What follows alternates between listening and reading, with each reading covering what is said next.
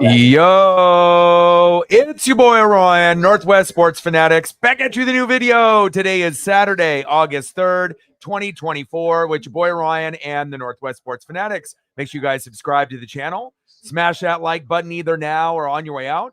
Donate to your boy if you can. Cash App, $ ORION NWSF, or the YouTube Super Chat right here. We got WWE SummerSlam Cleveland 2024 live reactions. We're going to get started here in roughly 10 minutes. And if you were one of those individuals that said that you weren't going to watch the pre-show, and I was one of those people, I failed miserably. I ended up watching this whole entire pre-show, not one pre-match, going in, but still, the hype is real. It is SummerSlam, and I'm very excited to see how this all plays out. Now, there have been a few spoilers and a few leaks on the match order, so I'll go over that with you guys here in just a second, but I hope you guys are having a fantastic day. And again, we're going to be shooting for 20 likes within the first hour, 30 to 50 throughout the stream, and we're going to try to shoot for 100 in the donos, obviously on every single stream that we do. WWE SummerSlam Cleveland 2024. This is where Punk walked out of WWE. That is his first match. I had to go and hit you with the satin old school vintage NWO. I'm ready, man. And again, there was other things that I was kind of keeping my eye on, but I feel that like when you get WrestleMania, you get Royal Rumble, and you get SummerSlam. It used to be Survivor Series was number 4, but now it's probably Money in the Bank or a few others that you could probably argue, right? But anytime it ends up being some of the big 3, the excitement is a little ramped up, right? And the card looks pretty good. Now, there are obviously some matches that when you look at the card where you have an athletic wrestler versus a little bit of a slower wrestler. And a lot of times when you end up having that happen, it results in disaster, or it ends up being an underwhelming match, unless there ends up being a stipulation or like a TLC, something of that nature. But with that being said, I still think that this is going to be an amazing SummerSlam.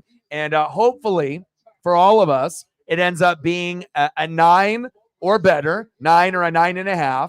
But at the very least, we know it'll be an 8, 8.5. Will Roman Reigns make his debut? I know some of y'all are thinking that it might happen. For me personally, it seems like it would be a little early for Roman to come. To me, it might be somewhere like around November, a little bit towards the end of the year is when Roman may show up, but we'll have to wait and see. But I hope you guys are locked and loaded. We're going to be grinding this one out for the next, I would assume 3 to 4 hours.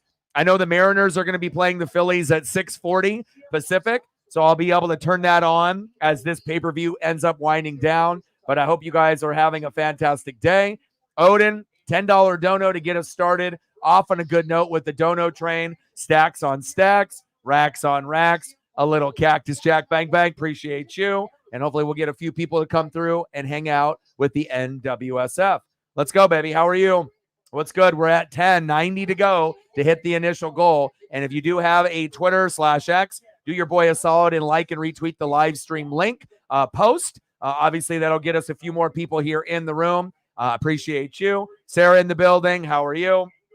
And I saw that Joe is taking over for Raw, and then Michael Cole going to SmackDown. I don't know if I like that.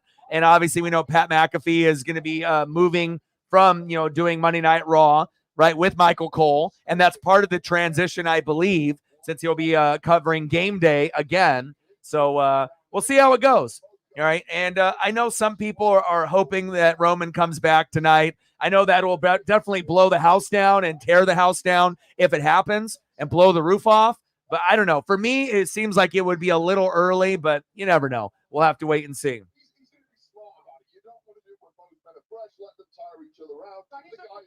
And then obviously we got here on the thumb, tried to mix it up and make it a little bit different for y'all. A little bit of the card. And then as we go down the matches, this is supposedly what we're going to be looking at matches as we start off the pay-per-view or the PLE, right? So we got Liv Morgan versus Rhea Ripley. Number 2, we're going to have Sami Zayn versus Braun Breaker. Number 3, we're going to have Logan Paul versus LA Knight. Yeah. Number 4, we're going to have Bayley versus Nia. Number 5, we're going to have CM Punk versus Drew McIntyre with the special guest referee, Seth freaking Rollins. Number 6, we're going to have Damian Priest versus Gunther.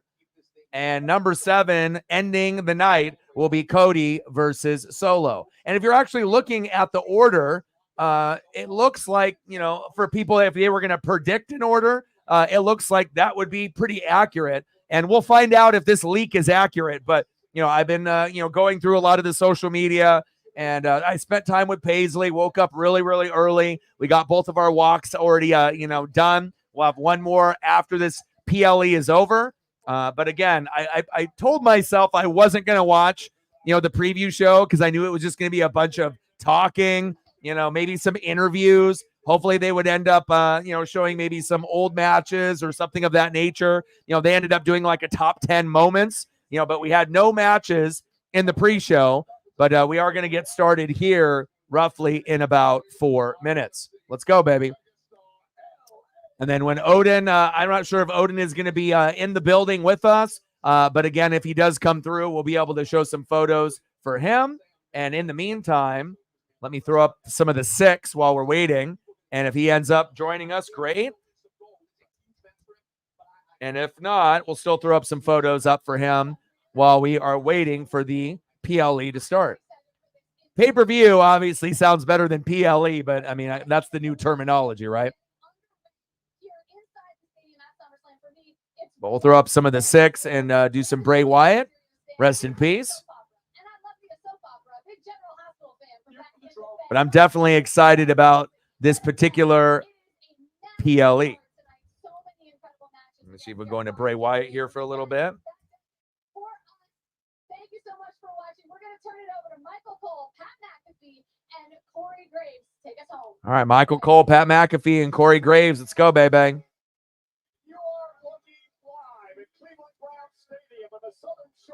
And I don't know how loud I should be able to have my TV here in the studio. I got it on volume 82, so hopefully I don't blow the speakers out on my TV here with the HD 4K, but I definitely want it up loud. I want to soak it in. I appreciate you very much, Odin, getting us started with a $10 dono. And then again, 90 to go. And hopefully we'll get a few more people to come through and show some love. And again, we'll be back at it doing the Mariners, obviously tomorrow. Now, if these didn't overlap, I would do both. I was thinking, man, if this didn't overlap, but again, we're pretty sure that this is not going to be over by 6:40. It's going to go to a minimum of 7 p.m. probably later. I don't know if it's 3 hours or 3.5 hours or when we're going to end up actually finishing this particular PLE, but I will turn on the game, obviously here and watch it, as we wrap up this particular pay-per-view PLE. But hopefully we end up getting a great one, and hopefully the Mariners can win like they did yesterday, 10-2, even though it should have been probably 10-0. But that's Scott Service throwing in an idiot at the end of the matchup, and that individual pitcher, Diaz, ended up going back to AAA today. And I was kind of joking with some of my other Mariner buddies. Maybe Scott Service should have joined him based off that move, ruining that Brian Wu moment. But it is what it is. Shout out to Odin's son with starting us off with a great $10 dono. Let's go, baby. I am ready. SummerSlam Cleveland 2024. Let's fucking buckle up and have a good one. And I am ready. Let's go, baby. Let's get it.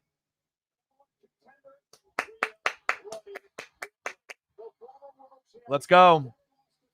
Odin in the building. What's good? I threw up some photos for you. You have anything specific that you want to be able to see? I threw up the 6 for you. Got a couple Brays up for you as well. I appreciate you. We got the God Bless America coming up here real quick.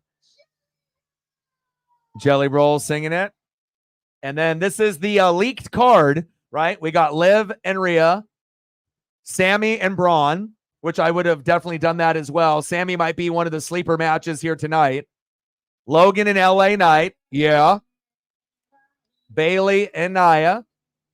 CM Punk versus Drew McIntyre with a special guest referee, Seth Rollins. Damian versus Gunther. And leading it off at the very end, Cody versus Solo. So based off the leaked card, when you look at it, it looks accurate. Like there is nothing on that leaked card that makes me think it's fake. Like that looks like if I was putting the card together, that's exactly how I would put it together as well. I mean, there's probably 1 or 2 matches that you could kind of flip-flop, especially match number 2, right? You could probably flip-flop a couple of those, like maybe Sami and Braun, or maybe Logan and LA Knight. You could probably flip-flop 2 and 3. But overall, the rest of the order, it looks pretty good. So I'm hoping that leaked card that I just gave you is accurate. So, but yeah, I got the satin NWO jacket on. I had to hit you with that.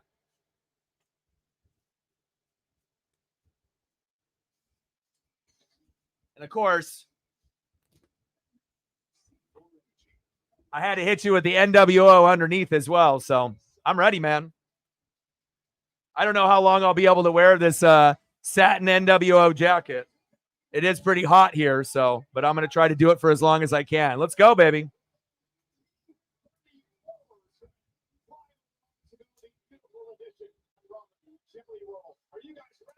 But I figure, most of the time I'm rocking the NWO Wolfpack, jacket that I have. But I figured, you know what? Time to switch it up and hit you with the satin NWO vintage, baby.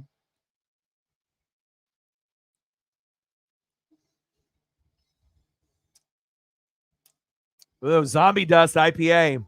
There you go.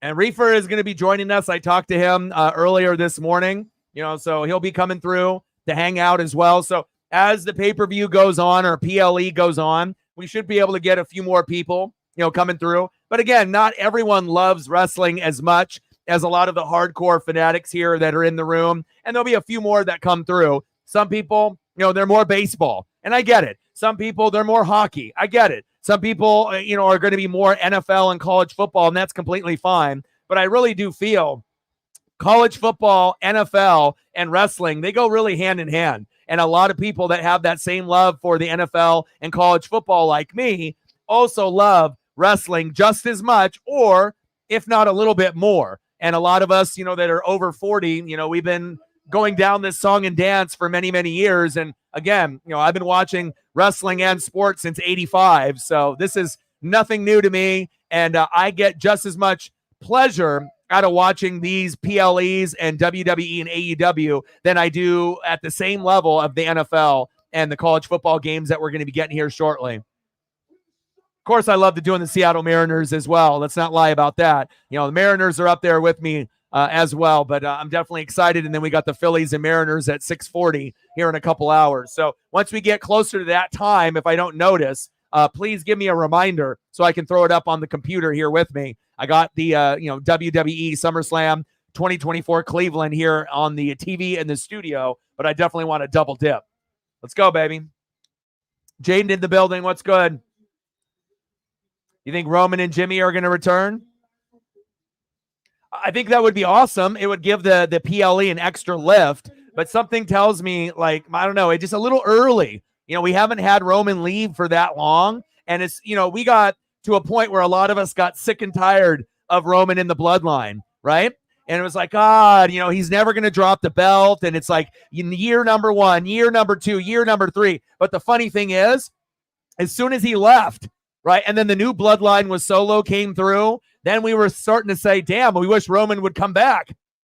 And it's kind of funny how that works when you have someone that's at the top, and then all of a sudden you're like, screw this guy, hopefully this guy will be gone for a little while. I'm sick of him. I'm sick of the title. I'm sick of this bloodline. And then all of a sudden, like a month passed. And then I know I'm not the only one, but I was like, damn, I kind of want Roman back. I kind of want Jimmy and Jay back. I kind of want Paul Heyman back. I kind of want, and we are going to get to see that. They are going to end up building that storyline where we're going to get the old bloodline, right, will be the face, and then the new bloodline with Solo will be the heel. And we're going to get that, that matchup and that duel, but are we going to get it, now at the end of the pay-per-view when Roman comes out and spears both and picks up the belt?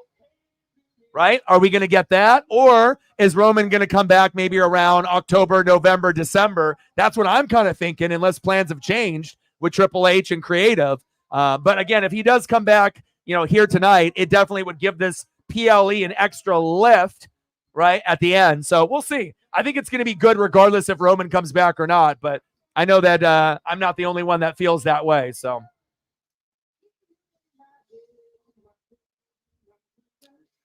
And I'm not going to have any background music on the stream here. Obviously, most of the time, if I have it on the TV in the studio, we'll just end up having that background audio there. But no need for any background music for this. But we'll do that for obviously football and baseball, here and there. So let's go, baby. No, I wish I could, man. You just have to, sign up for Peacock, Vernon, and I think it only costs like $5. So, and if you end up having any streaming sites that end up having, AEW or WWE, a lot of times they're not really reliable. You might be able to get a good picture and you might be able to get a good connection for like a match or two, and then it ends up dropping off. So, nobody is going to end up showing the pay-per-view on YouTube. And if they do, you're, definitely liable to get copyright strikes. And if you get 3, within a short period of time, even if you have 1 million subs, your channel disappears. So a lot of streamers are not willing, to do anything like that. So, of course, there's also been people that have pretended to play a video game while, they're streaming the actual, show. I've seen people do that for UFC as well as boxing matches and WWE. But again, once the, YouTube people go through the feeds and they figure that out, that you're, obviously not playing a video game and they're showing the actual footage of a pay-per-view or a PLE, then you can get a copyright strike. So come on, Vernon. And just like that, if Vernon can't listen, you get the Hollywood Hogan boot. Come on, brother. If you can't listen once, you get the boot, bro. Come on now. And Jesus Christ, how cheap do you have to be not to afford $5, right? And I get it. Things are tough, right? But again, they might even have like a free preview right now where you can get the first month free. It's like all you got to do is have a debit or credit card, that they don't charge. So plus, when it comes to pay-per-views, for WWE, you might as well just do the Peacock. Now, for AEW, if you have to pay $50 or $60, I can see why people would be looking on that end, not wanting to pay the $50 or $60, for the 4 pay-per-views that they have per year. But, with WWE, it's a little different. So let's go. It looks like the leak card so far is correct. Opening match here, Liv Morgan and Rhea Ripley, accompanied by Dirty Dom Mysterio. Let's go.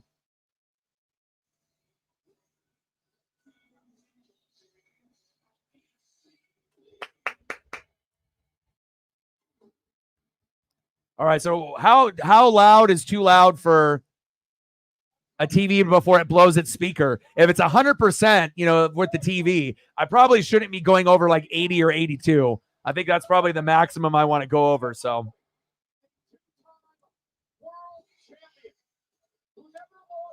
am I the only one that actually watched all 3 hours of the pre-show? I feel like kind of an idiot, but there wasn't really a whole lot going on. There was a few baseball games that were going on, but I kind of had a feeling that they weren't going to do any pre-matches. So I guess I could have started it at 3 p.m. and just watched an hour. But I guess wrestling, it really is in my veins. And, even though I knew it was just going to be a bunch of unnecessary talking, with Big E and Pat McAfee and Michael Cole and everybody else, I ended up watching pretty much that whole pre-show. I'm not sure. I kind of regret it, I guess, but there was nothing really else on. And me and Paisley were just chilling. So let's go, baby. Paul Heyman being back would be great. Hell yeah. Let's go, baby.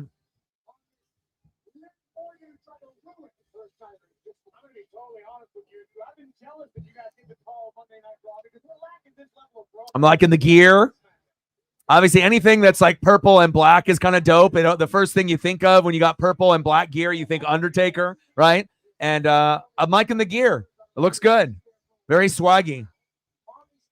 Dom got the little haircut, little trim. Got the stash going. I like Ripley's gear too, with the little studs there on the gear. Very cool.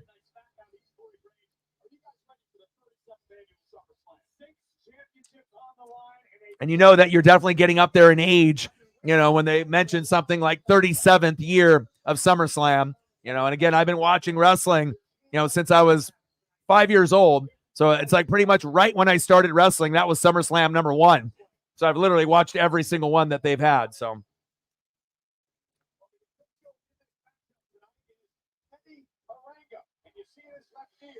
Megan with a $5. I appreciate you. I know you're not a wrestling fan, but I appreciate you. Thank you so much. Stacks on stacks, racks on racks, little Cactus Jack. Bang, bang. Let me know what you want to do for a photo or two real quick before we get this first match started, and I gotcha. You want Anson or do you want somebody else?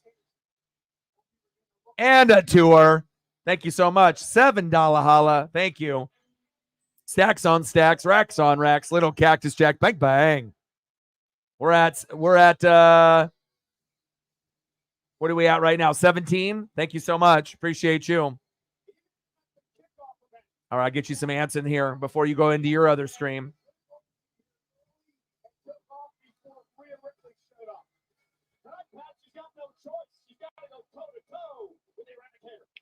And opening match, we got Liv Morgan versus Rhea Ripley. Let's go. What's on the discussion plate for your Seahawk members stream? What are you guys discussing there? Just going over like Geno Smith and the injury and how everyone's looking at it in camp. I mean, I guess there's not really a whole lot to talk about, at this point. There'll be a few things, I guess just what's going on in camp and injuries and things like that. But I hope you guys end up having a good stream over there. Let me throw a few more of these up here for you.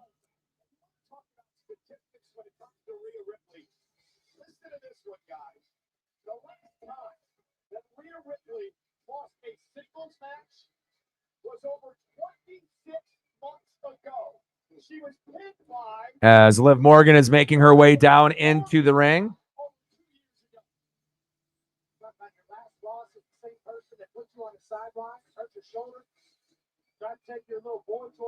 And I got your last couple photos here loaded up.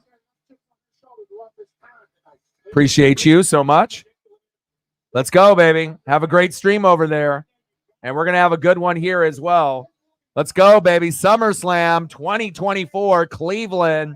You already know what it is, baby. Let's get it. Opening match, Liv Morgan, Rhea Ripley. Should be a good one. And this is exactly where I would start this particular pay-per-view. And Odin, if there's photos that you want to see in between the matches, besides those Bray Wyatts that I put up, I'll get those for you as well. Reefer in the building. Yeah, I was going to message you, bro. Like I said, it started at, obviously 4. I ended up watching the whole pre-show.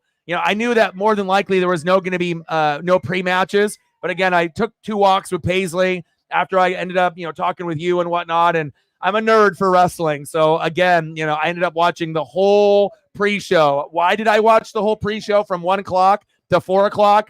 Who the hell knows? But I did. And I was about to message you right about now if you didn't come in here. So glad you're in here, bud. I appreciate you.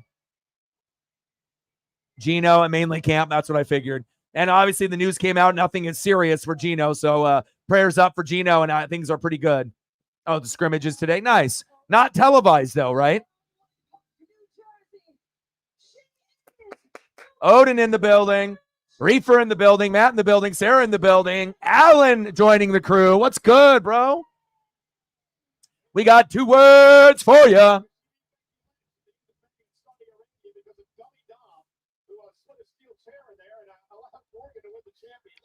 Had to hit you with that vintage NWO. Of course, I got the NWO cutoff underneath as well. Might have to end up peeling this jacket back, but I figured I'd try to be a little satin swaggy here as we get it started off. Let's go, baby. Oh, really? Nice. Yeah, please send me photos.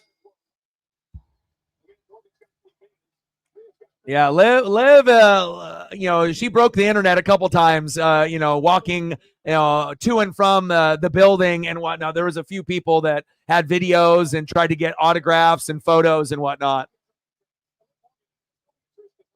Carmen in the building. What's good? Oh, some of the members are there. Oh, cool. It'd be cool if they were able to like live stream. Do they allow phones at Seattle Seahawk camp or no? Are you allowed to do live video there and take pictures and stuff? I imagine pictures. I'm not sure. I mean, I guess every every place is a little different. So we're at 17. Let's get to a hundo. Like, sub, donate, comment, share, help your bro out. Let's try to get to 20 likes within the first hour, 30 to 50 overall. Let's go, baby. And I am ready for SummerSlam. Being in ring shape is a totally different type of shape than just being able to run on the treadmill. Keep your cardiovascular conditioning up. Ripley's been out of the ring for quite some time. Morgan has not. That could play into the championship event, and not even that, but this is the first time that the injured right shoulder of Rhea Ripley's going to. All right, we need one more like to get to 10. If you haven't smashed a like, there we go. We're at 10. And then we'll try to see if we get a few more people that will come through to show some love, and we can get that other 10 likes, hopefully within the first hour. I'm liking Liv's gear too, and that's a big part, of these PLEs. Is not only the intros, that the entrance music, but also the gear that stands out. And sometimes you end up having gear that is, usually only used maybe one time. So.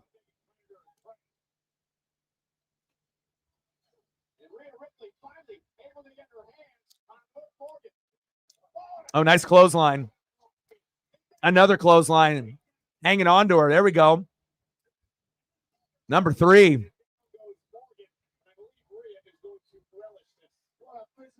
And then once we get in between matches, I can throw up some photos because I know most of us are obviously locked in here.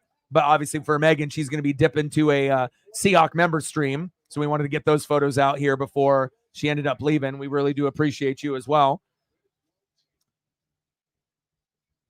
Still a hot one, here in the Pacific Northwest, not 100-degree weather. And Paisley, got sick and got overheated and had a couple accidents. But yesterday it was a little bit cooler, about 90, and she's been much better. So that makes my heart feel, a little bit more comfortable. It's a terrible thing when you have a cat or a kitten or a puppy or a dog that gets sick. So, I imagine she'll make an appearance here at some point. She's on the couch right now, just chilling. I like how they opened this up here. Obviously this is where the Cleveland Browns play. But the setup here in Cleveland is pretty cool. Yeah, always there, Reefer. Always there. Those guys got the money, man. Just like in ECW, the guy with the Hawaiian shirt, he would always be there in the front row, dead center. So, you already can tell which people have the big dollars. Facts.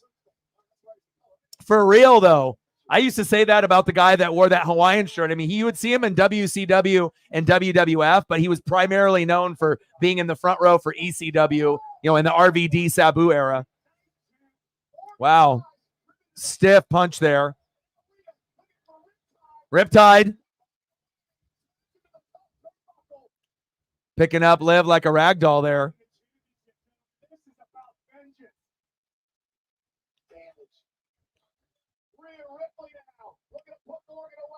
You're 40 years young? You're a baby, bro.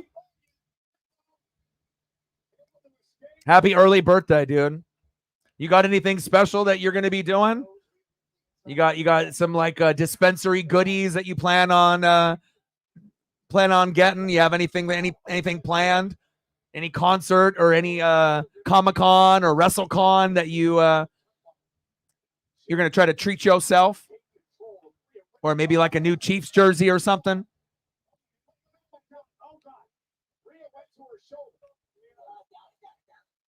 She says it's out, it's out, it's out. All you guys are a bunch of babies. You beautiful babies, you. Do not stop this. Oh, tell him, Rip.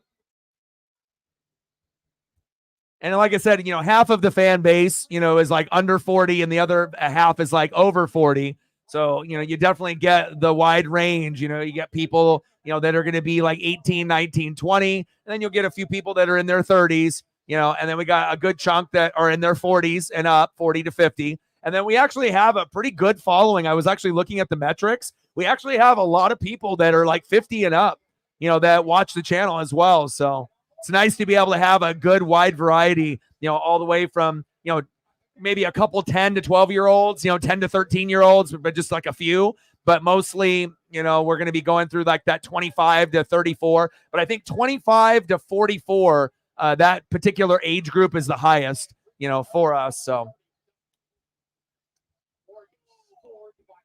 no, if it was really dislocated, she wouldn't be able to continue. And if she was, then they would have to pause and they'd have to pop it back in. And then, obviously she would, you pop it back in and then you can continue. But I mean, if it's out, the pain that you have from it being separated and out, you're not going to just be able to do regular moves. You're all part of the game. But we have seen certain people that have had it actually dislocated, and they've had to end the, they'll throw up the X. But I've also seen people, kind of pop it back in. We've seen Randy Orton have that happen to him, with the shoulder. He ended up going down, as he was slapping the mat, doing the whole Viper thing, if you remember that, and then it ended up coming out. And a lot of times, when it does come back out, you can't get it popped back in properly, and then you risk further serious injury. So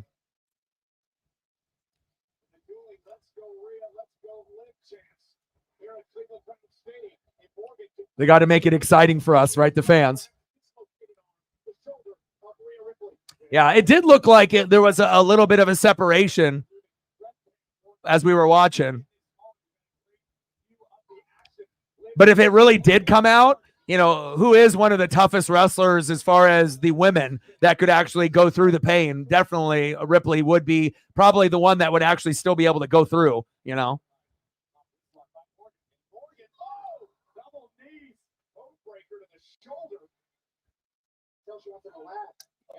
Me too, man. It seems like we're always going to be getting Prime, with the Logan Paul, obviously cross promotion. And it's going to get worse. We're going to see him on all the turnbuckles. You're going to get him on the ring, on the apron itself. And then it's going to get to a point where you're going to have multiple, where like the whole ring is going to be covered on the bottom, where it's just going to be whoever has the most money, and then they're just going to be throwing different logos on there. So.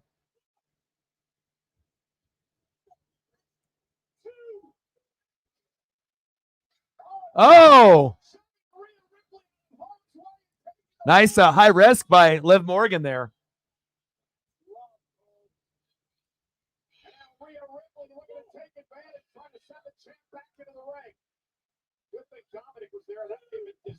Yeah, the body cam.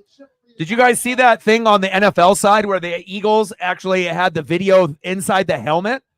That's kind of cool, man. Like, I don't know if that's going to be something that they're going to be doing for every team, but it's definitely a cool perspective, even if it's only for like a training camp practice, or if they're going to have certain things like on the sideline and whatnot. So.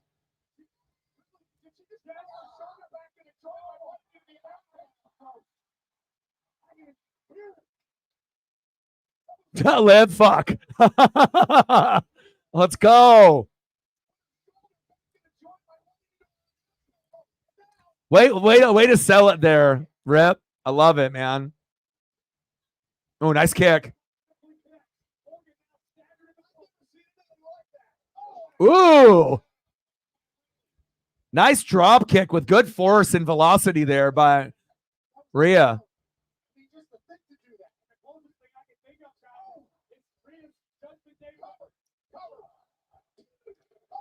Two.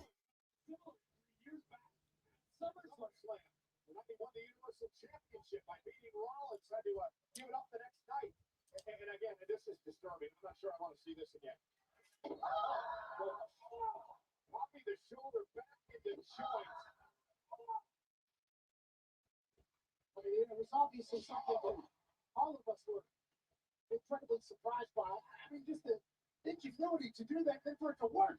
And Ripley could be close hands on another world championship. Riptide. Oh, countered. Oh, baby. 1, 2. Nice counter. Good opening match here so far, and that's exactly where I would have started with it too.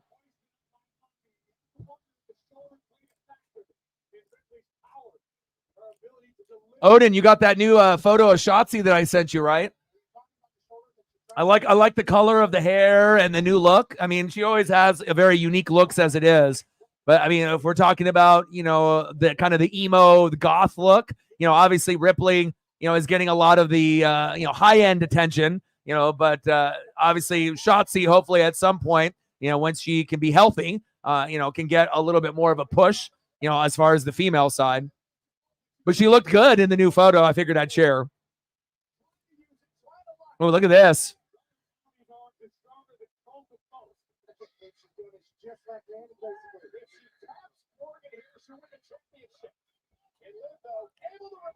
Roman and Jimmy. Yeah, I know. I think it would be awesome, if they both did, or, depending on what happens with Cody and Solo, Cody wins and Roman comes out and spears both and then takes the belt and holds it up high. Oh, 1, 2, 2. But I don't know. It kind of seems a little bit early. And I know that, we're bitching about Roman and the bloodline for such a long time. And then once he left, about a month passed. And then we were all thinking, fuck, I hope he comes back, And I don't know. It kind of feels a little early for me, story, telling wise. Maybe around October, November, December would be more fitting. But I think that a lot of us fans have, missed his presence on TV and in the PLEs, that it would be a cool surprise if we did see him here tonight. But as far as the timing is concerned, I don't know. I think tonight might be a little early. They love long-term storytelling. You know what I mean? Yeah, Rip is great at selling. All right, Megan, I appreciate you. Have a good one. We will. For real, though, that wing stop does sound good, huh? Oh!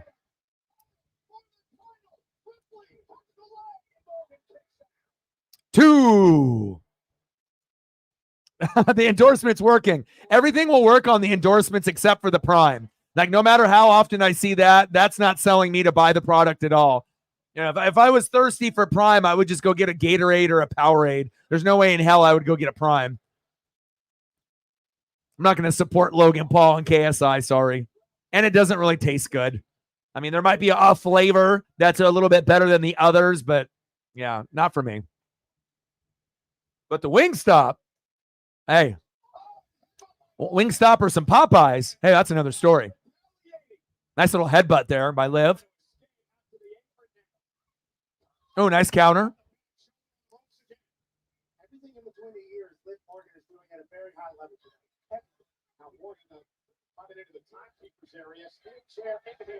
All right, here we go. We get a chair out here with Liv. Champion's advantage can make nearly as much money tonight, but sometimes people get old as worth it. Morgan steel chair in hand, measuring Ripley. That's the reason Liv's champ today is because of a steel chair. And Ripley again trying to shove her shoulder back into joint.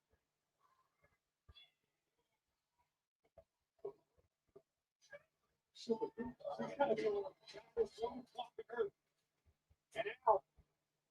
chair goes Riptide, baby. I'm liking Ripley's gear. It's dope. So like, it's like when you had Damian Priest, it's like, if he wore something similar to that with like that weird kind of V-cut, hopefully his gear tonight will not mirror Ripley's and he'll have his own little style to it. But Rhea's gear is perfect, man. Looks great. Here we go. Chair shot time. Oh, there's Dom.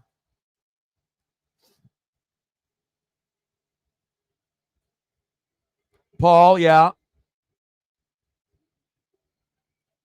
Oh, I think all of us would. That would be a very cool moment too, for sure.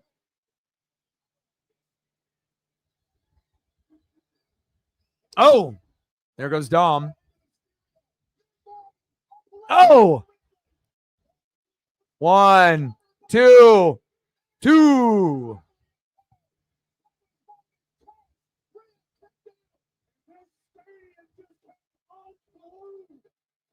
Morgan can't believe it. Liv Morgan in complete disbelief.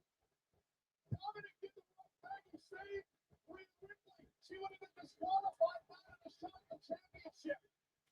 While that disagreement's taking place, Liv hits a picture perfect. Like, sub, donate, comment, share. If you haven't smashed the like button just yet, please do. Hopefully we can get to like somewhere between 20 and 25 likes before the stream completely ends.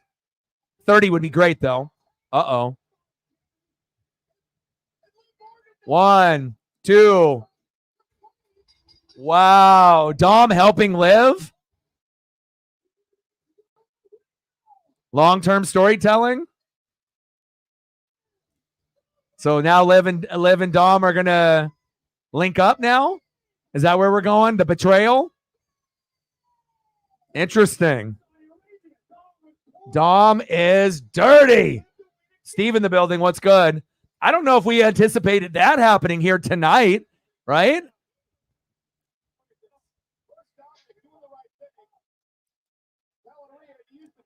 But also with like Finn Balor and Judgment Day, is he still going to be a part of it? You know, and obviously there was a lot of Finn Balor and Liv back before as well. So there's still kind of like a triangle, you know, with Dom and Liv and Rhea, but also with Finn Balor, if he's going to be a part of Judgment Day, if he's going to leave Judgment Day, if this whole thing is a kind of a ploy and it's going to end up being Liv and Finn Balor together. I'm very interested to see where this storyline goes. There's a lot of holes in the story still.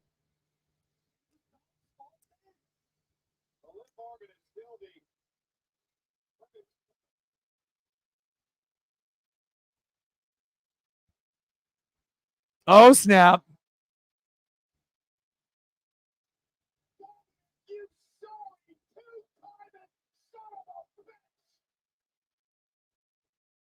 Dirty Dom.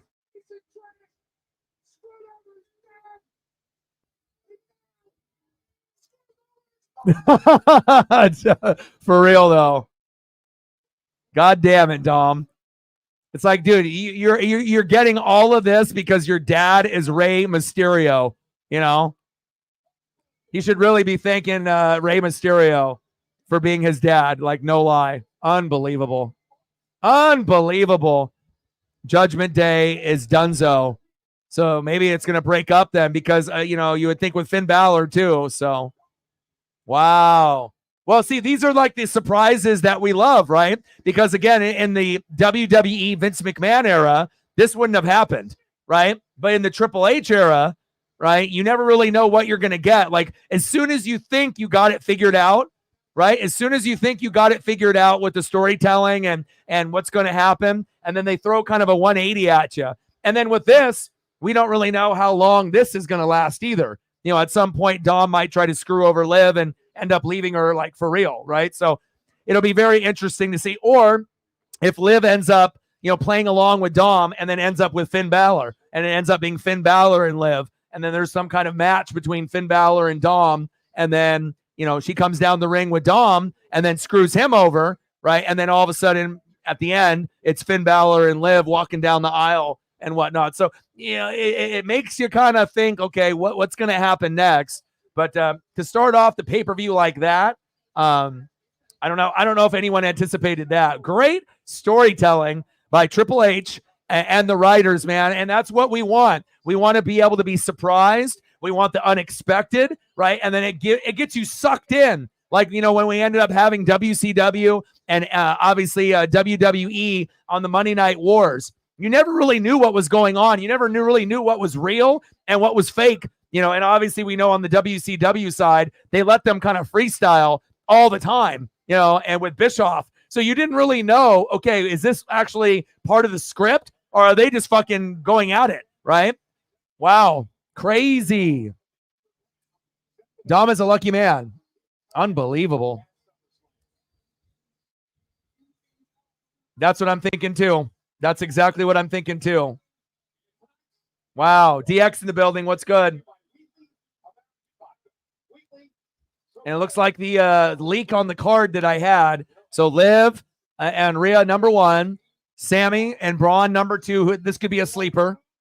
And then we got Logan versus LA Knight. Yeah, number 3.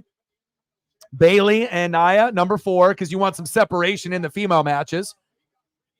CM Punk and Drew McIntyre. This is the match that I think most of us are looking forward to the most. Special guest referee, Seth fucking Rollins. Number 6, Damian Priest and Gunther. And then the last matchup of the night, Cody versus Solo. My goodness. SummerSlam kicking off with a bang.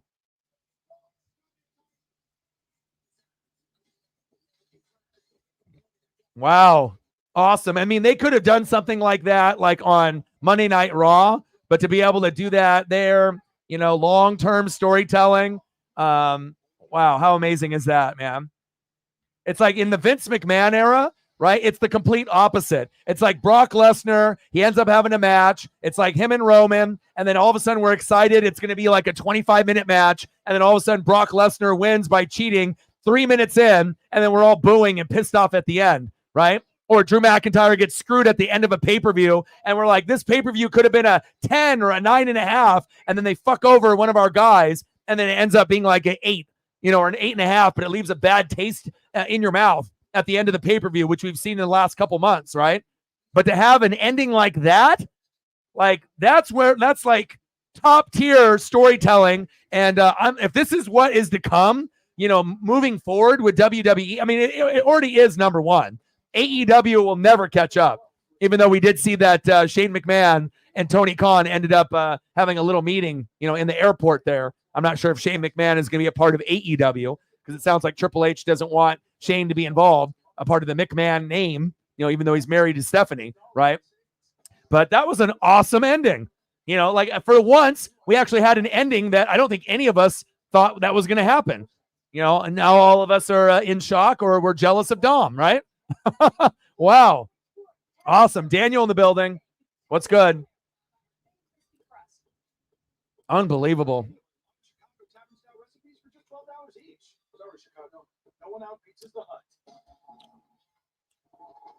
It might be like one of the first times at like the end of the match, like the results, you were like, you know, I don't know how many people are pissed about it, you know, but it's like if you're a little bit upset that, you know, Dom and Rip aren't, you know, together, you know, anymore, I get it, you know, or Judgment Day might be splitting up, but wow. Cool ending, man. What a 180. You know, I thought in my brain that this could happen like down the road, but I did not think tonight. And man, great start to the pay-per-view. And everyone will be jealous of Dom for quite some time now. It's not about how you start. It's about finishing what you start. We've got a whole lineup of trucks to help you do it. Gas, power boost. I think there's going to be fans of all ages. I mean, I don't think it's just going to be, you know, people that are in high school, you know, or middle school. I mean, there's going to be people that are 20, 30, 40, 50, 60, 70 that are like, you know, Liv is a beautiful woman. You know, she got the swag and the aura and the vibe, you know, and obviously she could maybe be a little bit better, you know, mic skills wise compared to some of the other females, you know, that obviously are in WWE and in, you know, the wrestling circuits. But I mean, if we're just talking about, you know, the ability to be able to lock lips there. And now we got Finn Balor here and there, obviously here in the Judgment Day.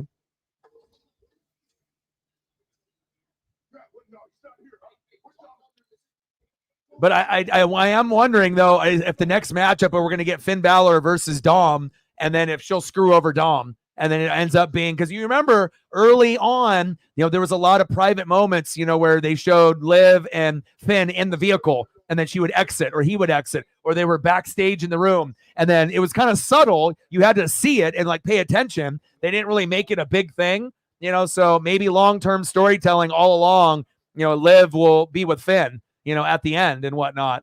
And they're going to try to figure out a way to, you know, screw Judgment Day and then blow it up completely. So we'll see. Wow, man. I wouldn't want to be Dominic and Damian has to refocus. He's got to win this title later on. Judgment Day's been in away for a while. Ladies and gentlemen,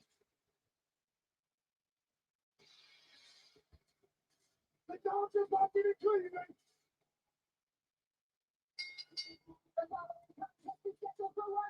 Backstage segments, yes. They've improved it so well. All right, so far the leak on the card is correct. All right, next up, Sami Zayn versus Braun Breaker. And again, Braun is fast, Sami is fast. So this one, might end up, stealing the show. You're going to get some good athleticism out of Logan Paul and LA Knight. Yeah, right? But, this one, as far as like speed and intensity, there might be some crazy moves in this particular match. I'm looking forward to this one. And this one might be the sleeper of the whole pay-per-view. Like, sub, donate, comment, share, help your boy out.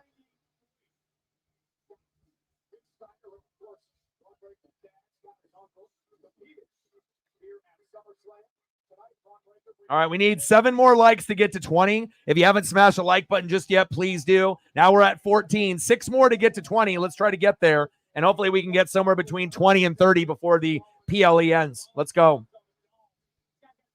And then what are we at right now? We at 17. So we need 83 to go. Braun Breaker learn from his past mistakes with Sami Zayn, or will Braun's inexperience come back to the fight? And this felt their fight. The superstars who all won their first. Yes. Yes. Ultimate Warrior in 1990. Bret Hart. You're not the only one. We're on the same page. Stone Cold Steve Austin in 97. Right? Will Braun Breaker join him tonight? I'm loving it, man. Like I said, it's about time. And it's like, I'm not really sure if they did that to cater to the fans, because I don't even think the fans were anticipating that. But I think the fans like that. It's shocking because, the Dom and Ripley had that history and whatnot. But it kind of gives you that curveball, that makes you want to watch Monday Night Raw even more now to see what direction they're going to go. And if Judgment Day is going to, still exist, or if it's slowly starting to disintegrate in front of our very eyes, which it kind of feels like. I love it, man, because a lot of times we get disappointed, at the end of some kind of cheating or short match or some kind of bullshit anticipation, right? But this was like, the opposite, where it's like shocking, but it makes you want to tune in even more, just like with WCW, on Monday Night Nitro, when they would pull something like this off. You couldn't wait for the Monday Night Wars to flip back and forth to watch Raw and Nitro to see what was going to happen next, if it was scripted or not. So pretty awesome.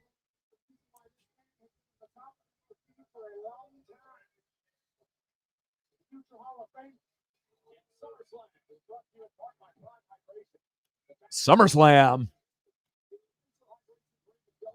Official hydration drink. They even got the fucking WWE logo on the Prime. That's when you know they're in cahoots with each other. It's all about the money.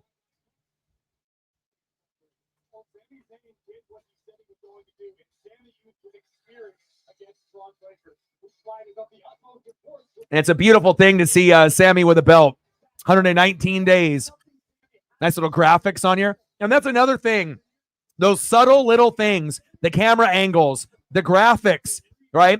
To be able to see the backstage interviews, and the different, different gimmicks and whatnot.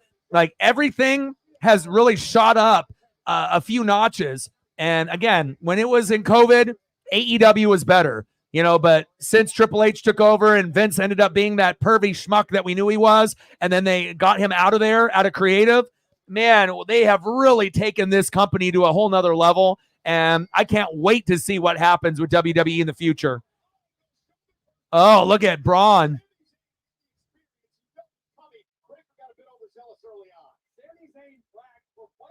Yeah, I think there's been a few studies with that. But again, if they're making millions of dollars and they can feed off of Logan Paul's followers and WWE's followers, high risk by Sami Zayn on the outside. It's all about money and followers, just like with Taylor Swift and the Kansas City Chiefs and, Travis Kelce. They're just trying to use each other to gain more followers for her and for the Swifties, and more followers for the Chiefs and the NFL. It's just how it goes. These partnerships, it's all about money and subscribers. If you end up watching The Boys, it's kind of a nice breakdown, where you get these superheroes, that get treated like celebrities, but they go bad. And it really doesn't matter if they do good or bad. It's how popular they are and how many subscribers they are and followers they have. It's kind of sad, but it's true. 2.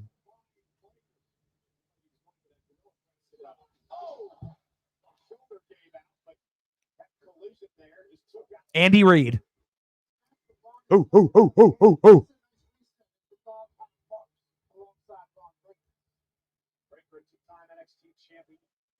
Yeah, I mean, because you feel he's already had the belt, and again, another reason why I think a lot of us think that Braun is winning here is that they showed the graphic on the screen right before 119 days. And normally they don't do that unless it's foreshadowing that he's about to drop the belt. And he's already had 3 close matches where he could have dropped the belt. And so if they are going to have him drop it, they want to drop it to a guy who's like up and coming. And is Braun up and coming? Of course he is, right? Obviously, having that family lineage, with Big Papa Pump and obviously with, the other Steiner as well with his dad. So when you get Rick and Scott linked up, it kind of feels like, the only way Sami retains if there's some kind of cheating or run-in or some kind of, weird stoppage or something. But it kind of feels like this might be Braun's moment where he gets a belt finally on the big stage. SummerSlam, Cleveland.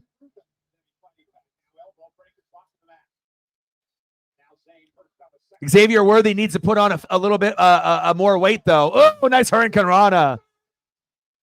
1, 2, 2. Steiner Rana. Oh. I mean, Worthy's got that speed, but if someone jams him on the line, he's going to fall down. And there's been a couple practices that I've watched where he's gotten, checked at the line of scrimmage and fell down. That's not going to fly, in an NFL regular season game. And again, if they end up, if you end up having a corner like Sauce Gardner that, kind of one-on-one and he doesn't get, blown past, and he can get a little check on him, you got to be able to put on a little bit of weight. But he definitely has the speed. Frankensteiner. Braun with the stiff punches.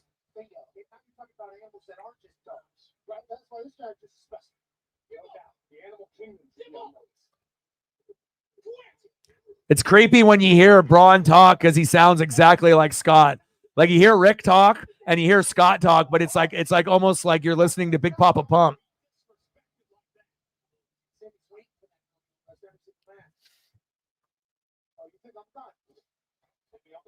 Nice clothesline by Sami.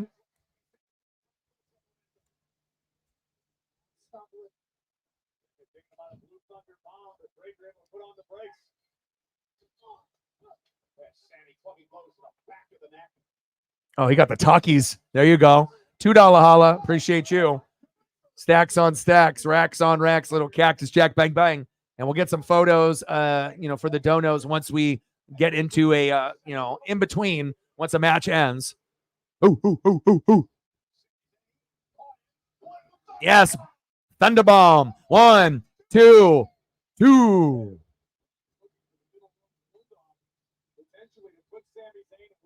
We're at 19, 81 to go.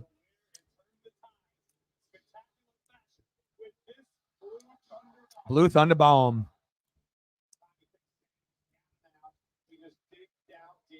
Sami's just a cool story, He's got cool music, right? The fans love him. He never really got the love and the support that he deserved, but then got into the bloodline, and then that kind of elevated his career to get him to this point, so he can actually have a belt, which is very cool. But I mean, Sami's had the belt for quite some time, and it would feel like if Sami retains, you would think that at some point, Braun is going to get the belt if it's not here tonight, like the next time they wrestle, like a rematch or something. But we'll see what the WWE writers have in store for us. If it's going to be Braun wins, like we think, or if he has to wait one more matchup and he loses here and then he wins the next time. But kind of feels like Braun's winning tonight. Big spear.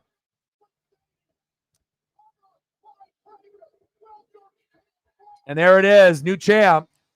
Braun Breaker. And again, having that little graphic was a little bit of foreshadowing. Sometimes you have to look at those subtle little things when they show those graphics. And Braun with the belt in the WWE ranks for the first time.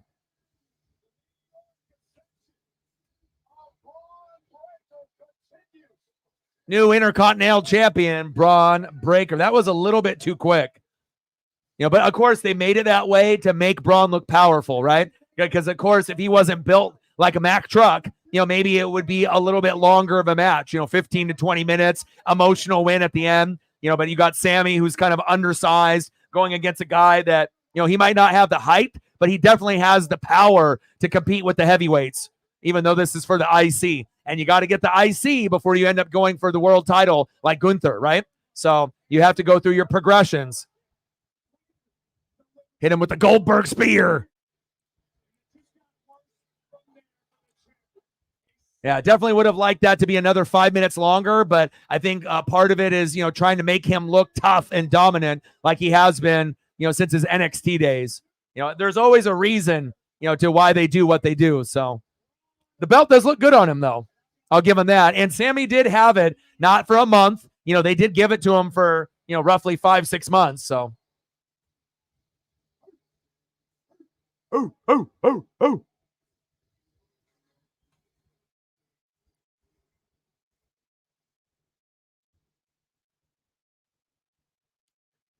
All right, DX, anything that you want to be able to see for photos, let me know when I got you. Odin, you donated earlier on too. Anything that you want to see photo-wise, let me know.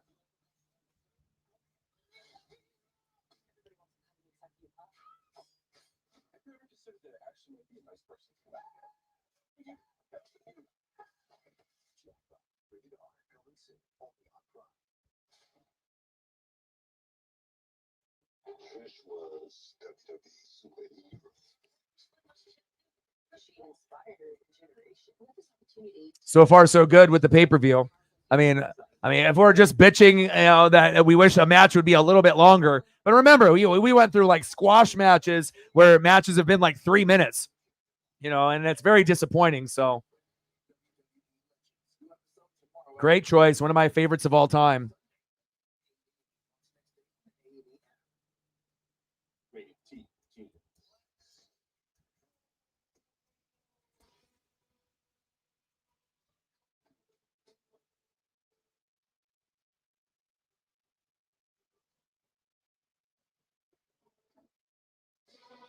Next up on the card from the Elite card, Logan Paul versus LA Knight. Yeah. So far, I'm 2 for 2 on the Elite card. So it looks accurate. Like if you look at the card, it looks like it would be, what they would go down with. But I cannot believe you and I wasted hours upon hours of our life having to call voiceovers from McAfee and the boys to the DLC pack. And at least the fans seem to like it. Yeah, I'd say that is not the case at all, but I'll say this: dream come true for all of us. And I can actually hear this photo. Dope. No problem, but the fact Boston Connor made it into the game was a huge problem. He's a good man. Britt in the building. What's good? Good man. Over the last week. It's crazy too. My favorite wrestling figure that I own is a Japanese Stone Cold Steve Austin, and it's got like 4 different heads, 3 or 4 different sets of hands, a belt, and it comes with beer cans with beer flowing out. And if you put them in the right hands, I think I have it over here in the room. Here, let me see if I have it here. I think it's right over here in one of my. I got a lot of fucking collectibles and whatnot.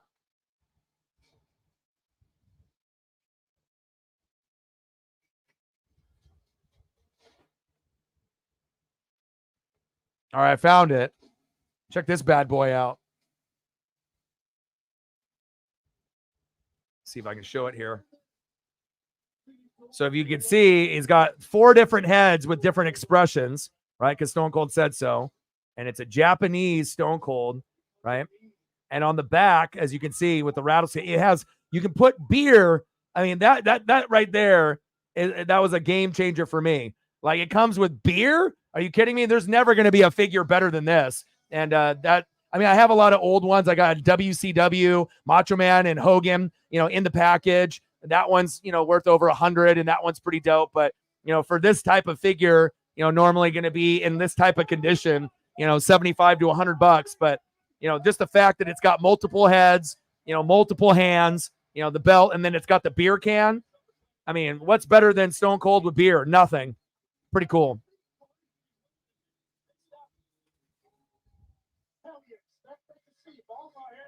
Hometown, the Maverick Logan Paul is going to go head-to-head against LA Knight to see who can prove who's truly at the top of the roster in a battle for the United States Championship right after this break. Members of the WWE Universe, subscribe to Peacock Premium Plus. Let's look at how these two have gone bar for bar, pound for pound on their way to this sensational matchup tonight.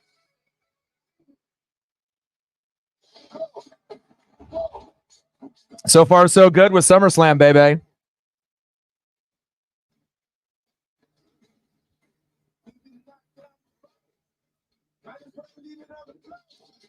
I love it. All the Stone Cold photos, you can hear the photo with that glass breaking, man. What a great era.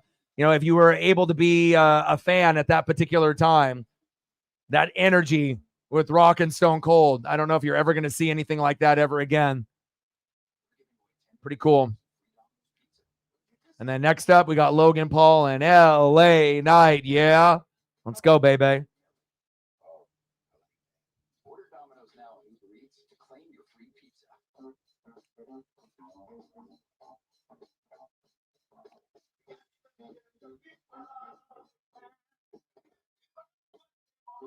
Yeah, for sure. Exhausted. What'd you end up doing today? And again, I looked at the schedule to see, okay, by a miracle, is there a race tomorrow? And even though I already knew in my head there wasn't, just hoping that I could trick my brain that there would be something going on, and we only got 4 races left until the playoffs for the NASCAR Cup. But we're gonna have to wait till next Sunday, and then me and Britt will be happy.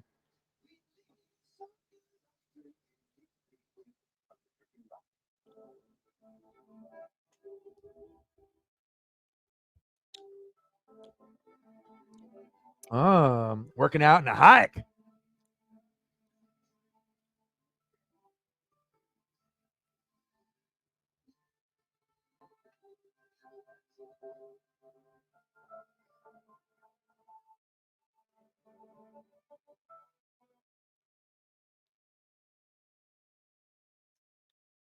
See if I can find a couple more Stone Colds here. I got an epic one here. Everyone remembers this if you're a fan.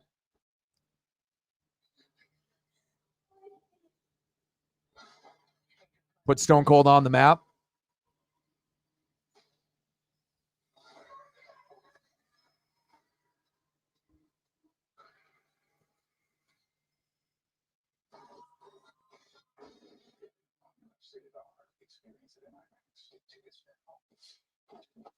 Good old Bret Hart.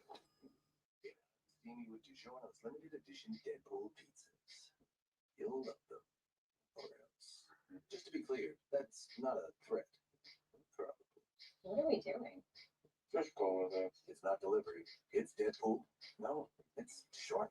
Sorry, it's not delivery. It's too short. Anybody see Deadpool and Wolverine yet? I haven't been to a movie theater in a minute, but I definitely would go see that. Kevin, what does being CEO of Cashback mean to you? I mean, cashback and every opportunity. You get cashback on this? Like I wouldn't cashback. Cashback and buy the basket. I drew you in cashback this way. Good. If you're buying it, flying it, or wining it down, then you got to be cashback. Cashback on everything you buy. Chase 3 months later, tip, no annual fee. How do you cashback? Make more of what you. And we started off the night with Liv and Rhea Ripley with a little bit of betrayal with Dirty Dom, Sami and Braun. Braun Breaker, our new Intercontinental Champion. And now up, the leak is correct. Logan Paul and LA Knight, yeah? So are they going to strip? Because LA Knight deserves to have a moment, right, at some point or another, even though he was older, kind of like DDP after 40. making his way. But when you got a guy that is bringing him all the money and the popularity of Prime and all of his followers, are you really going to strip him of the belt? At some point they will, right? There's MGK, right? Are they going to strip, him of the belt? At some point they will, when they want him to move up. And then at one point, Logan Paul will be competing for, obviously the Intercontinental belt. That'll be the next, step up. But we don't really see it happening right now, but you would assume Logan Paul will start, climbing up the ranks. So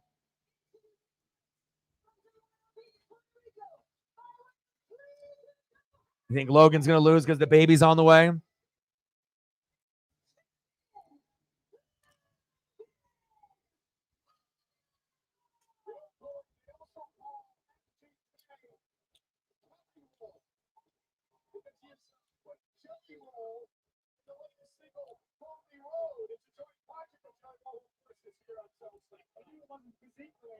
It's funny how people sell their souls for followers and just to be able to, get yourself out there more, get yourself more relevant.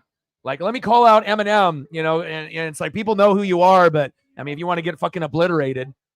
Okay, we need 3 more likes to get to 20. If you haven't smashed the like button just yet, please do.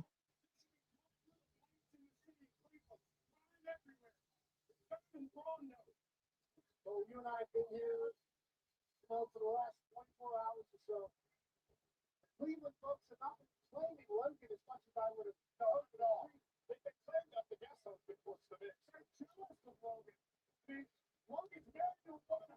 Yeah, having the champ come out first, normally comes out last, but of course with LA Knight and the pop that he's going to get, just based off who he is. So I feel like they kind of done LA Knight a little dirty, like Drew McIntyre. Like LA Knight had the crowd, had the fans, but didn't really have the support of the company. It's like he kind of organically blew up, and obviously with the catchphrases like Stone Cold and The Rock, but he kind of made himself. He didn't really get a push from the company. It kind of was him by himself. And they kind of like, instead of rewarding him, they kind of fucked him over a little bit, but we'll see what happens here tonight.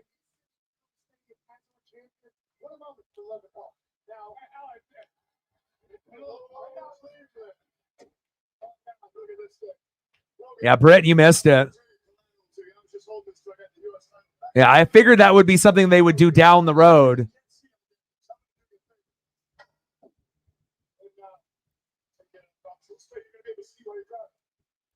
But Dom definitely, helped interfere a little bit into the match, and they shared a little kiss and then walked out together and whatnot. And it feels like the Judgment Day is slowly breaking up. But I still think that Finn Balor is still involved in that triangle. If Ripley is out of that triangle, right, with Ripley and Dom and Liv, then it's going to be a new triangle where it's going to be Liv, Dom, and then Finn. So we'll see where Judgment Day goes and everything goes. So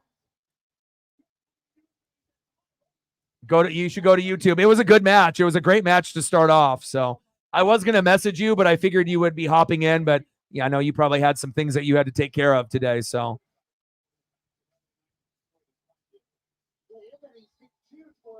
But it was definitely shocking, because I think that like most of the time when we get shocked and surprised, it ends up being like someone gets screwed and it's like someone cheats, or, it ends up being like a squash match and we're like all upset at the end of the night.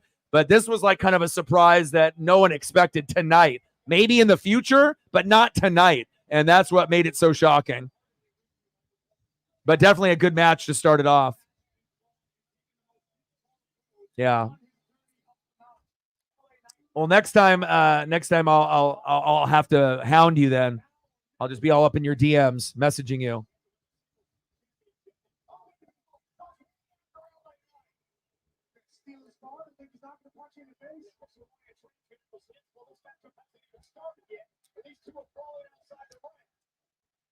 Yeah.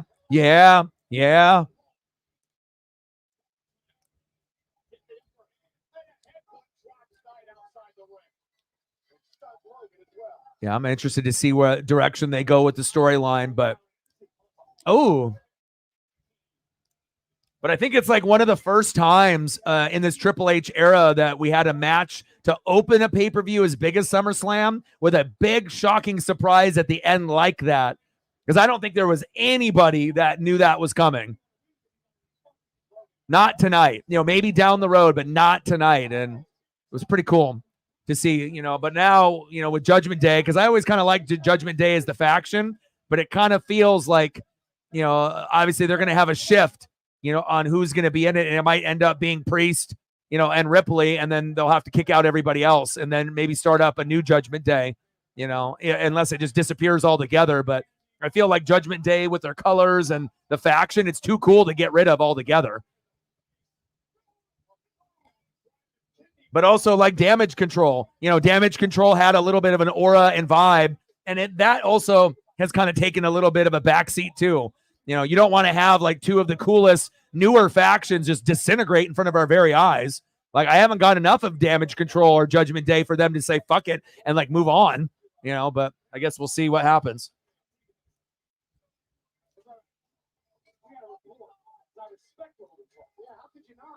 It's definitely more storytelling, long-term storytelling. But again, Triple H has done a fantastic job with the creative, since they've taken over. Everything is better. Storyline, interviews, camera angles, everything.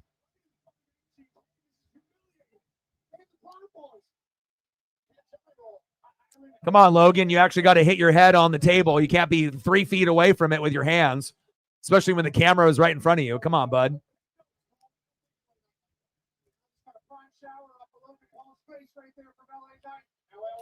Damian J. Yeah. Unless we end up, seeing Roman come back tonight. I don't know if we're going to see Jimmy J and Roman, if we're going to end up seeing something happen here tonight. We'll see. Ooh. And the table doesn't even break. Wow.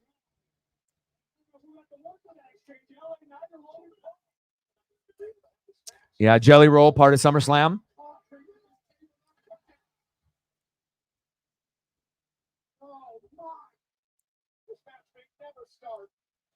Yeah, that table was supposed to break 100%. Shit.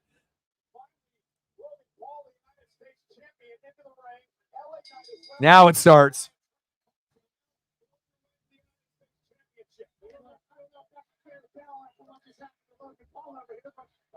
Three more likes to get to 20.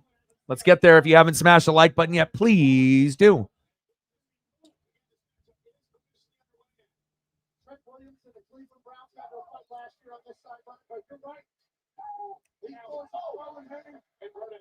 Oh, big clothesline by LA Knight. 1, 2, 2.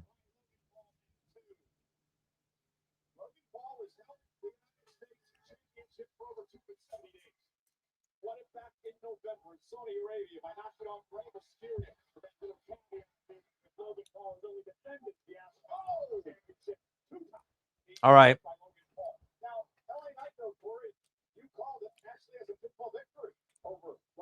Yeah, I would probably just go and watch that whole match. If this one isn't really a big deal, and go back and watch it. It's definitely a good, start to the pay-per-view, and you got to watch all the way to the end too.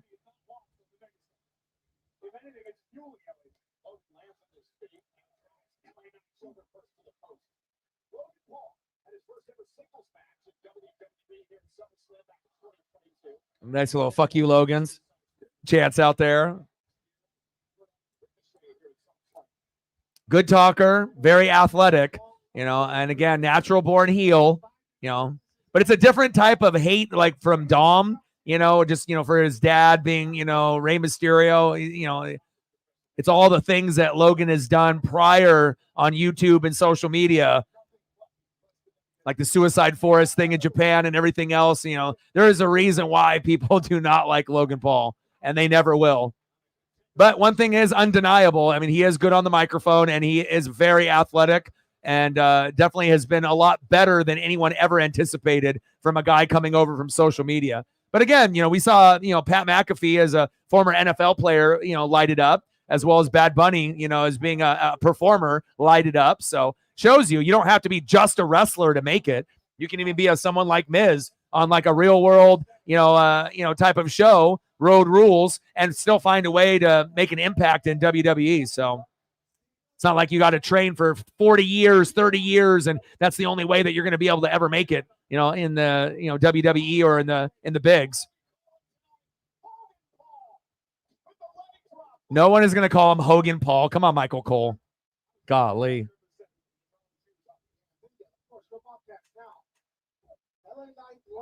You got Logan Paul and LA Knight.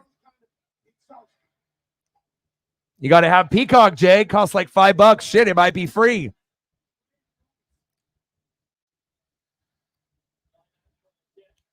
Yeah.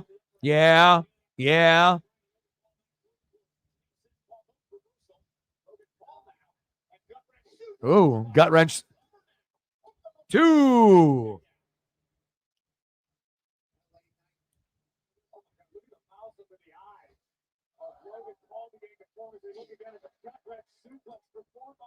Yeah, Miz has always been kind of one of my favorites just because I feel like he's super underrated. He definitely had to really work hard to where he is today, and again, in the ring as a talker, he could be one of those guys that could actually be a ring announcer after he's retired if he wanted to be. And I think he would be amazing at it. There's only a couple guys that I think that would be really good at it. Like Jericho would be good for AEW if he chose to go down that route. And I think Miz would be great for WWE if he wanted to do that. But, him and Marcy, I mean, they have plenty of things that they can do. They have their little show they can do together. And, the Miz, obviously, at one point, I feel that people were trying to like make fun of him, but I don't think people really realize like the guy is an icon. He's a legend. And I think he actually did really, earn the respect. Logan Paul, I don't think you're ever going to get that kind of respect that the Miz has earned, I mean, they can say that, hey, he's good on the microphone from the shit he did on YouTube. And yes, he's athletic, but no one is going to respect Logan Paul, as far as like compared to the Miz. So.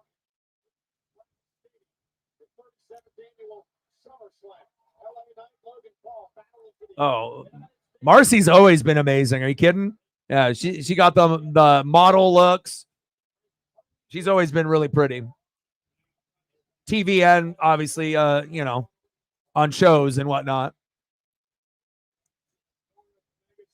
Yeah, Miz hit the jackpot, man.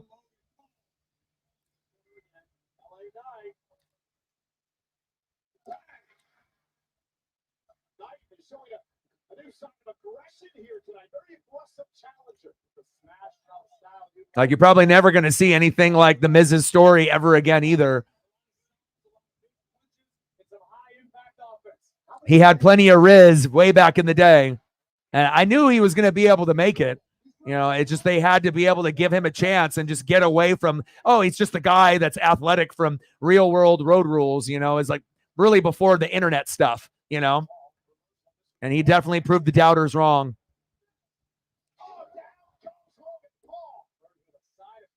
Nice side effect there by LA Knight. Yeah.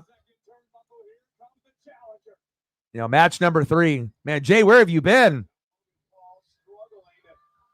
You got to get off that Roblox and get off all those video games and get in tune, brother. Oh, nice elbow drop. 2.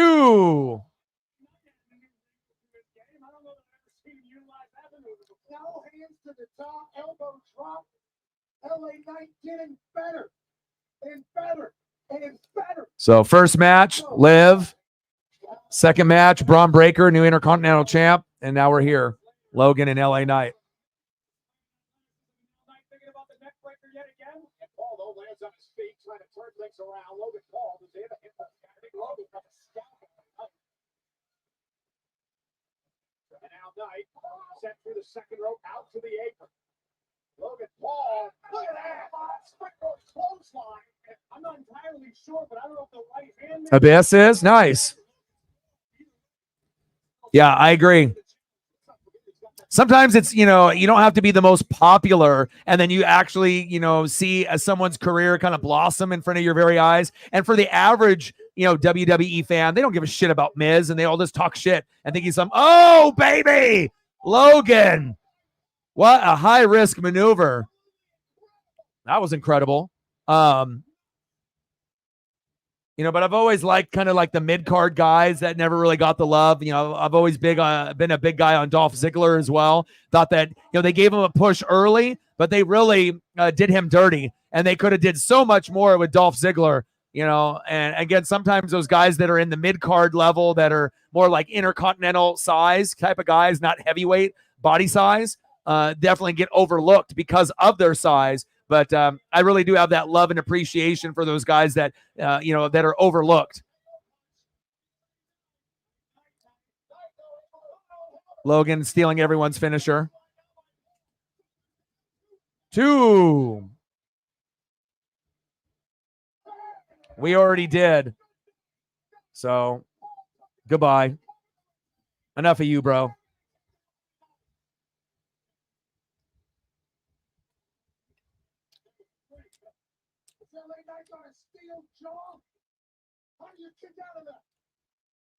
Well, again, to make Braun look good and big, right? Because Braun has always been that like overpowering athlete, right? And so what a better way to be able to, get the Intercontinental belt is to kind of squash an opponent, that is the champion that had the belt for 6 months. I'm pretty sure that's the reason why that they did the match so short.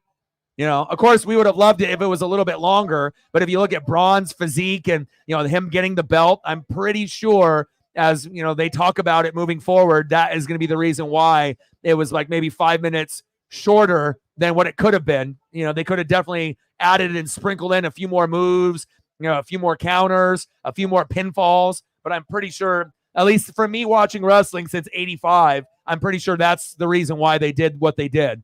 There's always a reasoning behind why,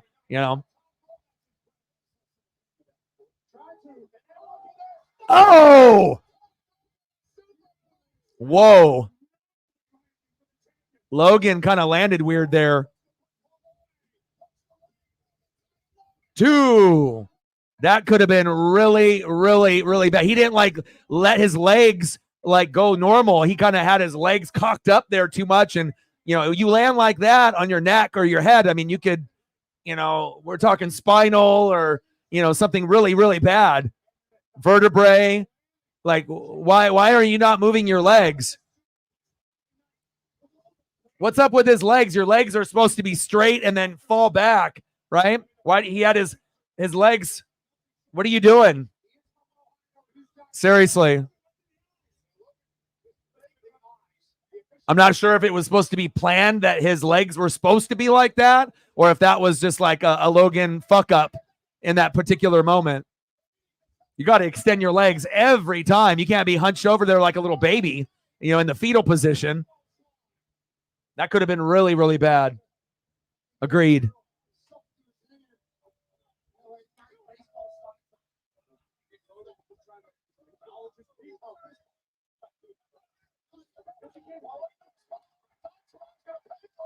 I mean, it's like, having some kind of like fucking, fuck up brain buster at the top, that was, messed up. So, or like a Michinoku driver that's not, properly executed at the top rope. I mean,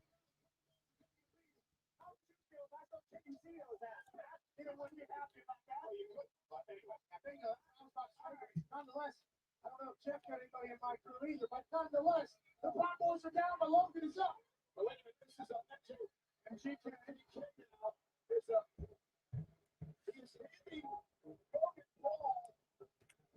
This part of WWE is kind of silly to me that they sell out, to try to get all these celebrities involved. It's kind of lame. You know what I mean? What is the point of MGK being there? What's his association with Logan Paul? You know what I mean?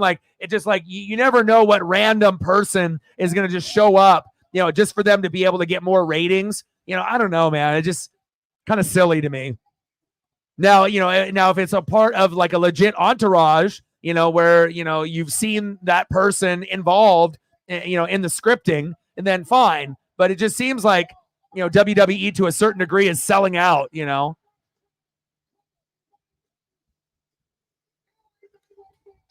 And LA Knight with the belt, baby. Finally, he gets his moment.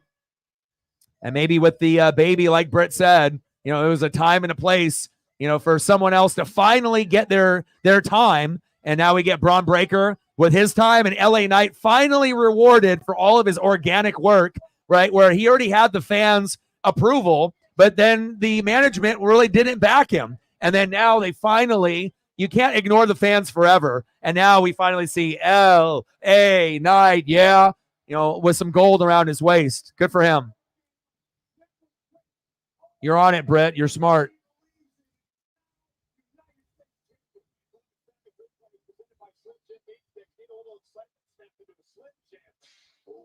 Oh, yeah. 2 weeks with no NASCAR, Britt? What are we doing? What are we doing with our lives?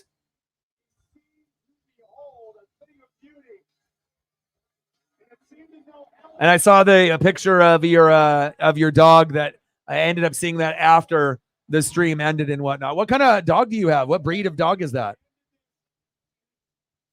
Very cute.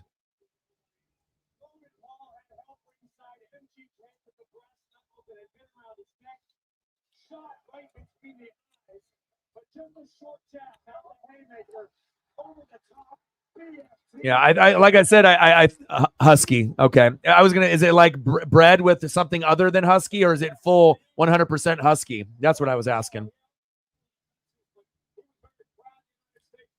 Is it mixed or is it just husky?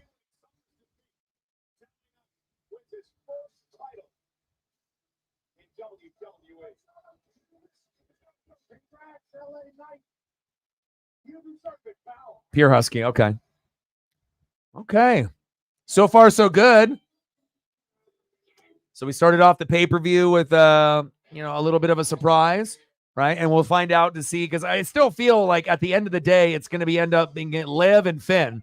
I feel like that's going to be the connection. So whether it ends up being, Dom versus Finn, and then she screws over Dom after it seems like they're going to be together, and then it ends up being her and Finn. We'll see how that works out.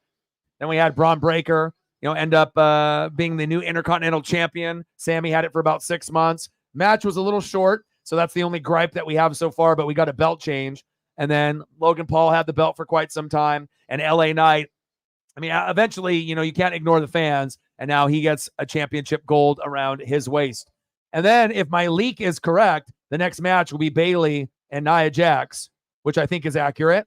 Then we'll get CM Punk and Drew McIntyre with Seth Rollins as the ref, Damian Priest and Gunther, and then the last match of the night will be Cody versus Solo.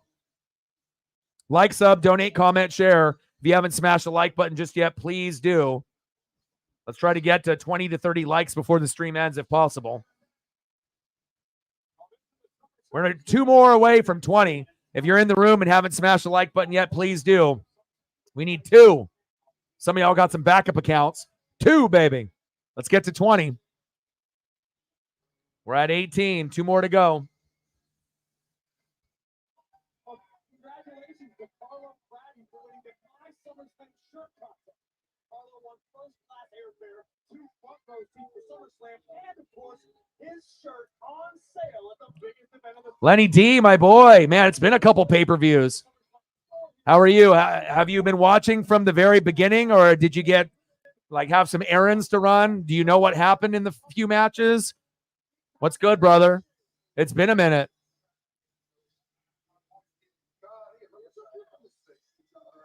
I could see that too.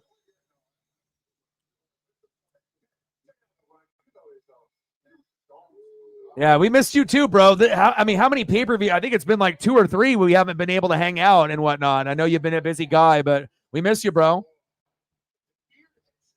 We're at 1981 to go. Smash that like button for your boy, Lenny. You saw the first match? Oh, okay.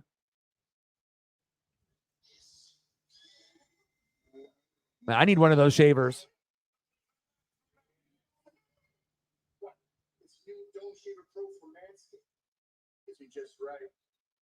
Okay, we hit 20. There we go. Next goal will be 25, and then we'll try to get to 30 if possible. I know, product endorsement skit during a PLE. That's where we're going, man. That's the only thing that's kind of like, it's like you're really starting to sell out. You know what I mean? Where it's like you have no shame now at all. They're just trying to plug in as much to be able to make as much money with the partnership, you know. Like, what's next? We're gonna watch an NFL game, and they're gonna be promoting like, Taylor Swift's, like albums, like during the game. Like, is that what we're gonna get to? Like or her merchandise or whatever. Like, it's like, I get it. Everyone's trying to use each other, to be able to get more subs and more followers. But I mean, this is getting a little ridiculous. The hell is going on here? I mean, this is like probably the only negative thing that you could really say about WWE with these cross promotional things, to be able to. But again, if these companies are paying big money to WWE because they know millions of people are watching this, kind of like when they pay millions of dollars for 30 seconds, during the Super Bowl, I get it. But golly, I mean, it's going to start to get to a point where there's going to be everything on a turnbuckle. There's going to be 20 different advertisers on the ring apron. They're going to be cutting in between, different skits, doing shit like that. I don't know, man. I'm not sure if I like the trend of where that's going. Ravens and Chiefs, Packers, Eagles. Woo! Going to be great. NFL, baby. Endorsement era. Boo! Oh, that's what I figured, bro.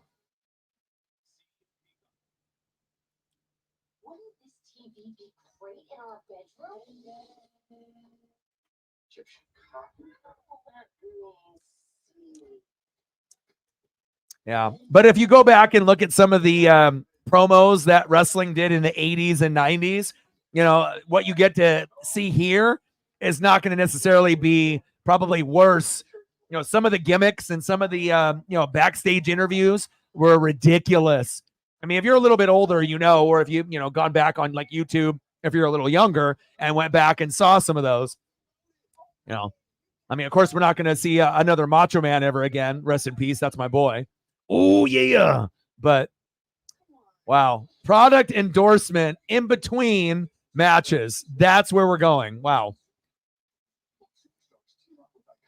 Yeah. Definitely old school. Because when you're NWO, you're NWO for life, brother. Oh, yeah.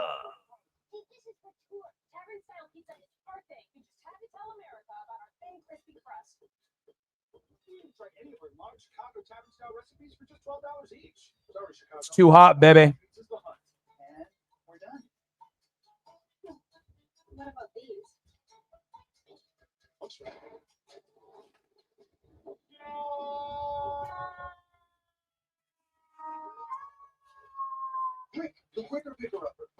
4 life, brother.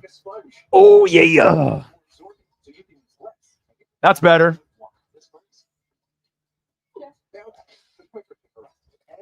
Michaela in the building. What's good? Oh, for real? How cool is that? Awesome, man. That's good to hear. Yeah, I was about to say I was going to message you kind of towards the end and whatnot, but I figured that you would try to make an appearance at some point. So.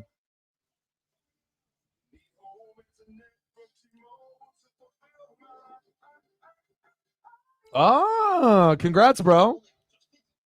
It's always good when you have like, dreams and goals, and regardless of what, people say, because like a lot of times you're going to get more support from people that you've never met rather than sometimes with family and friends. Like sometimes deep down, we want our family and friends to be our biggest supporters and not like people that doubt us or haters, but unfortunately, you're going to sometimes get better love and genuine support, from people that sometimes you've never even met face to face. You can still have that closeness and that bond, but again, I don't know if we're in an era where people just don't like when they see people, trying to accomplish something, or they're like, oh, you're doing something that's big, but I hope you're not doing something better than me. It's kind of a shitty attitude to have for a lot of people out there, a lot of jealousy and envy that are out there with the haters. But congratulations, man. Keep grinding.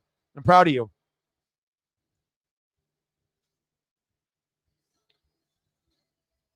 All right, next up, looks like the leak is correct, and we got Nia Jax versus Bayley. And this might end up being the kind of a match. But the thing is, if Nia can move fast and she can have her power moves, But if they can kind of move fast, in the match, that might be the saving grace in the match itself. So,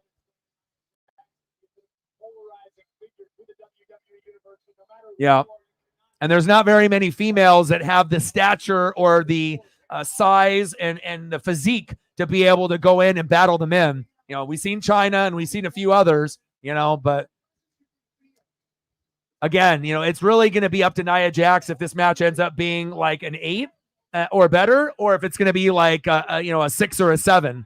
It all depends on how fast she moves, how clean the the moves that she attempts are committed and executed.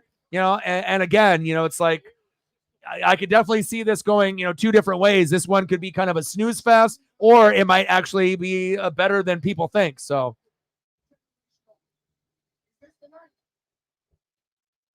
Oh, no worries, bro. I'm just happy that you're here.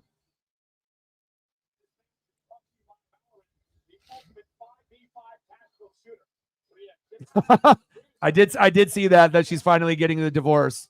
CEO, CEO, CEO, Lenny D, CEO, CEO. My boy, he's on it.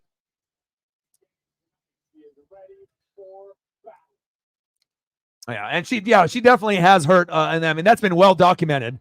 She's definitely hurt a lot. But same thing with like Ronda Rousey. When you have a certain type of background and you're not very smooth and you're a little robotic, and again, there's going to be certain wrestlers that sell, and there's certain wrestlers that don't. And you can definitely tell the ones that have the better chemistry with the other wrestlers and the ones that are a little reckless. And she definitely by far is the most reckless wrestler we've seen out of a female in quite some time.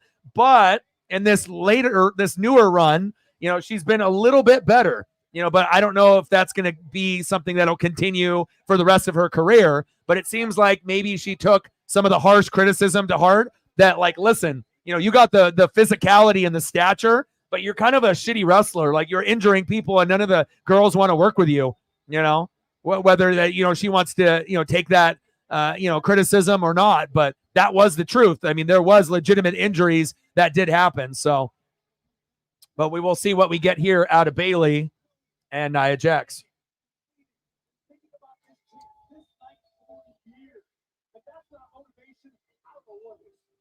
Like, sub, donate, comment, share, help your boy back. Let's go. 4 more likes to get to 25. 9 more to get to 30. If you haven't smashed the like button just yet, please do. We might be able to get Roman back. We're at 19, 81 to go. And so far, the leak has been good. So, started off with Liv and Ripley. Fire match. Sami and Braun. Braun is the new IC. Logan and LA Knight. LA Knight gets the gold. And now we're at Bayley and Nia Jax. And then we'll go the match that I'm looking forward to the most in this particular pay-per-view, CM Punk and Drew McIntyre, even though Punk can't really wrestle anymore. And special guest referee Seth Rollins. Then we got Damian Priest and Gunther. That should be a very physical match. Lots of bloody chests, right, for Damian Priest. And then the match to end it off with Cody and Solo. That's probably the second match I'm looking forward to watching the most. Just because of the unpredictability of what's going to happen at the end of that match. Yeah, Liv was good, and Ripley to start off the pay-per-view. And normally they have the second best match of the night is usually first. So,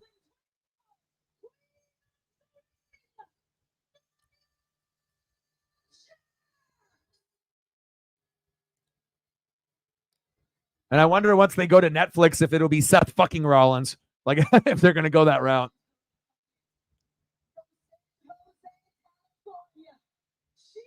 Samantha Irvin.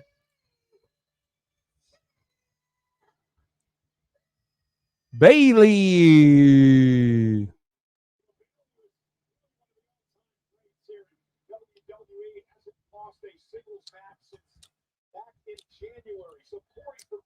Charlotte's been rehabbing really hard too. I've been following kind of the progressions as well with a lot of these other injured wrestlers. So that would definitely be another surprise. I'm not sure with the rehab if she's cleared yet, though. Do you know if she's cleared, a reefer? But I know she's been working like a, AKA Madman, Mad Woman. She's been working really hard in the rehab. Bailey coming out with a lot of aggression here.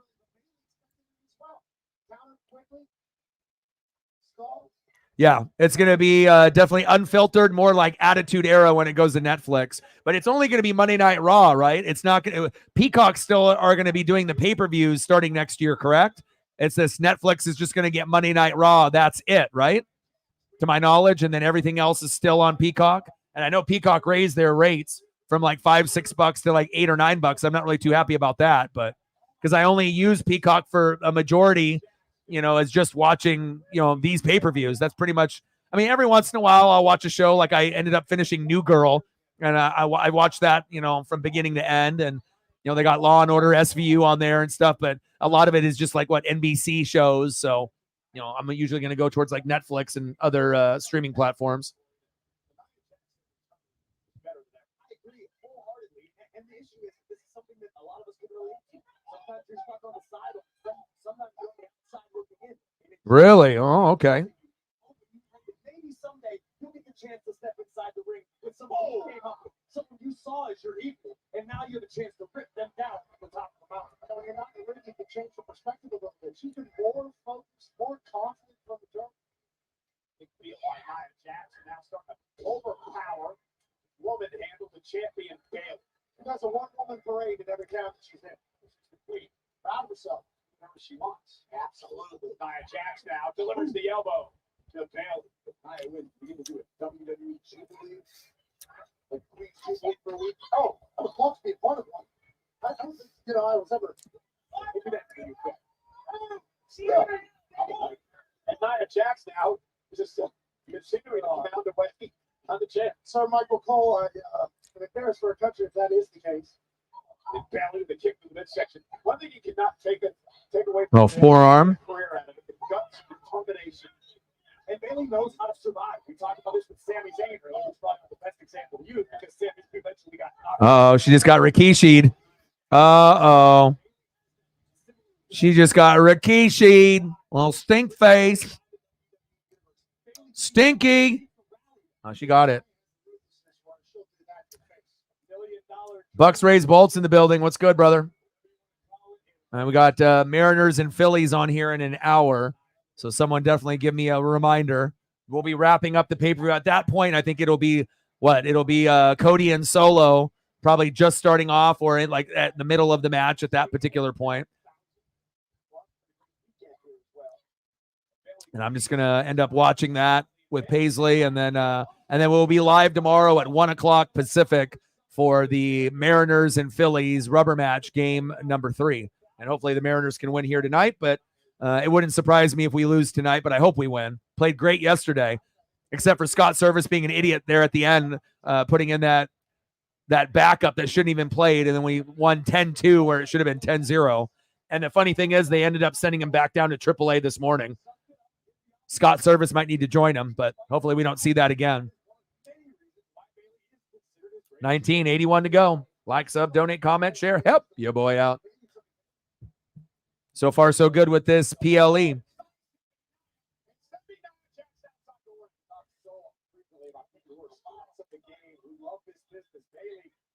It'd just be kind of cool to see Jax like show some speed. You know what I mean? Like go back and forth into the ropes like fast. Like, her really trying to put effort on being a faster, instead of just being this big physical power wrestler. If you really want to, get the entertainment going, you got to be able to be a little bit quicker, show some speed there. You can still be, a little bit thicker, but show speed as well.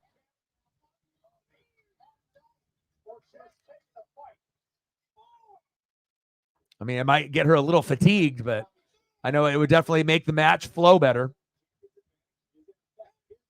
Because again, a lot of times when you have like a, faster wrestler and then a slower, not as athletic of a wrestler, sometimes those matches underwhelm unless there's like a gimmick involved.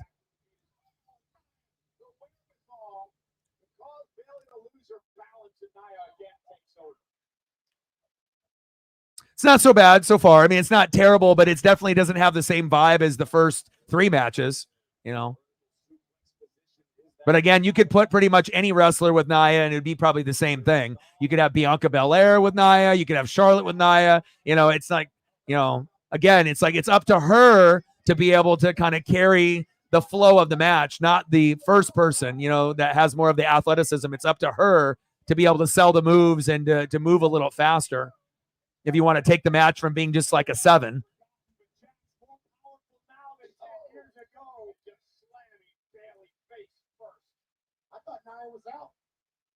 Yeah, but I mean, when you looked at this match on paper, this was the one that looked like it would be. There we go.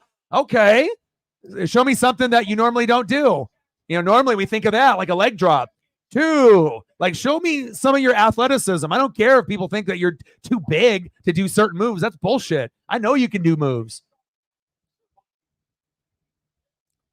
You gotta give the crowd something to, you know, instead of them like wanting to go to the bathroom and go get snacks or like check their phone. You know, you want to make sure you're, you know, keeping everyone engaged, because then at that point it's just like Bayley's in the match, but you know. Here we go. Are you going top rope or second rope? Second rope. What are we doing here? I would have liked to seen that leg drop from the top rope.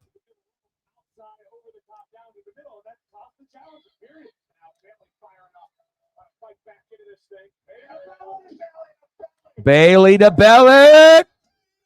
2. The more unexpected moves you get out of Nia Jax to show her athleticism, the better the match overall will be, because we want to be like, oh, okay, you know. Like, we already know what Bayley is capable of. You know, really the wild card is Nia Jax, you know, right?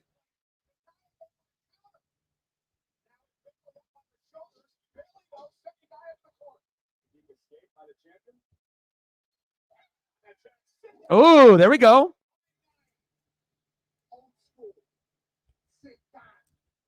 Tiffy. It's Tiffy time. It's Tiffy time. Tiffy time. Charlotte Flair 2.0. Tiffy time. And we'll get Charlotte Flair versus Tiffy time at some point too. You already know that's inevitable. 2.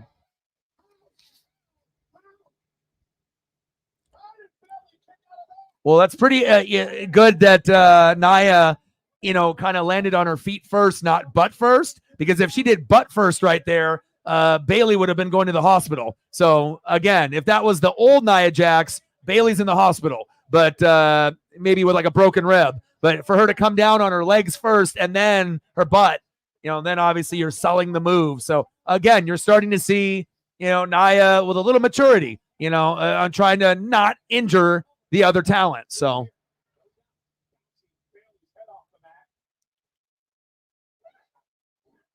nice headbutt there. Oh, another headbutt. Okay. Give me 3. Give me 4. 3 consecutive big headbutts there by Nia.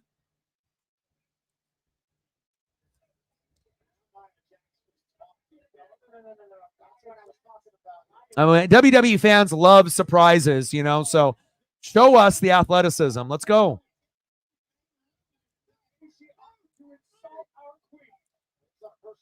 Like, you know, it doesn't have to be like you're the, you know, John Moxley, Dean Ambrose of the female division, you know, where you're just kind of like a scrapper, where you're just punching and kicking, and you're like in a street fight in every match. You know, you can show some athleticism, you can sell some moves, and you can show us things maybe that people think you can't do.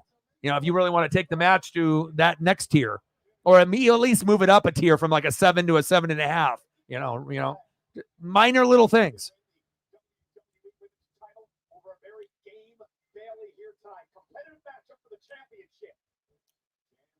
Bayley gets to her feet. Oh, high risk, but caught. Oh, there we go. Nice fall away slam there. I see you, little Scott Hall action. Nice job. I miss Dean too. You know, obviously, you know, that was a big signing, just like Daniel Bryan and Bryan Danielson in AEW. You know, but again, sometimes, you know, the timing is just right. for their particular families and what they want to do in their wrestling career. But it would be pretty crazy to think if, Daniel Bryan and Dean Ambrose were still in WWE.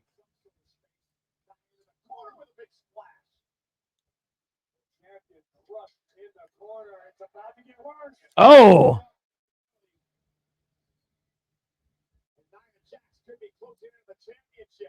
There's no way Bailey kicks out of another annihilator. There's no way any human kicks out of two.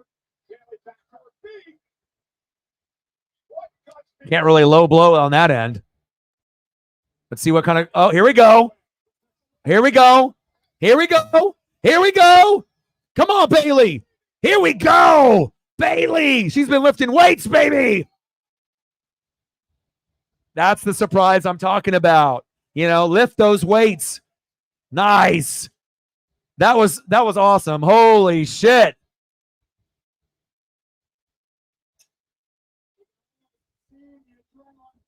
That's how you end up making a match that looks like the worst on the card somewhat memorable. We're going to remember Bailey with that strength. Elbow drop, Macho Man style. 1, 2, 2.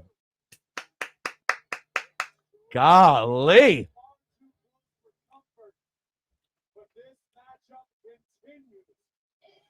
Tiffy time. Tiffy time.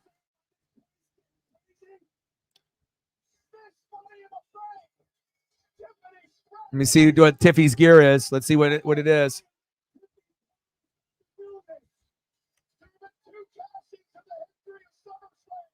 Oh, goodbye.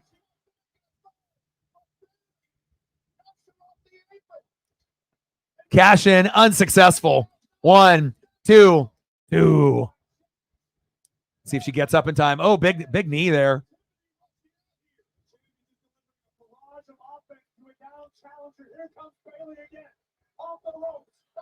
Uh-oh. Big power bomb.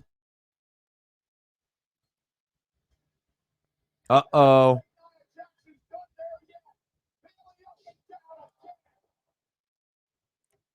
That's her look. All of Tiffy's stuff is going to look like lingerie. Oh. Uh-oh. Uh-oh.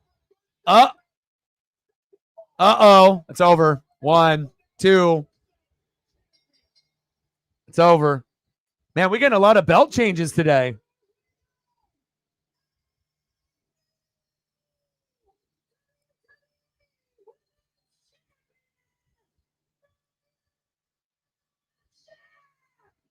That match ended up being better. As you see Nia do some moves that you didn't think that she could do. You got Bailey, picking her up, which we didn't think that she could do. And then that match actually ended up being pretty good, considering it was put in the middle of the card because it was potentially could have been the worst, on the card. I mean, we'll still see what, we get out of CM Punk and Drew and Damian and Gunther and Cody and Solo. But that one ended up having some moves that you're going to remember. And that's really what it's about in wrestling, is having those spots that you actually remember, even though Tiffy couldn't cash in. All the annihilators. Regulators. Wow.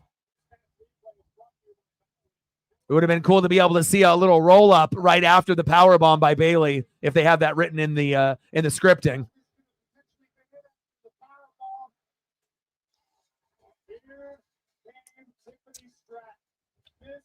Yeah, I agree. That was a good match, for all things considered. That one, obviously you had the run in there by Tiffany, but you didn't even need Tiffy to run in there to make it memorable. You had a couple really crazy spots. And that one this match could have ended up being like a 5 or a 6. But I think with everything, considering both of these ladies, I could say probably that was maybe an 8. I know that we're going to have some matches that'll be 9s and higher, but that was pretty good, especially with the Bailey with the power bomb. I don't know if anyone thought that she could do that, let alone that they would put that spot in that match. So even though Bailey lost, I think we're all going to remember that power bomb. The Yokozuna tribute, yeah, not bad.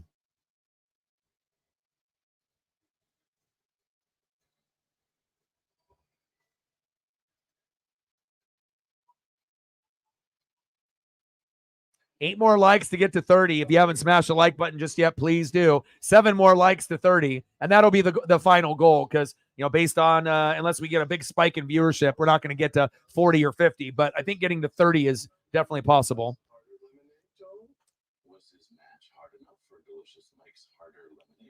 All right, next up, now we're getting into the nitty-gritty here. And again, we got CM Punk and Drew McIntyre with Seth Rollins as the ref. Then we're going to go Damian Priest and Gunther. And then we'll go Cody and Solo. And hopefully Drew McIntyre ends up winning this particular match. I'm getting sick and tired. Me and Reefer are getting sick and tired of Drew getting screwed over. At some point, you got to give Drew the flowers, right? Plus, CM Punk can't really wrestle anymore. He's still got the microphone skills, but as far as his in-ring ability, I mean, he wasn't really able to wrestle that well in AEW after he came back from his WWE tenure. And then, I mean, he can try, but it's not the same CM Punk that we remember when he was in his prime. No, you're all good. Usually when we do these WWE pay-per-views, there's not really a lot of, back and forth like we usually do with like college football or NFL or baseball, or NASCAR. Usually a lot of us are so engaged on what's going on. We're trying to type a little bit in or talk while we're watching and multitasking. So Ice Cube's son. Oh yeah. I know a lot of people come after him on social media and they're stupid. They always have to complain to him about his dad. And I saw him go off on a couple people on socials and whatnot. But yeah, he seems like a cool dude. Like someone that you could actually sit on the couch and throw back a beer or whatever and just chill with and enjoy, whatever event that you're watching and whatnot. I don't follow him, but I've seen his stuff come up on my timeline a few times. Obviously, I'm a big Cube guy too, so. West Side Connection with Dub C.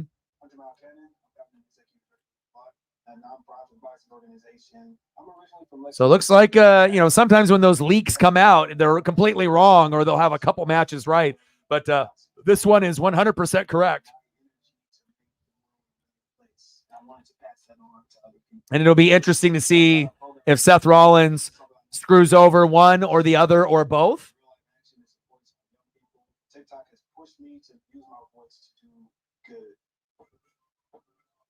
But this is where we're at next. So what else has been going on with you, Lenny? It's been a few months that we've been able to, kind of kick it and talk. I know we're going to be able to, hang out when we, maybe have an Eagles matchup, and then you can come through and whatnot and other wrestling, PLEs that you'll be able to come through when you can. But anything else new in the life of Lenny D?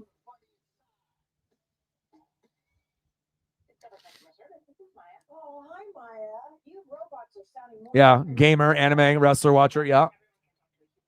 It's always cool when you can end up finding someone that, is just like us. They're just, they're not so much different. They might, have fame or they might, have a famous relative, but at the end of the day, like I said, I think a lot of people that watch football, they also watch wrestling. Well, a lot of them do, not everyone, but a lot, and then obviously, there's going to be a lot of people that game or watch anime as well. So.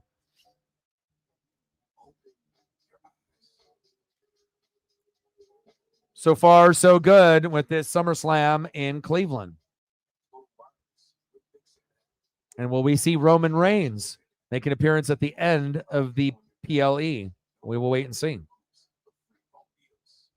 deserve to get it all, and that's exactly what we'll give you. Find your local store at TotalWireless.com. If you're living with severe alopecia areata. I mean, not much. I mean, broke up, with the old girlfriend, got Paisley. I've been living here with family for about a year now. Just grinding, full time, on this, spending a lot of time with Paisley. I dropped 90 pounds from where I was, a little bit around COVID time to now. And was climbing up to 260, 270. I'm down to 188. I'm not really doing a lot of partying anymore. I'm not really drinking booze. I cut out a lot of fast food. I'm eating healthy. I'm exercising about 2 hours a day, 7 days a week with Paisley. My mental health is good. I'm being able to create good bonds here on the channel. So it's pretty much just, grinding on the channel every day and spending time with Paisley, and that's my life. So I ended up going and do the Mariners and Orioles on July 4th. So I got a chance to be able to see at least a Mariner game in person. I'll be going to hopefully a Duck game or two. I know that Ohio State tickets are fucking expensive. Standing only tickets are like $300 or $400. So that one, I might have to get plugged in or hooked up. But I still want to be able to go to that matchup with the Buckeyes and the Ducks. And other than that, that's pretty much it. Just grinding away on the dreams and the goals. We just recently broke 4 million views on the channel a few weeks back. We're at like 4.1 million. Our next goal will be 5 million. And then I'm just trying to, get to the next tier in the goal, going to, 21,000 subs, 25,000, 30, 40, 50, 75. And then ultimately, before I die, I want to hit 100K subs if possible, and then 10 million views. So again, little goals before I get to the big goal, and if we can ever, get the proper support, I think that we can get there, especially if the Mariners and the Ducks continue to do well. And if you see the Mariners in the World Series and the Ducks winning the Natty, that could be the thing that catapults this channel to the next level. So I'm definitely going to grind it out. Seth Rollins, baby. Yes, sir.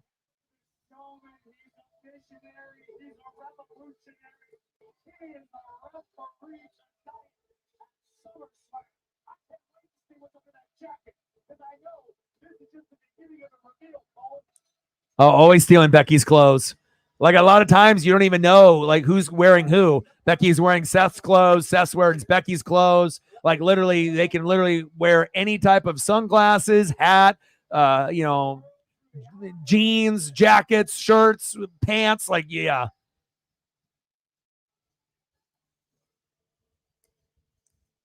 Well, he's got the ref gear underneath. This is something that he'll obviously tear away. Yeah, thank you so much, man. It's been a fucking grind.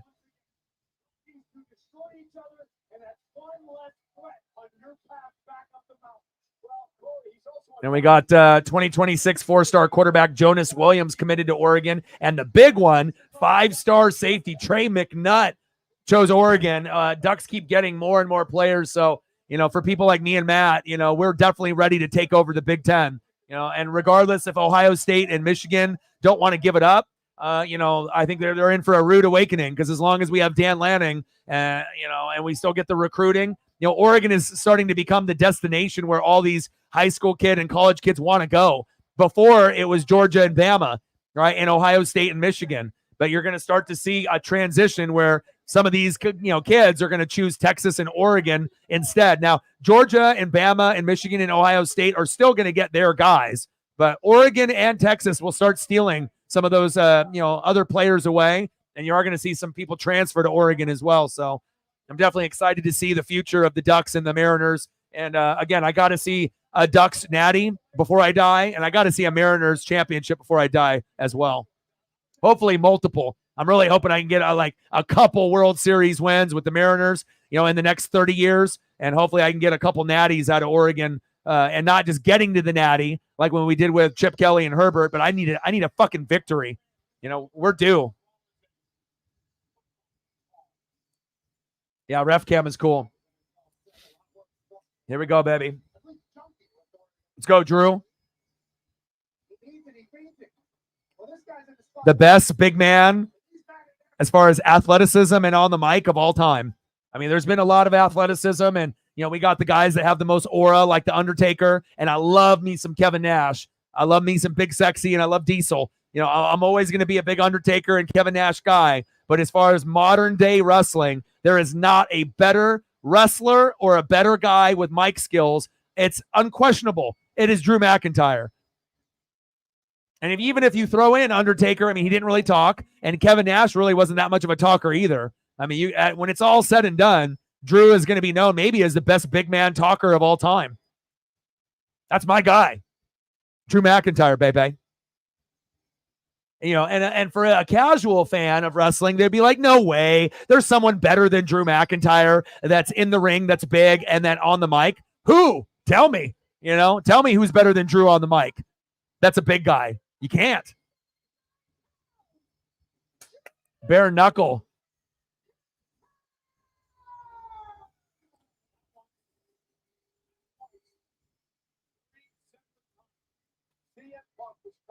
McIntyre an opportunity to be the world heavyweight champion. Yet some people, including present company, seem to always make excuses for why McIntyre is so furious. Why McIntyre wants to eviscerate CM Punk. Look, I'm a fan of what Punk is doing. I'm a fan of what McIntyre has done. Luckily for us, Hart and Starling. gladiators are willing to rip one another apart for our enjoyment, for our entertainment. The Coliseum has come to Cleveland tonight. Oh, thank you so much, brother. I appreciate you. You're a godsend, bro. And again, you know, the Cash App and the Venmo donos have been really light. I get a lot, you know, of donos here and there, you know, throughout the streams on the Super Chat. But again, like when you have like to pay bills and you only get paid once a month, and then once you pay all your bills, if you're not getting any Venmo or any Cash App, the bottom honest truth is you're broke, and you're just hoping and praying that people like Reefer and Odin can step up on that end. And thank God for the two of you, because again, it's just nice to be able to know that if I can go buy dog food for Paisley, you know, that I can do it, you know. And it's like I don't need to buy anything for myself, but it's just nice to be able to have that. Thank you so much, my guy. Appreciate you.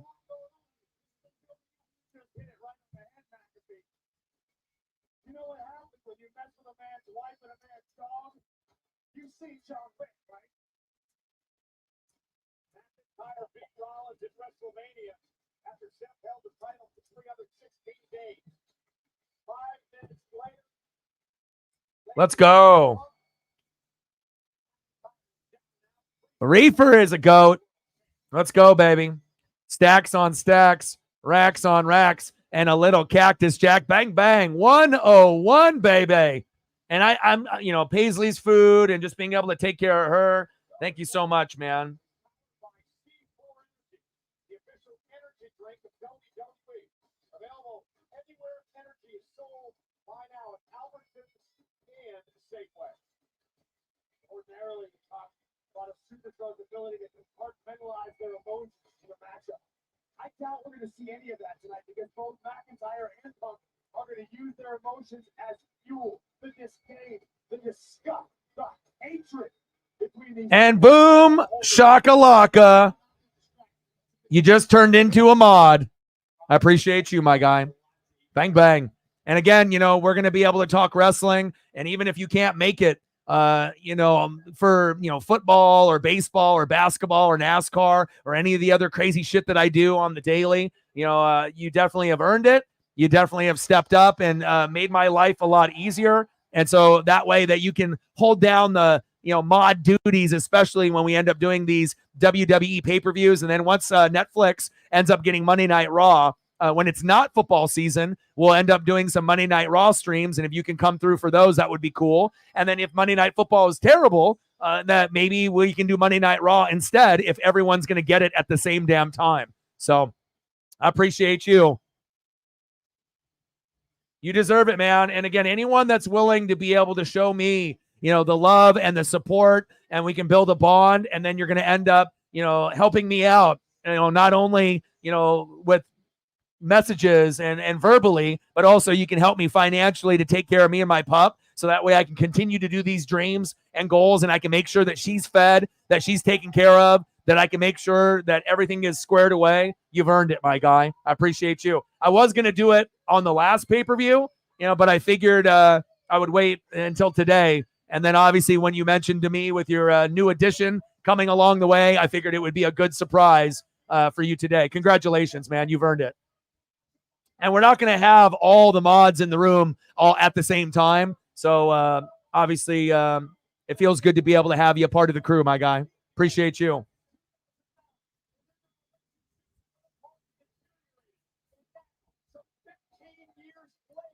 I mean, anyone that's willing to be able to do, it's one thing if people donate 1 or 2, or 5, and I love those people. But, when you start going to the upper echelon, when you're doing the 10s and the 20s and the 50s and the 100s and the 200s, once you start getting into that caliber, you're starting to get into the, upper tier of support, right? And the biggest thing that you can do on a channel besides showing up every day is ending up supporting that person's dreams. So that way I can take care of Paisley. I can actually pay the internet bill and bills to make sure I can continue to do that. And you and DX have recently got the nod, and you guys have both earned it, and you guys both deserve it. And I want to make sure that, others can see, your guys' generosity, and that way that I can give the gratitude back to you guys. Congratulations to the two of you. DX, a little while back, a few days back, a few weeks back, and then obviously Reefer here today.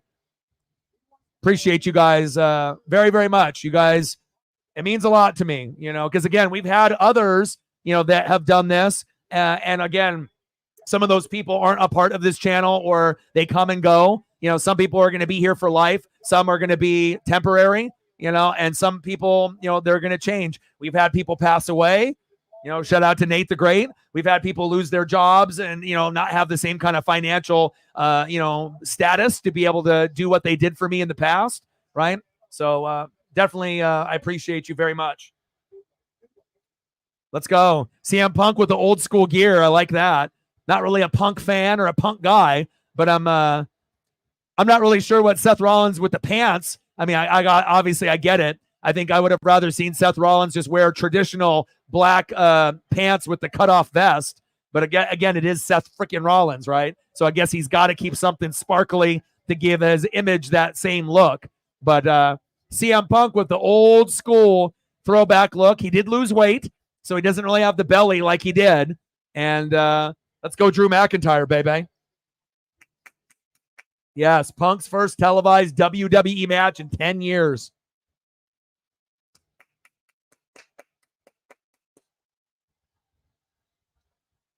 Look at the crowd. This is going to be the best match of the night. I mean, besides probably Cody and Solo based off crowd, as far as hype, right? Look at the ref cam. So cool. Let's go. Let's go, Drew. Yes, sir. Look at the intensity already right out of the gates. And you got to also think that there's a lot of wrestlers that genuinely do not like CM Punk. Like, they can say it for storyline, but let's be real. There is a lot of people that don't like him, just like how there were some the female wrestlers that don't like Nia Jax because she injured people. But with CM Punk, he's a very controversial guy. He definitely speaks his mind, and he does have friends in the business in AEW and WWE today, but he has a lot of enemies too, like genuinely don't like him, that if they could end up giving him a little bit of a true punch to the fucking head, and get away with it, they would. So let's go.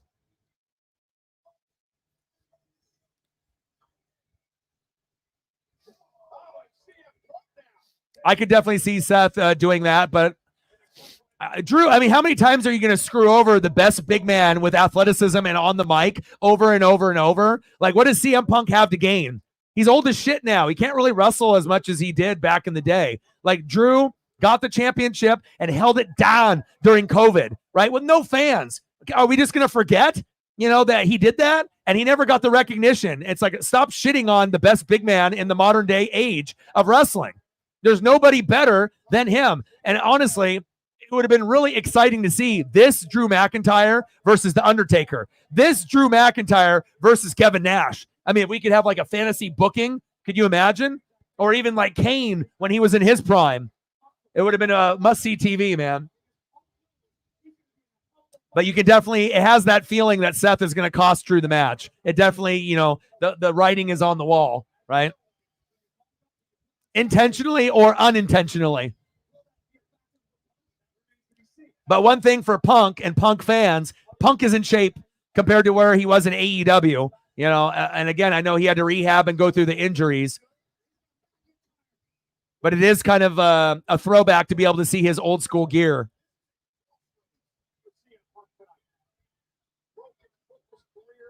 Let's go, baby.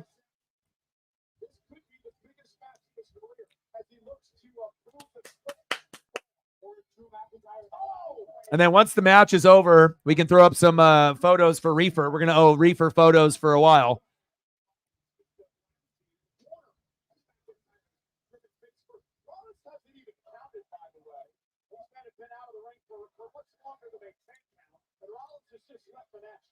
Seth in those pants. It's so fucking hilarious, dude. Hell yeah.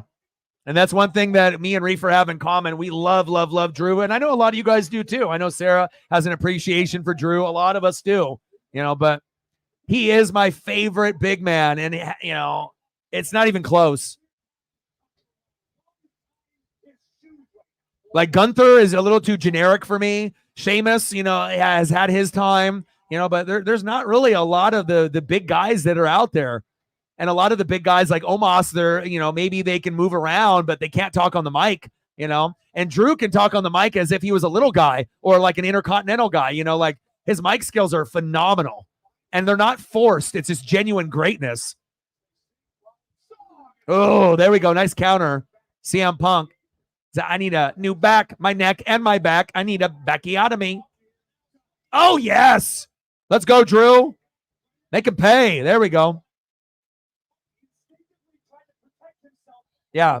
Priest and Gunther is next, right? And they could have actually waited for this to be the second to last match, you know, but again, they want to kind of separate it. So we got this match. Then we're going to go with the Priest and Gunther, which it'll just be a physicality match. And then we got the Cody and Solo, right? And then we have the unexpected. Who's coming out, you know, and do we get Roman? And do we get the Usos? Do we get Usos to come out at all?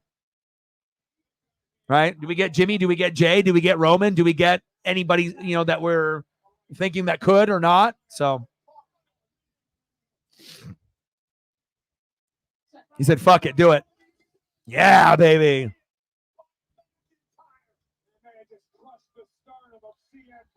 I thought that was the line, maybe.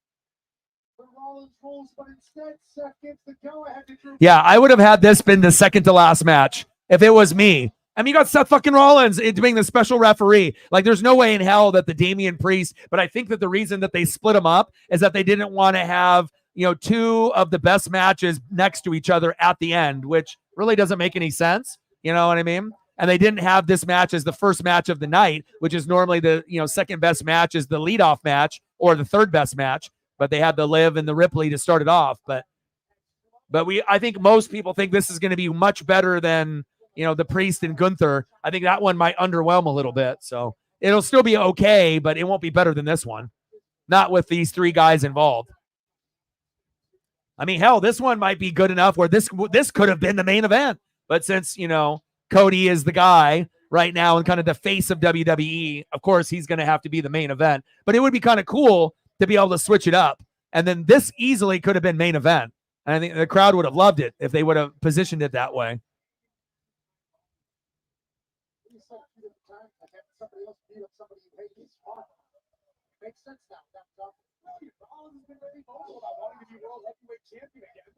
All right, Odin. I appreciate you, brother. Love you, bro.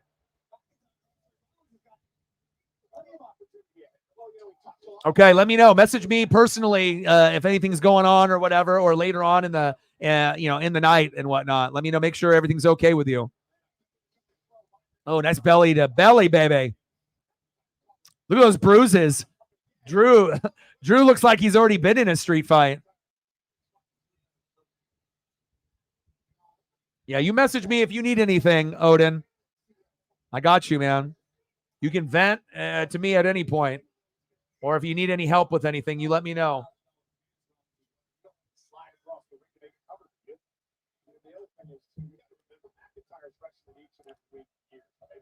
Ooh, big slap to CM Punk.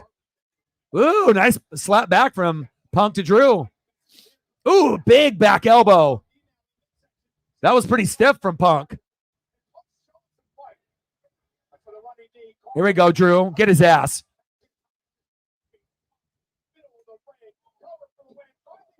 Ooh, only a 1 count. Bro, we don't do that here.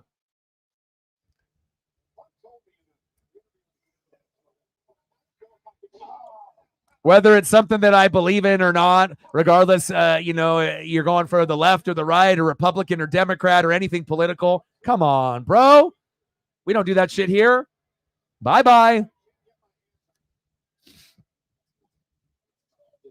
Some people will never learn, man. But again, these are people that are not regulars to the channel. They're just, surfing the web. Shame, shame, shame. Shame, shame, shame, like Cersei and Game of Thrones. Shame, shame, shame. Don't be doing that shit here. No common sense. Dumb dog. Oh, here we go. Get a chair.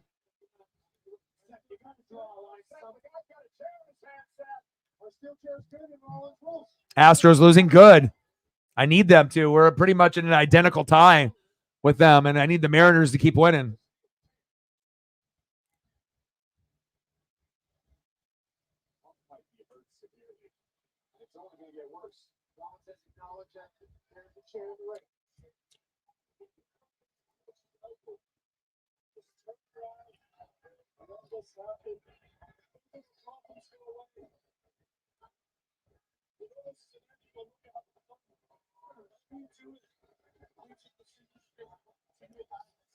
Can you imagine if this was a triple threat?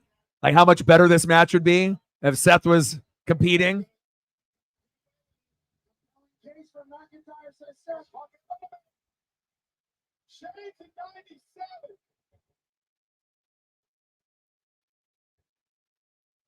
And I love Drew's story too.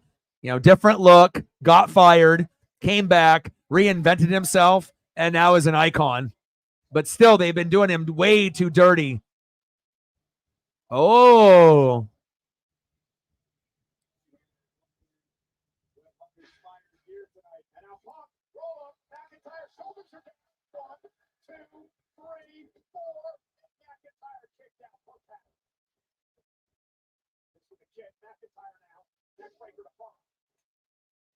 Come on, kip up by Drew. Let's go.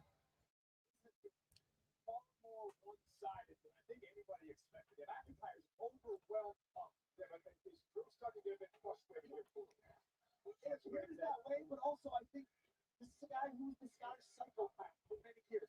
Drew McIntyre's enjoying this. Drew McIntyre just went into his closet. He pulled out CM Punk's friendship bracelet, the one that has Larry and AJ, his wife's name, his dog's name, on the bracelet that he stole from Punk. And then he beat the hell out of him in Punk's hometown of Chicago. Punk the Claymore. Oh, nice counter by Punk.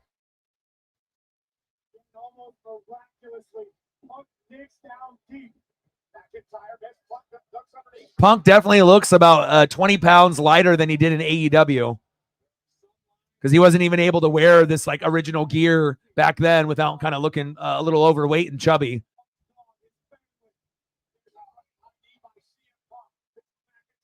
And Punk's moving a little bit faster than I anticipated in this match, and that's good because we need him to wrestle like he did when he was younger. You don't want Punk to be a shell of himself and be slow. You want him to be as fast and up-tempo as possible.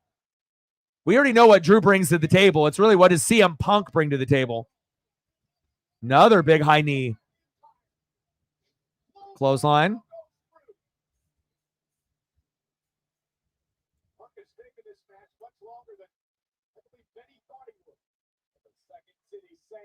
Raise the stakes even higher.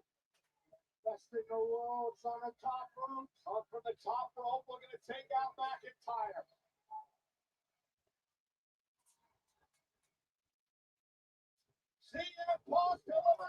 Ooh, nice elbow drop. Into the cover now on McIntyre for the win. Rollins in the position. And a 2-1. Two.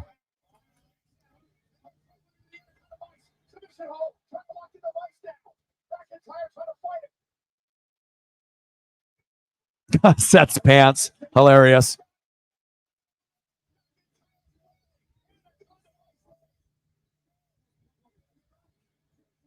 He's like, give me my bracelet back.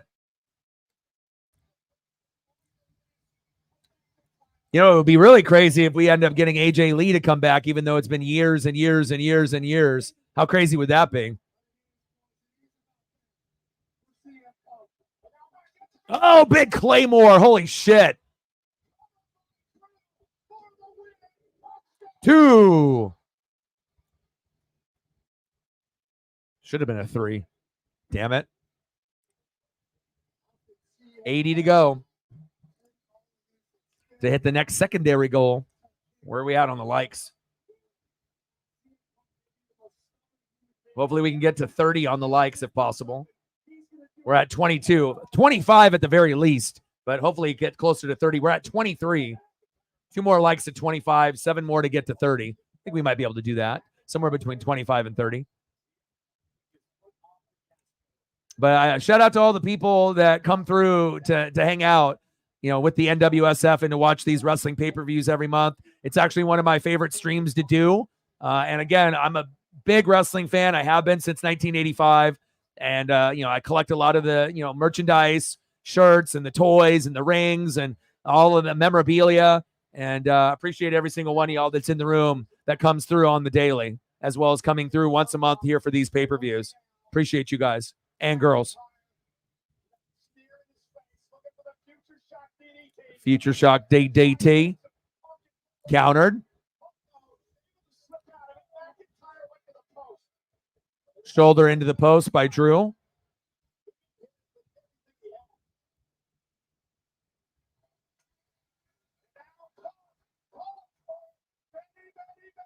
Go to sleep. No GTS. What's Drew McIntyre's height and weight? I know we asked that the last pay-per-view. What's his height and weight?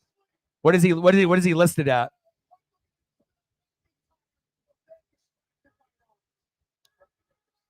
And now Seth's got the bracelet on. Look at that little short-term storytelling.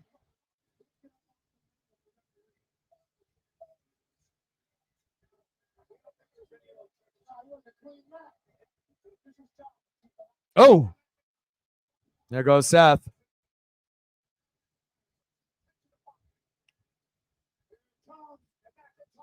Countered.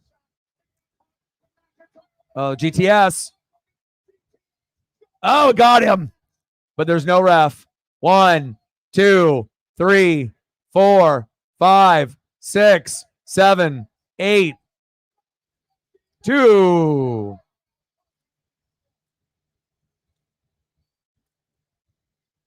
So Drew is like 6'5", 6'6", like 320. 280 to 320, 6'5" to 6'6".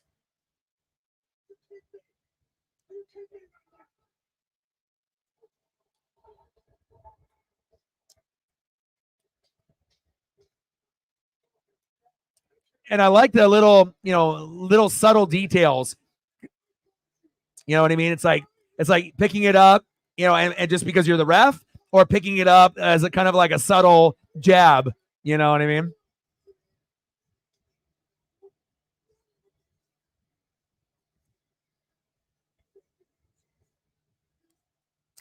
Especially when you get a guy that is like WWE for life, like Seth. He'll never go to another federation. So anytime you get a person that jumps back and forth from WWE to AEW, there's always going to be a little tension there. Uh-oh. GTS to Seth. Got him in the stomach, though. Gave him a little present. GTS to the stomach, dog. Give me back my bracelet.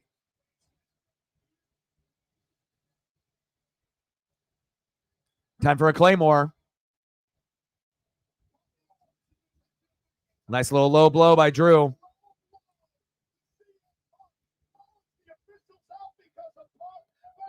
Goodbye. Oh, that was fucking crisp.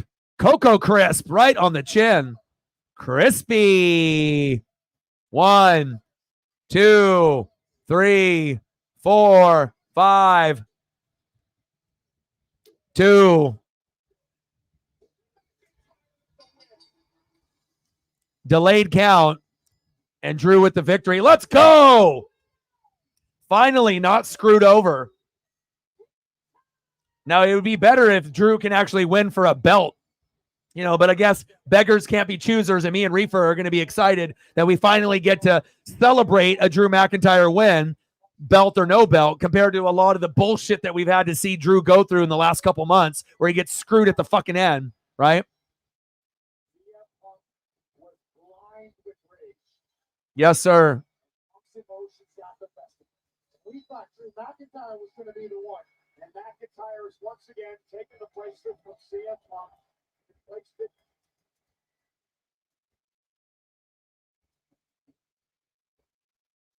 around his wrist. CM Punk said that Seth Rollins was an unwelcome distraction in this match. And that unwelcome. I mean, CM Punk has nothing to prove. You know, he's already been there and done that. But just the way that things have been going for Drew, you know, since he had the belt during COVID, it's like it wouldn't really surprise a lot of fans if they screwed him again.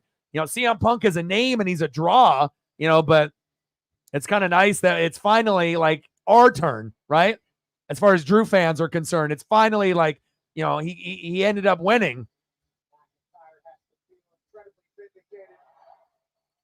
But until he ends up, you know, having this gold around his waist, we're not going to be fully satisfied, me and Reefer. You know, it's one thing to have no belt like tonight, but once you got the belt, then we're going to be back in business, baby.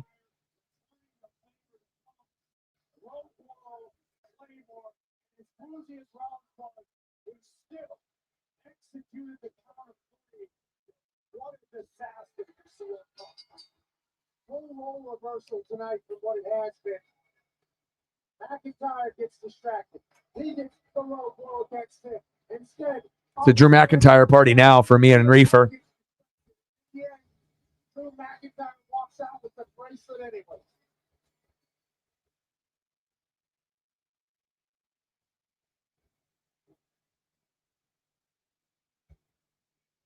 I try not to feel bad for seeing Punk tonight. He put everything into getting back in the ring and taking care of McIntyre, but in the end, McIntyre walks out to the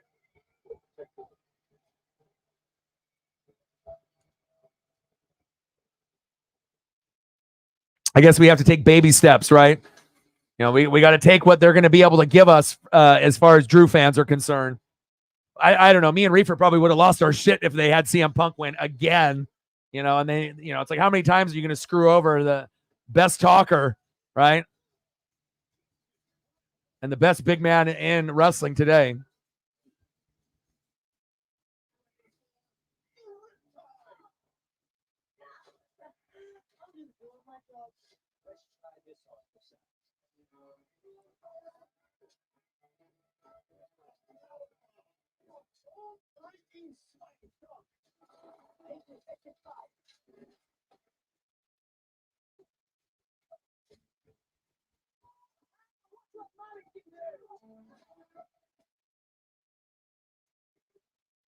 That Drew with the TNA, baby. I had to throw a throwback in there for you. I get asked all the time, what's the best part of what I do for a living? Let's go, baby.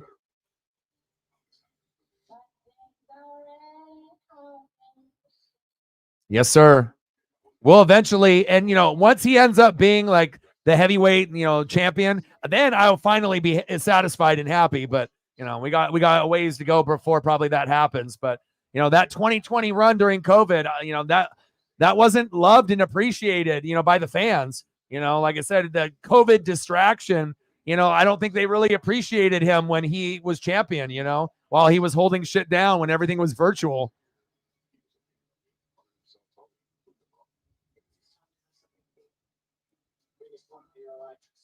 You know, but once this happens, then you're going to see the emotion come out.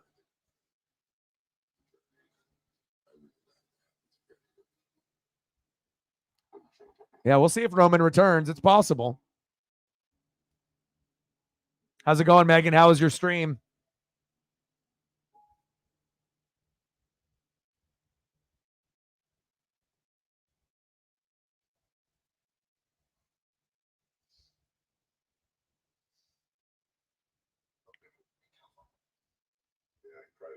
Next up, Damian Priest and Gunther up next. And then Cody and Solo.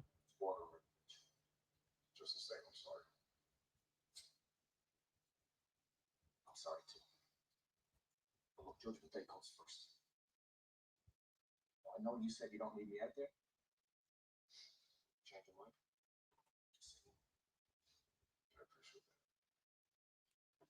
Dustin in the building. What's good? I got it prepped here. It's coming on in about 10 minutes. If these didn't overlap, I would have done 2 streams today.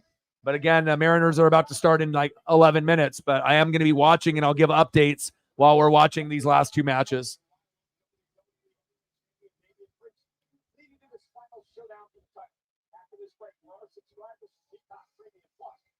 Could happen.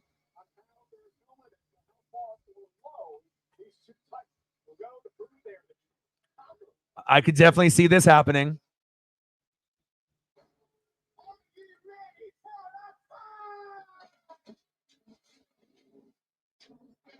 Finally, the way that the couple of these pay-per-views have ended, I know, like, we were like, oh, the pay-per-view is so good, it's so good. And then the way that they've been screwing Drew over as of late, it left a bad taste in our mouths at the end where you're like, okay, this pay-per-view was good until that fucking happened. And then you end up having like this kind of like, this is bullshit kind of feeling. But, you know, it wasn't for the belt, you know, but again, we'll take a dub.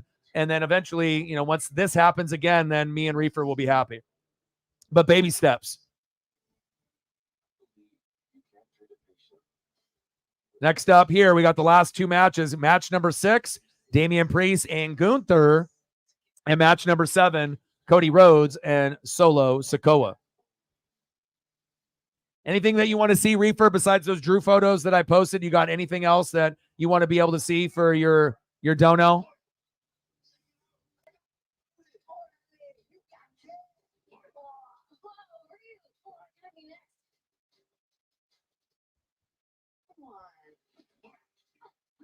Worlds collide as the Street Fighter 6 roster joins WWE SuperStars. WWE SuperStars team up with iconic fighters for a limited time month-long event. Unlock special Street Fighter 6 character cards, play special limited game modes, and more. I'm going to Drew Fest right now as we're waiting for the next match. Known for lessons that matter. Known for being a free spirit. Let's go, baby. No one wants to be known for cancer. But Finally. About damn time. Is known to treat cancer. FDA approved for 17 types of cancer. But really, what takes Drew to the next level, you know, for me is the microphone skills. You know, skills in the ring are phenomenal, but I think on the microphone, he's even better. And if you can talk on the mic, that's what separates the good from the great and become an icon, you know, just like Stone Cold and The Rock. You know, it's one thing if they could wrestle in the ring, but if they weren't good on the mic, we probably wouldn't be talking about them as much as we do as fans, you know, in this modern day. So. All right, I got to get the Mariner game set up here. I can't miss that. All right, boom. And then I am going to be doing the Mariners and the Phillies tomorrow at 1 p.m. Pacific.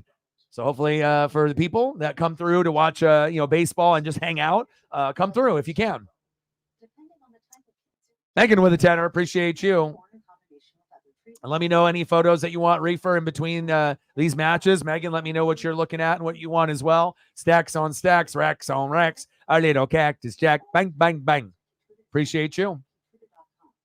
But this has been a good pay-per-view. But again, that's what it's supposed to be. When you do WrestleMania, when you do Royal Rumble, when you do SummerSlam, and then it used to be Survivor Series, but now it's probably Money in the Bank. You know, you expect a lot. You know, if it ends up being one of those other filler pay-per-views, so be it. It might be good. It might not be, you know, but as far as the top 4, you know, we have a high standard that we hold these athletes and obviously the bookers and the writers too.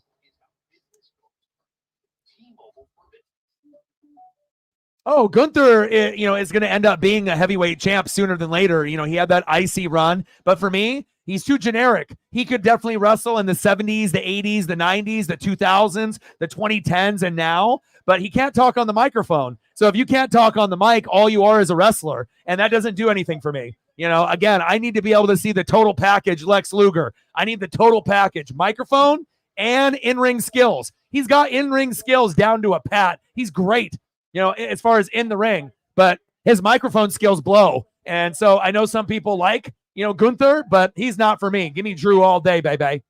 So, Joe Hendry. Okay, let's do that. All right, I'll get those photos for the both of you. Papillon is a big man. This is going to be a physical fight, which is exactly what this man loves. And it was inspired by the great Finley and Adelon Gunther, hoping to win his first world championship. Gunther coming down to the ring. As King of the Ring. And we'll get some Joe Hendry, and then we'll get. Now I got to delete a lot of these Drews. I had a Drew overload. It's giving me a message. Orion, delete these Drew photos. All right, all right. They only allow you to have like 100 photos in the stream, and then once you exceed that, then you got to delete a few to make room.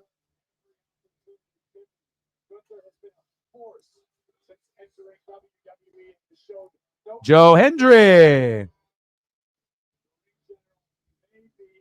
Little JH action, baby.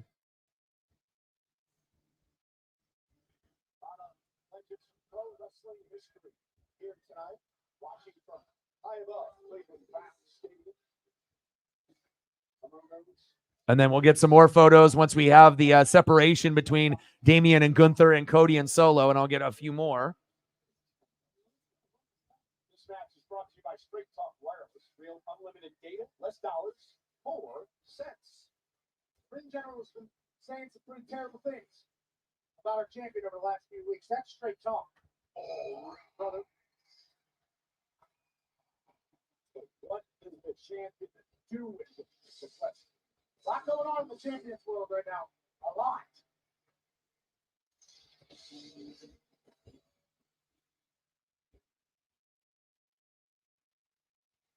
Trident's up, baby. We're wearing the Northwest green, the teals. Oh, baby. Victor Robles playing like an all-star. Let's go.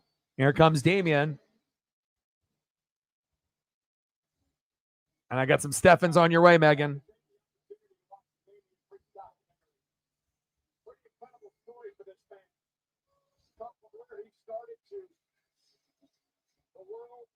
Let's go, Mariners.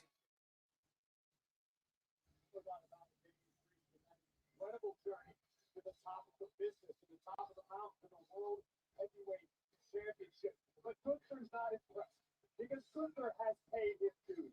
Gunther has made sacrifices. Gunther knows the struggle of aspiring. It's good to be able to sprinkle in a little Anson and Steffen. You can kind of, have both. But there's always going to be one that's going to be, the favorite at the moment. Appreciate you. It's a Steffen potty.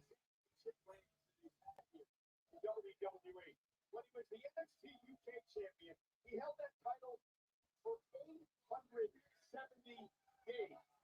When he was the Intercontinental Champion, he held it for a record 666 days. Man rarely ever loses. Doesn't know how to.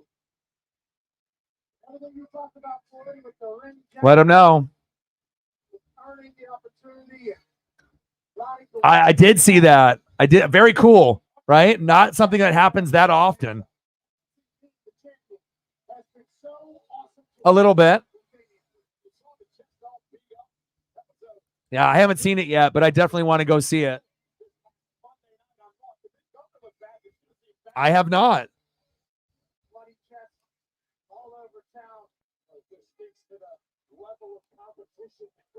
Oh my God. If you're talking about, but then also if they do that, it'll be the same thing with like Liv and Dom, where you don't really know if it's like truthful or not, because of course you already know that we're going to get the old bloodline, that's going to be face, and then the new bloodline that's going to be heel with Solo. So he can acknowledge him today, but no one thinks it's going to be forever. Like, you know what I mean? But that would definitely be a fucking, definitely a surprise for sure. I wasn't going to say a big kick in the balls, but yeah, for sure.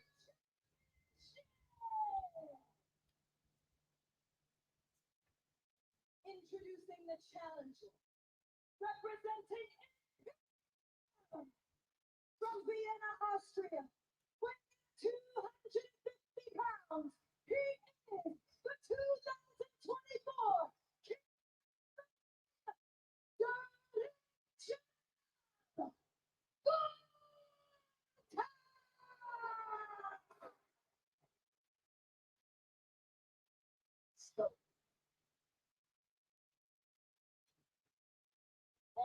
his opponent. Representing the champ Samantha Irvin is great. from New York City, weighing 249 pounds, he is the world heavyweight champion, El Campeón. Squeezing a couple more photos here for you, Megan. for all the stats here tonight, including the fact that 16 times in the history of SummerSlam, the World Championship has changed hands. Appreciate you. All right, baby. Your boy's got to work fast, producing his own show on the fly. All right, baby. Phillies and Mariners getting going here as well. Oh, I'm in heaven right now. I got like my favorite people in the room. We're watching fucking SummerSlam together. I got the Mariner game on as well. I'm on cloud 9 right now. And I got a Drew McIntyre win with Reefer. Let's go. Holy cow. What a pop by Priest.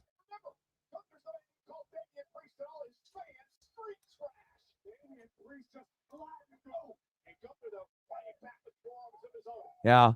But also Megan is a different breed, Reefer. I mean, we're talking about a very hardcore fan and many, many things. So sometimes she won't sleep for days. So even if it has a lot of action, there would be a possibility that she would fall asleep, because when you go many, many hours with no sleep, watching many, many different types of things, even if it has the most action with guns a-blazing, it wouldn't be she would fall asleep because it was boring. She'd fall asleep due to fatigue and just being tired. For sure. All right, don't worry. Get your graphic design stuff. Oh, nice clubbing blow to Gunther's head. Arazarena, Robles, Haniger, Demo, Polanco, Rojas, Turner, and Cal Raleigh. Bryce Miller on the mound. Oh, baby, let's go. Let's go, Mariners.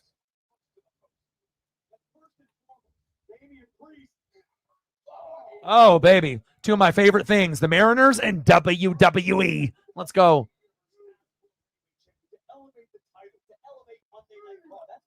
Yeah, migraine would not be good for you. Ooh. Oh, what a pop by Gunther. Big chop. And anyone that's in a match with Gunther, you usually end up bleeding, or you end up having a lot of welts on your chest. And I would assume that we're going to see quite a few with Damian Priest, but he's got that singlet, that leather singlet that will absorb some of the blows. Imagine if he had no shirt on like Gunther. I mean, he'd be bleeding out.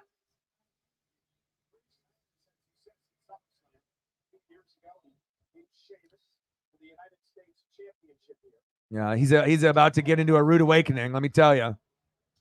Like when we had that triple threat when it was Gunther, Sheamus, and Drew. My God.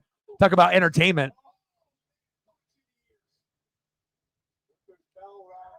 Come on, Bryce. Top of the first, 0-0. Kyle Schwarber leading off. Big chop by Gunther, the ring general. Oh, nice execution there. Only a 1 count there. Come on, Mariners.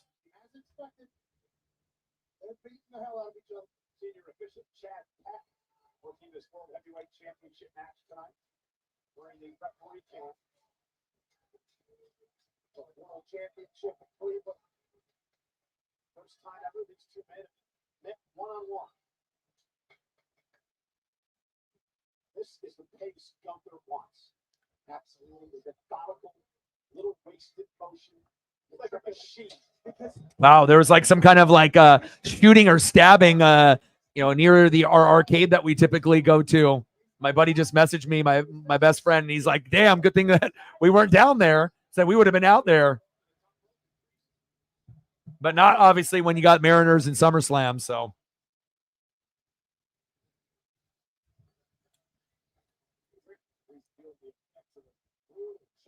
Down there in Chinatown.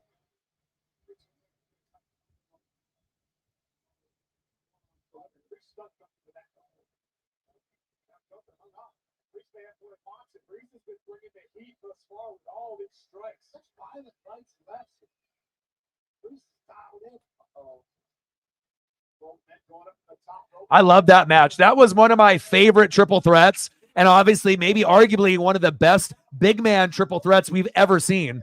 You know? Ooh. I mean, sometimes it's just kind of crazy to think if you could end up having like, you know, a fantasy match with like Undertaker, Kevin Nash, and like Gunther, or Undertaker, Kevin Nash, and Drew McIntyre, or Gunther and Kevin Nash and Drew McIntyre. Like if we were able to get a lot of those big men together, but how crazy that would have been. But we already know, you know, Undertaker was so fucking loyal to WWE. I think that Vince, you know, thought Undertaker was more of his son than Shane. You know, I was like, you don't really see Vince ever cry, but he would cry for fucking Undertaker because he knows that if Undertaker would have left the WCW, how that would have crushed, you know, WWE to a certain degree.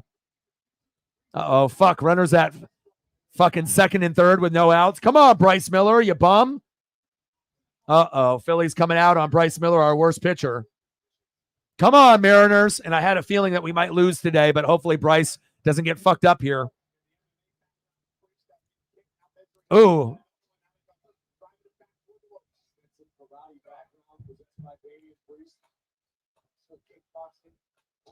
I don't know. That's something that you got to ask Lenny D. I would have to be able to see the ring attire, you know, before I would be able to come up with something that would be fitting for him.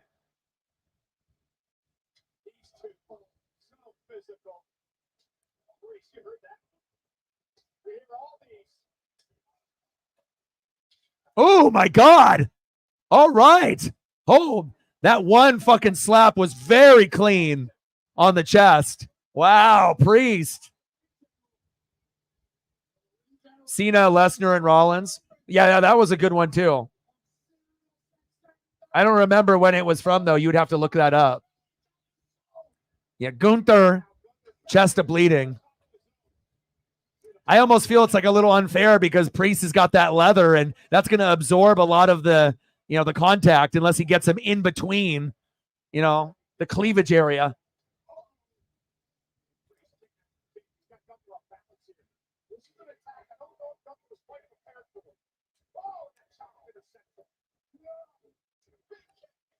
Bryce gets Bryce out. One away. Top of the first, 0-0 Mariners and Phillies. Runners at second and third with one out. Thank God he got Bryce Harper out, because if he would have hit a home run right there, we'd be down 3-0 and the game would probably be over. Priest and Gunther going at it. I'm in heaven right now. Oh, wow. Nice drop double kick there by Gunther. Ooh, nice power bomb with 2. Yeah, Judge and Otani have been just balling out of control. Wow, look at that. Normally it's the other way around, right? Where the opponent is bleeding, not Gunther is bleeding. Now, if it's Sheamus hitting him, then you can believe, okay, yeah, he's like the only other guy that hits as stiff as Gunther, Sheamus. But Priest is giving his full effort.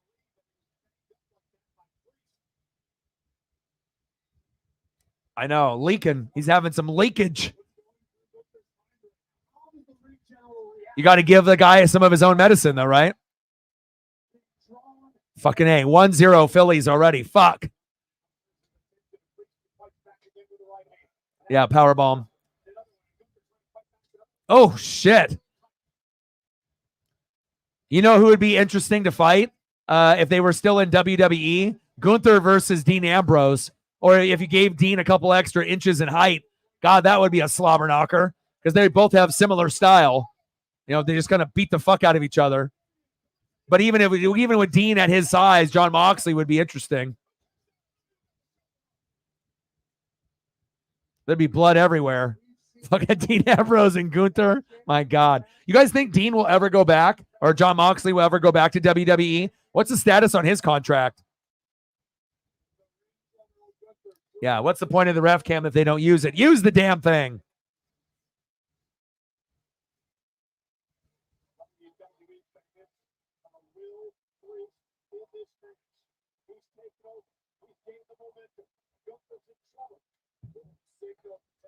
Top of the first, 1-0 Phillies. Runner at third. Brandon Marsh with the best beard in baseball against Bryce Miller. Damian Priest giving the fucking business to Gunther.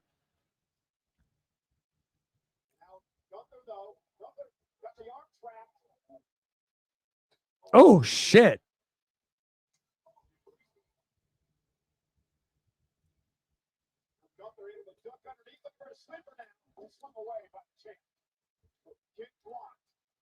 Oh, good counter.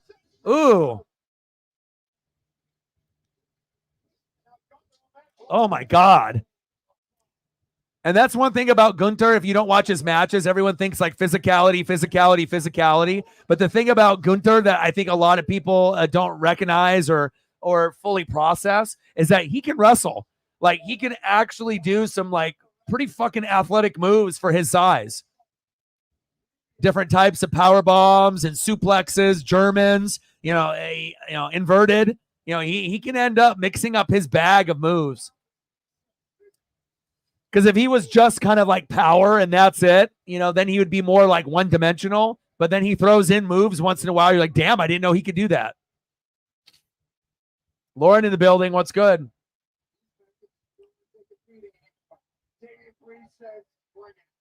Five-year deal.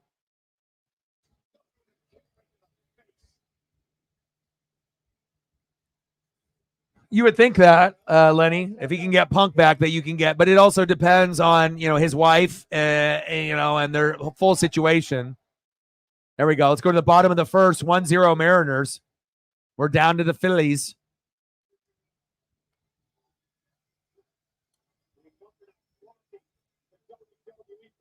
And a big reason Daniel left is because he wanted to kind of like have flexibility with his kids in the schedule. If he could wrestle in Japan and have a little bit of flexibility, and they weren't going to give him that flexibility in WWE at the time before he left. So, bottom of the first, 1-0 Phillies. Oh, Finn Balor. Finn going to screw over Priest. Judgment Day. Goodbye. Lauren with the like and the repost. Thank you so much to Lauren, Megan, Matt, and Sarah for the like and the repost there on the Twitter/X. And obviously I'm watching the Mariner game right now as well.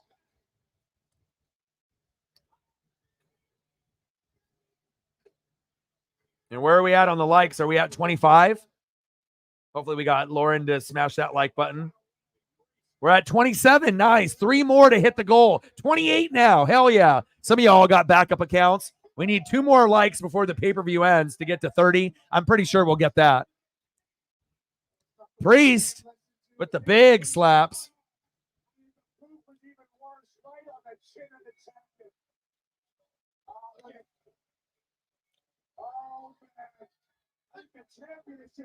You know what's really crazy? That they were holding me back, on the views. Because sometimes you'll see like the views and it looks like, oh, there's only 5 people in the room. You know how many views we've had on this stream?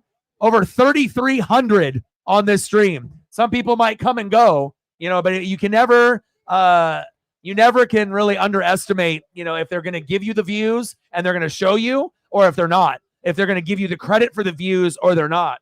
But, to not have like 50 plus people in the room at the same time. And we got an Orion pitching on the mound for the Phillies. Orion, Kirkering from one Orion to another, but this Orion better fuck up, okay? There's only one Orion big enough for this business, baby. Bottom of the first, 1-0 Phillies. Finn goes down. Betrayal loading. Reefer with the like. Appreciate you, Reefer. Appreciate you. Come on, Victor. 1-1 count to Robles. Priest. Uh-oh. Here comes off. The leather. Oh, big boot to the chin. Oh, big clothesline. Robles. Throw to first. 1 away. Oh, Priest giving him the business. Uh-oh, here we go. Razor's Edge. Razor's Edge. I love me some Scott Hall, one of my favorites of all time. I got the Scott Hall figure right in front of me. Wow. Big choke slam.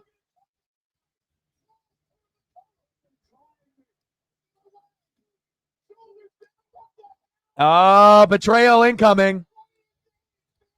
We knew it. We called it. Priest didn't even see it. I knew it, man. They're breaking up, dude. They're imploding. And I think, like I said, Liv and Finn, there's going to be a little, triangle where you had Liv and Dom and Ripley. And I think it's going to go to Liv and obviously Dom and I think Finn. Too close to the ropes, but obviously got the assistance there from Finn. Betrayal incoming. Arazarena. Back. Off the wall. Missed a home run by 6 inches. Damn. Randy Arazarena. Let's go.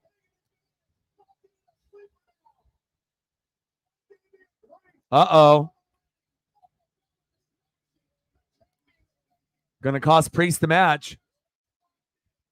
Damn, Randy almost homered.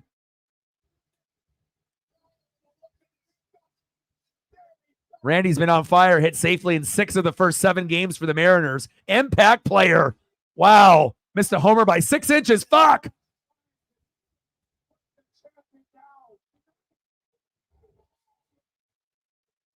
Come on, big dumper. He's choking him out.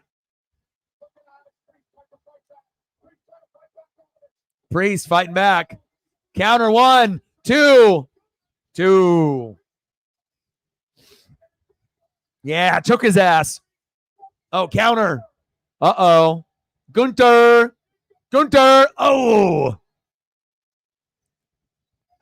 Uh-oh. In the middle of the ring, too. The Shreepa. Sergeant Slaughter. Sleeper. It's fading.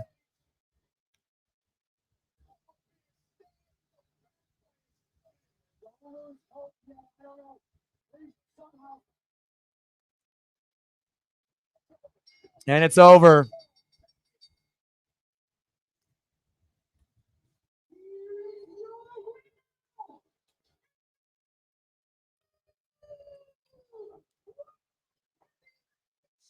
So many belt changes today.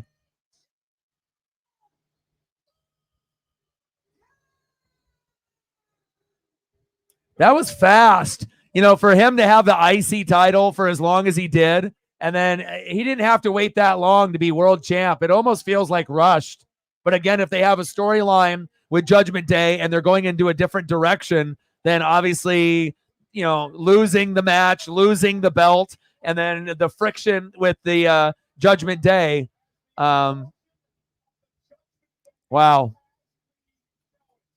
Judgment Day was fun when it lasted.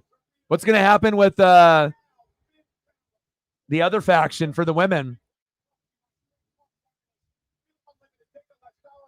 What are we going to get out of Damage Control? Is that going to be around for a while, or is that going to break up at some point? Fuck, double play. Son of a bitch. 2 stranded. 1-0 Philadelphia. 3 belt changes today, and the surprise with Liv in the beginning. SummerSlam and Triple H, these guys are fucking cooking. Now I can only imagine what we're going to get with Solo and Cody and who's going to come out at the end. Now, what do we think? Do we think we're going to get Roman and some Usos to come out or no? Wow.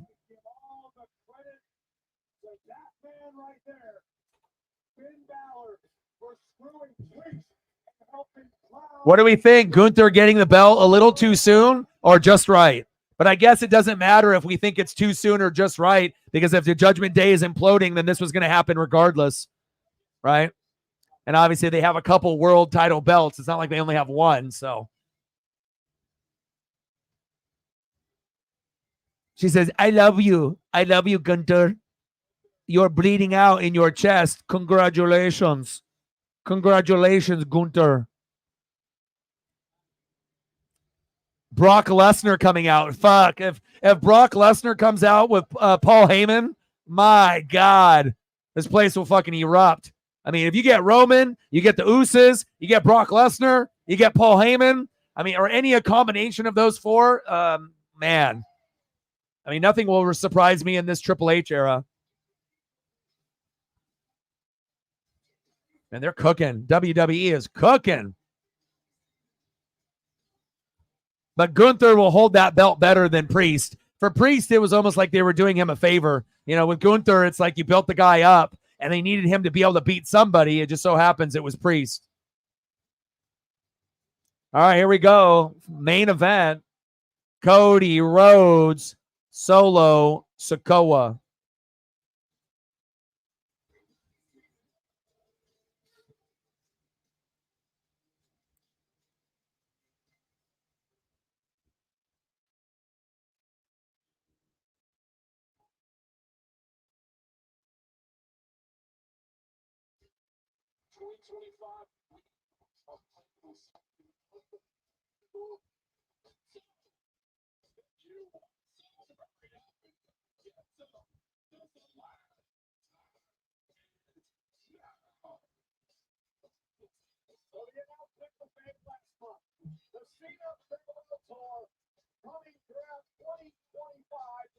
Yeah, that's what I was thinking too, you know. But again, if they already had storyline, you know, set in stone, then storyline's going to take over whatever we think, you know.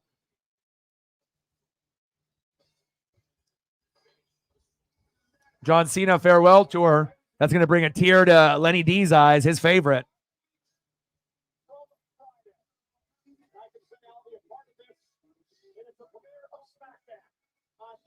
Jay, Jimmy, Roman, and Paul.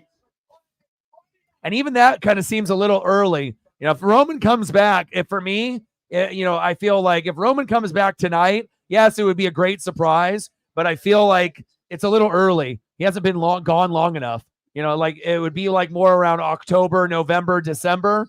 You know, that would be the right time if he was going to come back. But I mean, with WWE cooking with Triple H and the creative, it wouldn't really shock me if he comes back tonight or it comes back in like November or somewhere in between. So.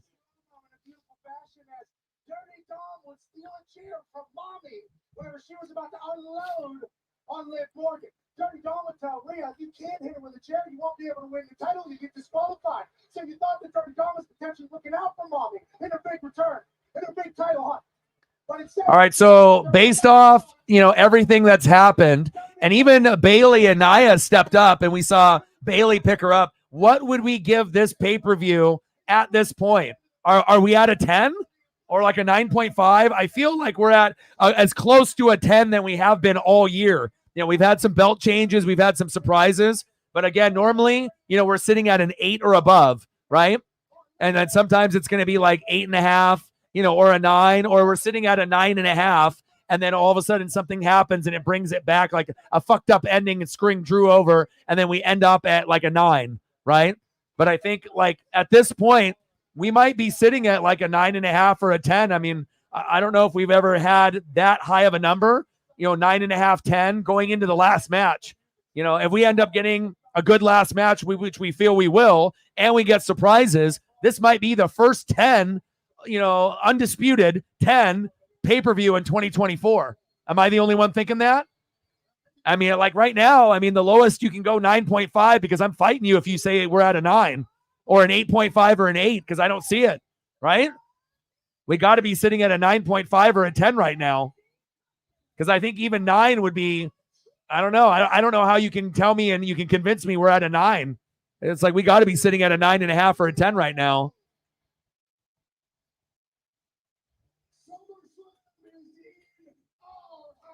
Miz, baby.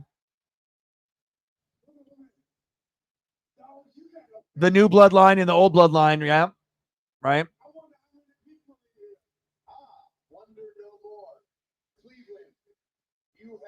I mean, we didn't really have like anything bad. Like even, you know, Bayley and Nia looked like the worst match on the card on paper, and even that one was better than we thought.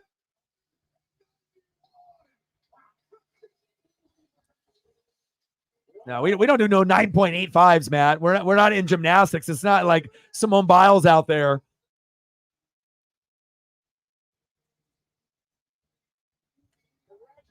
I mean, if we're at a 9.5 for a majority of the people, we're on the cusp of having a 10, especially if we have a great match with Solo, right? And obviously with Cody Rhodes, and then we get a surprise at the end.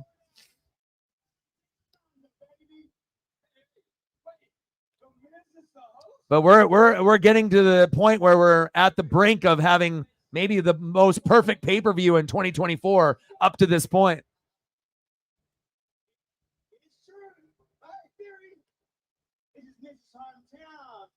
Started it off with a bang with a surprise with Liv and Dom. Then we got a belt change with Braun. LA Knight with a belt change. Bayley and Nia was supposed to be garbage. It ended up being pretty decent. Couple big spots. Punk and Drew and Seth was good. And then another belt change with Gunther. And now we're at the end.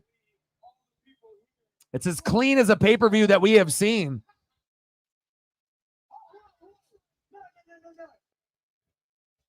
No, I'm not going to let you disrespect country music legend Jelly Roll like that, Theory. You're right. My bad. He's incredible. He's amazing. He is. Jelly Roll has done the impossible, man. He has done it. You're the only man in history. Like, sub, donate, comment, share. Help your boy out. Let's try to get a good like total here. We need one more like to get to 30. If you haven't smashed the like button just yet, there we go. We got the goal. And then anything above this will be gravy. So if we can get anything between 40 and 50 would be great. But there we go.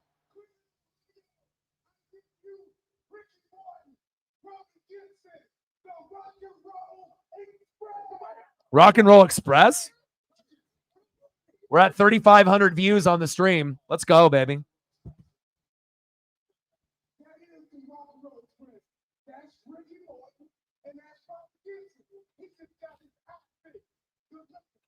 Fucking R-Truth.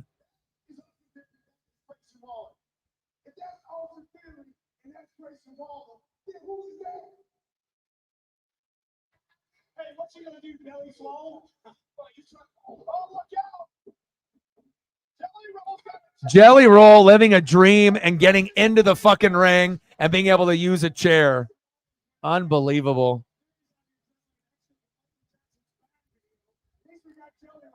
If Jelly Roll gets into the fucking Royal Rumble, who's throwing him over? Man, Jelly Roll living a dream, man. Are you kidding me? Whoa. Jelly Roll's execution on that was actually pretty clean. Jelly Roll, but also, too, that was a little bit of work and a little bit of help, you know, with a little bit of a sell job there. Wow. Jelly Roll's execution, but it shows you if you can get someone to sell for you. Wow. Let's go. Are you kidding me? That was pretty clean for a big guy. Wow. Motherfucker living his best life. You kidding me?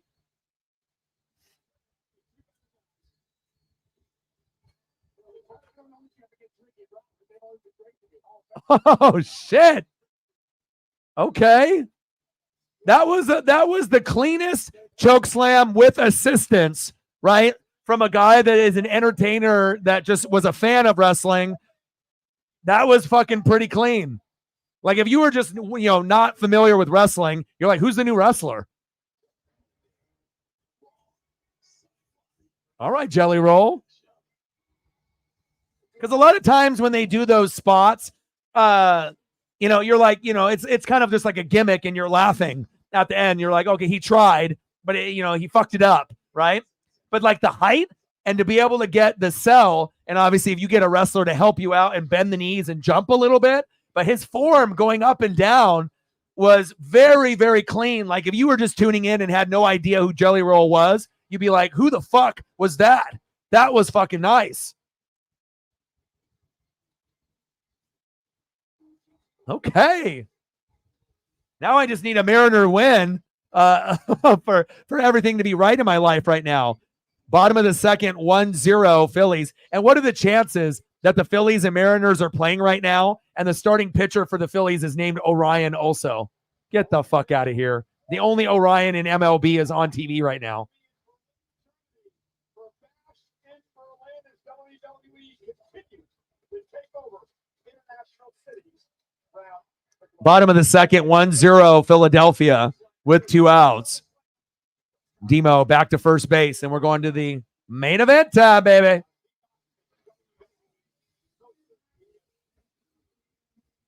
Over 3,500 views, baby. And we gained a few subs. We gained 4. 39 subs away from 20,400. I'll take that. Carried out by the new faces of the bloodline that inevitably resulted in this challenge.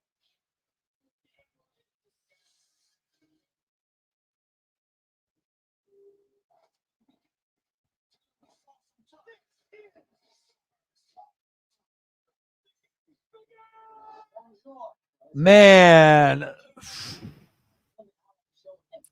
Cody.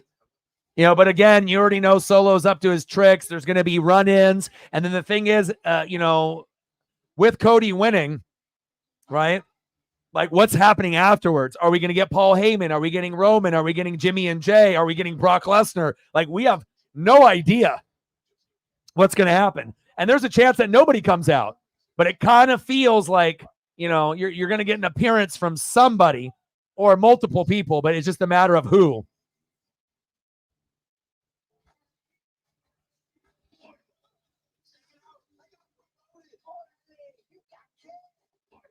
Crazy pay-per-view, man. But let's be honest. Out of all the pay-per-views that we've watched in 2024, we have never been sitting at a 9.5 or 10 going into the last match. It's always been like 9, 8, 8.5, and then we hope that the last match can get it to a 9.5. Like, we literally haven't had really any weak spots up to this point. I mean, this is as clean and crazy of a pay-per-view that we've had up to the last match, where we might actually end up with a 9.5 or a 10 when it's all said and done. And I guess, you know, if the match ends up being good, right, which we think it will be, then we'll be sitting at that 9.5, 10. But to be able to get it to a universal 10, it depends on who comes out at the end. And we might actually get that. Crazy, man.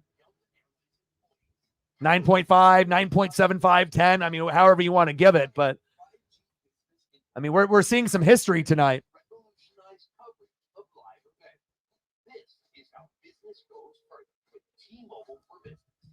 All of a sudden, everyone's waiting for Roman Reigns to come out, and then Eminem comes out and fucking punches MGK in the fucking jaw, knocks him out.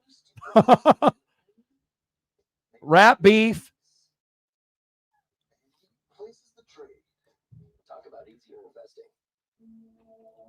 He said he wants one of the Fatus. He's I need that.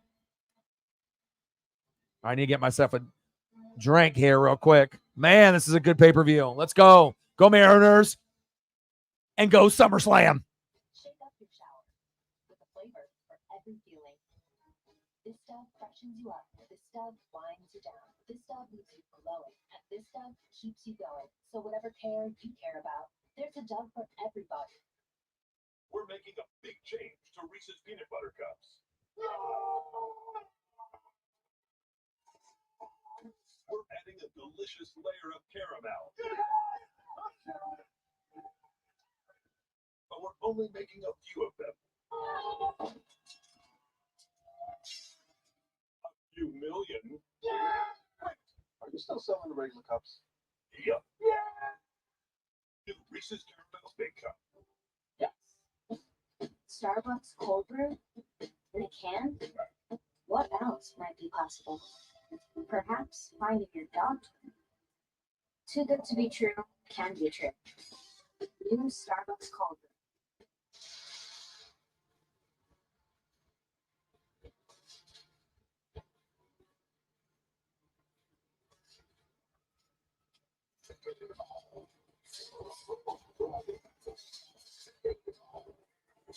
You know, it took a hell of a lot of guts for Cody Rhodes to make this a one-line rules match where anything goes because Cody completely loses his advantage as champion.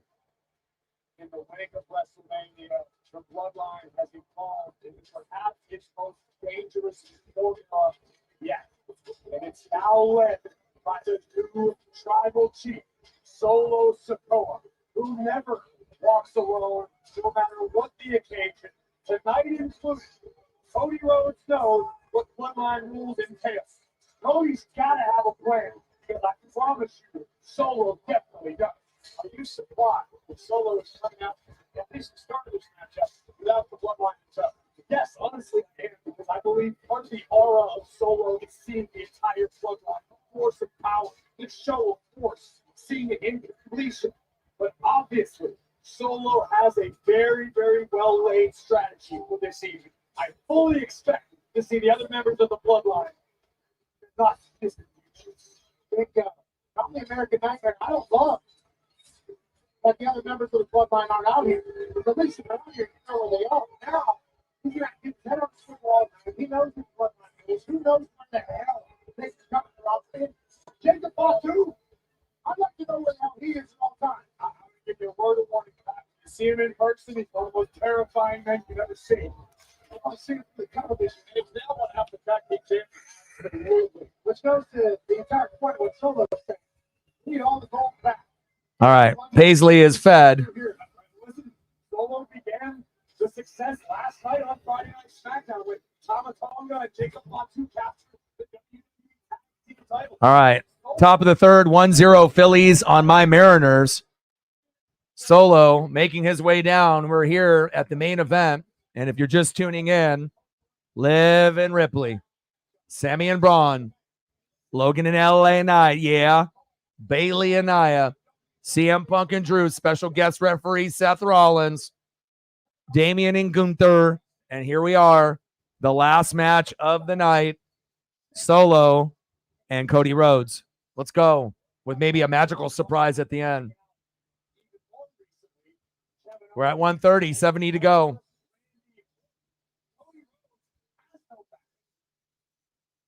It all depends if they've worked that contract out. You know, we know Brock loves living on his farm and, you know, spending time with his kids and whatnot.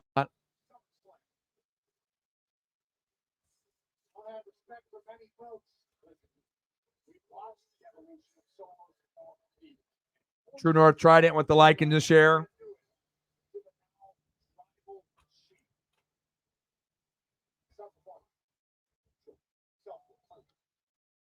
There's Cody backstage. I love it.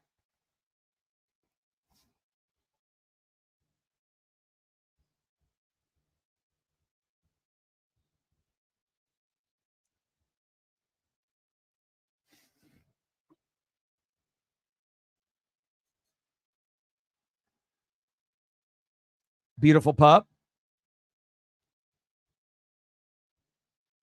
I had a purebred Samoyed, and obviously that's not a Samoyed there, but beautiful dog. With his beloved dog, Pharaoh, baby. the undisputed WWE champion, Cody Rhodes, heads to the ring for battle. Under Bloodline rules and WrestleMania, Cody Rhodes survived. Bloodline rules. Historic streak of 1,316 days as champion for Roman Reigns. You see the look on Cody's face when he leaned down to kiss Pharaoh. This is Pharaoh's final trip on the road. He has stood by Cody's side for years, all the miles, all the towns, all the travel. Truly Cody's best friend. The journey ends tonight. Arn Anderson, the enforcer, baby.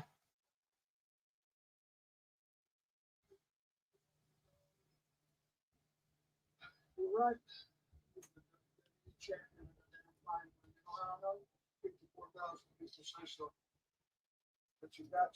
Thank God WWE didn't fumble the bag after he left AEW. Double A, baby. I mean, some of us are old enough that I actually watched him wrestle with the Four Horsemen back in the day with Ric Flair.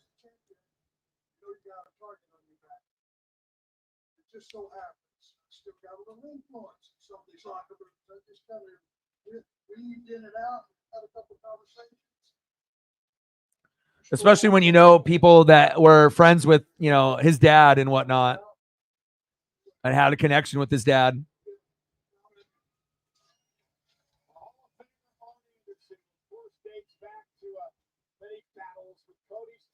Yep.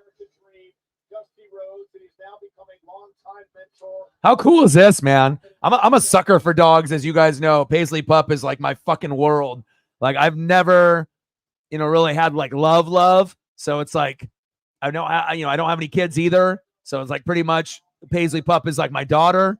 So, you know, I know how much he has that love and that connection, you know, with animals as well. And once you have a connection with a dog, I mean, nothing can break that bond. Let's go, baby.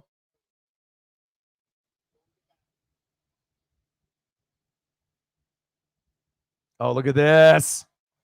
It's like The Boys. He's like Homelander, but better.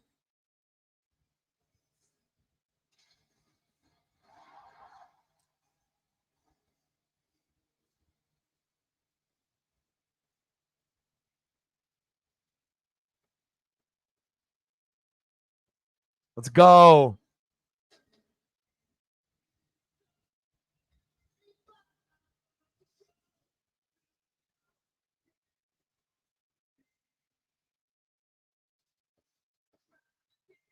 About to blow.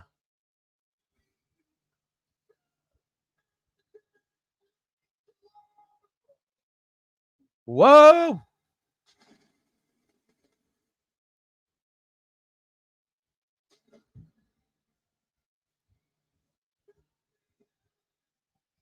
Fucking cool, dude. Cool mask, dude.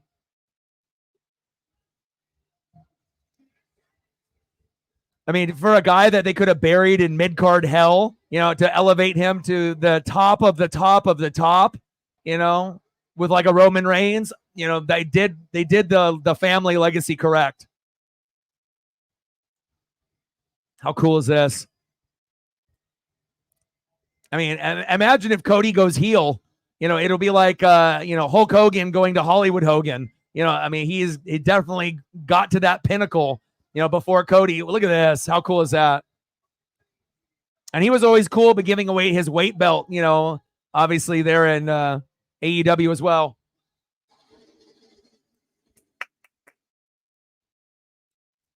I finally finished season 1, 2, and 3. I have not watched season 4 for Homelander, but I absolutely love that fucking show. I was a little skeptical at first. You know, I was like, oh, signing autographs too? What a fucking G. Cody is amazing, dude. But again, like, you know, I didn't know what the, you know, storyline or the plot or the cinematography, you know, was going to be like. But after I ended up watching like the first season, I was so locked in.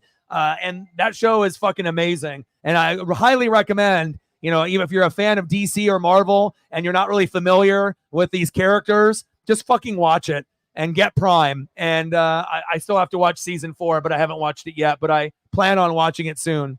Maybe even as early as tonight. But, you know, on a scale of 1 to 10, as far as, you know, grabbing my interest, it's a 10.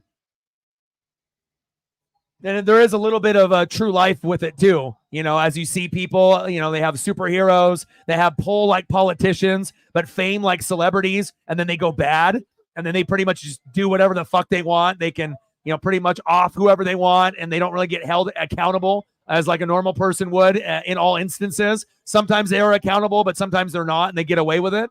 You know, there's a lot of kind of foreshadowing of what happens in our real life here, you know, where people get special treatment. And it's fucking great, man. Great show. The Boys. Yes. It's very good. I was very skeptical going in when I first saw it because I've always seen these memes and GIFs of like Homelander, but I never understood it. And then I watched the show and then I'm like, okay, now I understand. That guy's a fucking evil bastard. Yeah. You know, and the way that they off people in the show is fucking crazy too. It's like the cinematography is awesome. It's 10 out of 10, dude. And again, I've already watched The Bear. I've watched The Acolyte. You know, I've already went through all the shows that came out in June. And yeah, I need to watch season 4.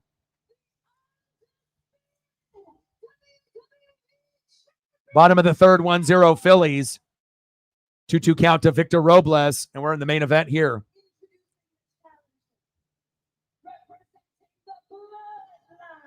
The new bloodline.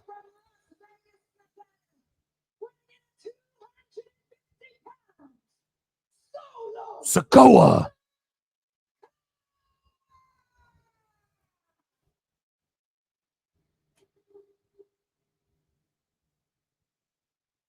And his opponent from Atlanta, Georgia, weighing 222 pounds, he is the Let's go, Cody.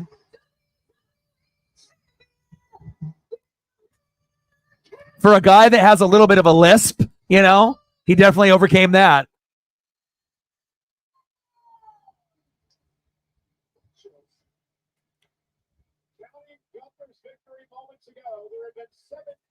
Real world related. I mean, there's so much things that are happening in real life, you know, and then it goes over to the show, and you know, it's almost kind of like unbelievable, like, you know, how the parallels of what goes on with people that are famous, people that are politicians, you know, and how much bullshit that famous people that have power and fame get away with, you know. And sometimes these superheroes do for good, but sometimes they don't, you know, and they do, you know, bad for whatever reason themselves, you know. Oh my God, bro, the guy that plays Homelander, there is no one else that could play that role better than him. He is fucking fantastic. Soldier Boy and all the others. Man, I mean, everyone in the show is just great. Like, I really don't see any weak spot in that show at all. Oh, yeah. And I'll probably start season 4 here tonight.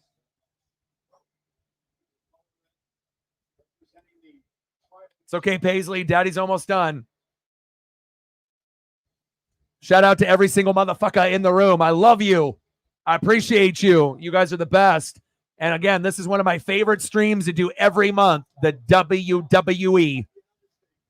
Can't wait until Netflix gets Raw. And if we all get Raw at the same time, I will start doing Raw streams as well, because we already know that's must-see TV.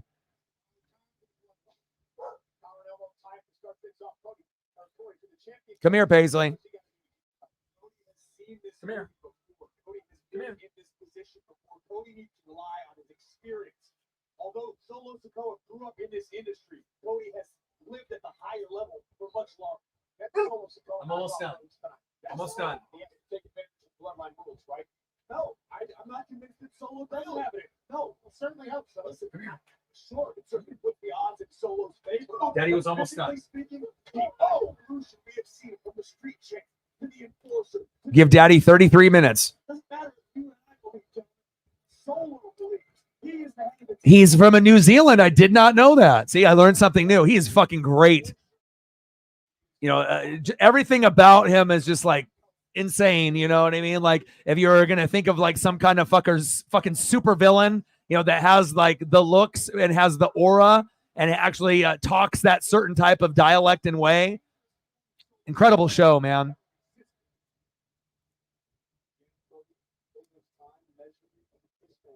And there's not one character or one person in that show that I don't like. Like, everyone in the show is great. Huey, everybody. But one thing is for sure, Starlight should have never got surgery in season 3. She was much prettier as a natural instead of getting all of that facial reconstruction surgery. I think she looks kind of, you know, plasticky and fake. And, you know, you can definitely tell she did the surgery. And I know a lot of people have mentioned that on social media and online. You know, but she should have just stayed the way that she was. But that's the pressures in Hollywood, you know, to be able to fit in. But she was much more beautiful and natural in seasons 1 and seasons 2. Facts. That was a cold counter.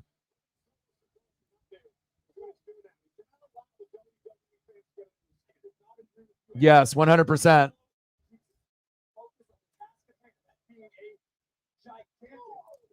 I got to get season 4 locked in because Umbrella Academy's last season comes out in like 4, 5, 6 days. So I need to make sure that I'm getting all my shows in. Top of the 4th, 1-0 Phillies. 1-2 pitch to Bryce Harper from Bryce Miller. And we got Cody and Solo here in the main event. I need a Mariner win And I need to see some crazy shit here in the end in this last match. What do they got? Like the mist coming out here to cool down the wrestlers? That's new. Or is that just something that's happening here outside in Cleveland? It's like, do they actually have like a mist machine, or is it just kind of cold out there? Because I was kind of seeing that mist and fog a couple matches ago, but it might just be like the natural weather there in Cleveland. Yeah, Dennis Quaid's son, Jack Quaid. Oh, I can already tell because, you know, seasons 1, 2, and 3 had me on my heels, and I can only imagine what season 4 has entail. And then obviously when season 5 ends up coming out, the last season, you know, in a year or two when that comes out.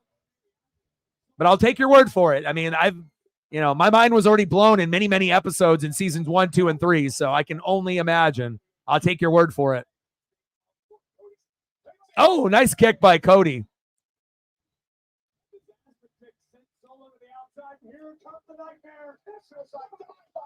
It's like the perfect example of going from a beautiful, you know, actress and, you know, totally going backwards. And, you know, should have never did it. Never.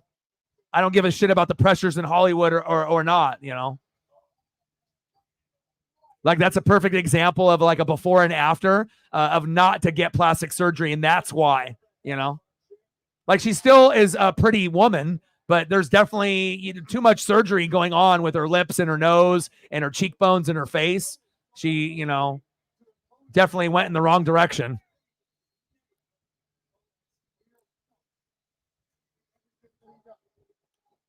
Like it almost looks like a botched surgery or surgeries. But that's a pressure of Hollywood to fit in. Let's go, Cody.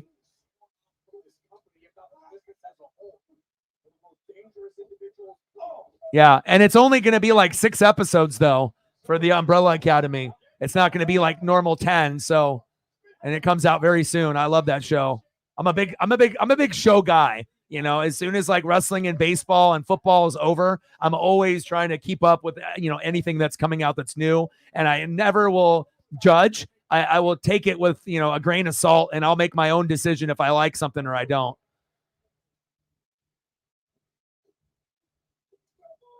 Oh, fall away Samoan slam there by Solo. Fuck, Bryce Harper with a double. Fuck. Once again, he goes to the track.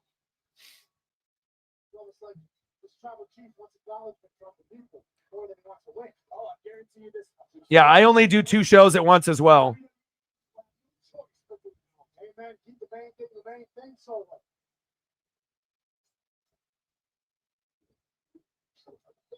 Oh, my God, champion. Worse than the first. And Solo into the cover. Once again, looking to win the title. Cody kicks out. Solo not getting frustrated just yet. I actually appreciate this pace now. Solo is utilizing it. It's methodical. Unfortunately, it's got to be careful because when Solo takes a little too much time, which isn't much time at all, Cody will make almost 4,000 views on the stream. Let's go. Yeah, I think she did lose weight, but then she also did plastic surgery on top of that. That's why her nose and her face look so much different from season 1 and season 2. It's not just weight loss. There's like shit work that got done. It's clear. Even though I know she's denied it.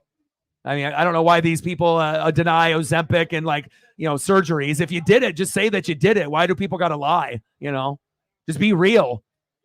Be genuine. Don't be fake. But that's a problem with a lot of people. There's a lot of people out there that are fake and they're just liars, you know, or they're embarrassed. Like, just be honest and real and genuine, you know. But that's a problem. You don't get too many of those people that can be that way. Too many fake people out there nowadays, especially on social media. Fake, fake, fake, fake, fake. Just like her face. Should have left it natural and beautiful like in seasons 1 and 2. Cody at the top rope.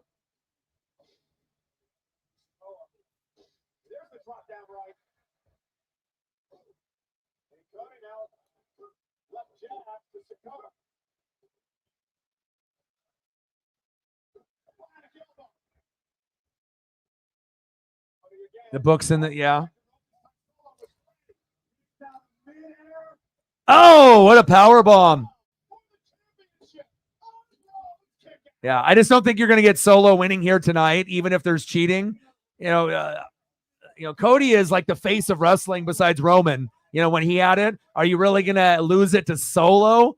It's like, I get it. You're in the new bloodline. There's no way in hell Solo is going to beat Cody, cheating or not. Like I said, if Cody's going to lose, it has to be someone as big as Cody, as far as in the wrestling world. If like Roman comes back and gets the belt from Cody, then that would be believable, right? Or if it ended up being like another brand new reign with like Brock Lesnar with Paul Heyman, that would be believable. But I don't think, anybody in the bloodline, new bloodline or old bloodline would be believable, in my opinion. You don't build someone up to this big, to have them lose to a guy like Solo. Not saying that Solo's not a good wrestler or a good leader for this new bloodline, but I mean, he's not good enough. It would be probably the most shocking thing ever.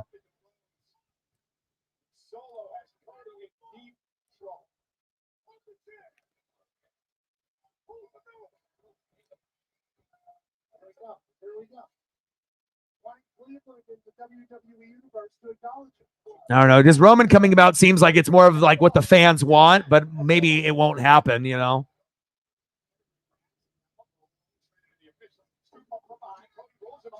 Give me Roman coming back in like November. That seems like more of a proper timeline. 2.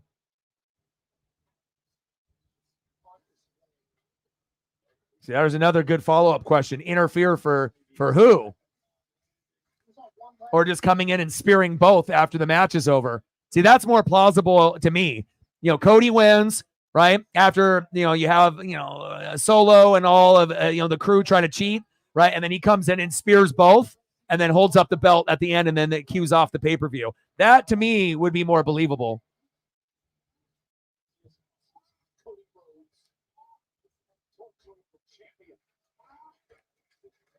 Yeah, and I don't think we're going to get a one-on-one match. I think it would be more like bloodline versus bloodline, new versus old. You're not going to get a one-on-one match. They've already gone down that route. But again, everyone has an opinion, on how they're going to do it and whatnot. But it would just make sense to have the new bloodline versus the old bloodline before Roman does a singles tour. He already had the belt for that whole time. It's time to shift the storyline from new and old. Old bloodline turns face. New bloodline ends up being the heel, and then you end up having like a 4-on-4. But you never know, right? It's wrestling.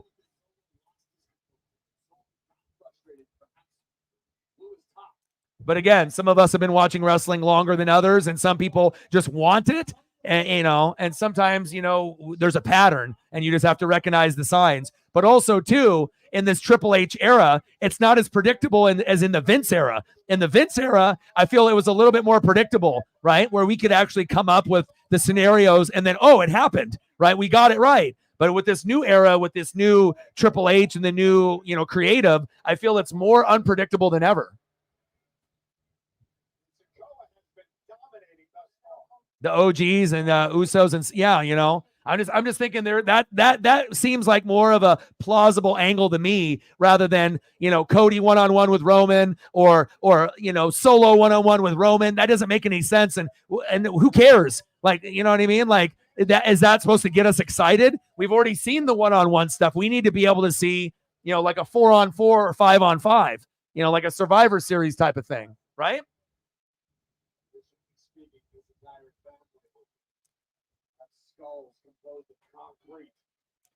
Sure, Cody will happily attest to that once he wakes up.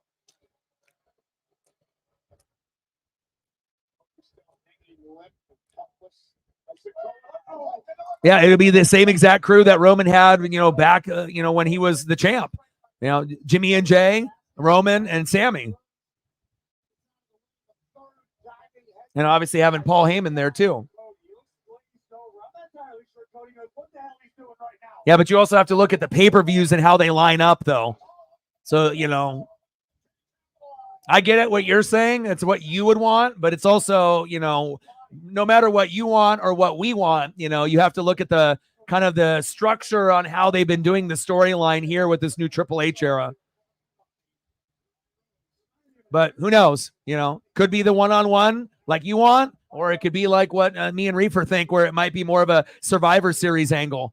And then after they do the Survivor Series angle, then if they want to go with like a one-on-one with Cody and Roman or with Solo and Roman, then you can do it. You know what I mean? But, you know, it's like it kind of lines up more as like a team, you know, type of thing to bring back the squad as far as, you know, bringing the hype back and building it up. You know, new in Bloodline versus old Bloodline rather than a one-on-one. Because I don't know, one-on-one, you know, it's like they can do that at any given time, you know, but to be able to bring the old crew back, you know, that would get the juices going.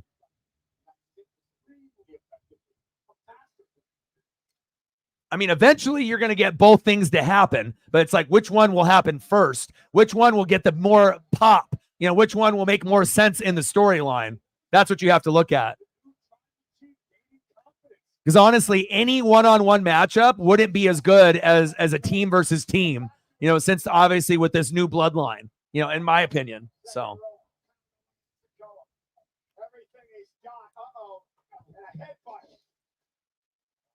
Down. And now Solo. The top. Cody, though. Up to the top rope. Makes it there. From way up top, Cody rope. Cody. The champion. Cody Rhodes getting up at the top rope, superplexing Solo Sikoa, completely flipping the momentum of the entire match. There we go. This could be it for Cody. Been waiting for this moment. Bottom of the fourth, we save an opportunity. 1-0 Phillies. Bryce Miller doing a good job against the Orion. Kickering. Got to find a way to win this game. Cody and Solo going at it. Like, sub, donate, comment, share. Help your boy out.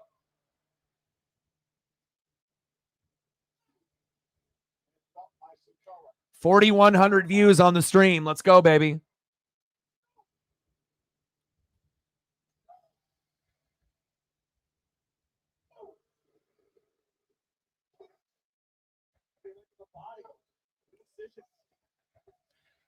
And I don't know, I don't know about you guys, but, you know, but I don't know. Solo doesn't really cut it for me.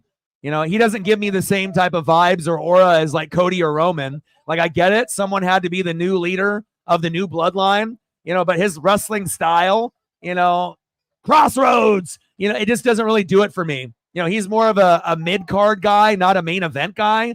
You know what I mean? It's like they got the thugs and they just want to be like NWO or DX and they want to jump guys, but Solo doesn't really do it for me.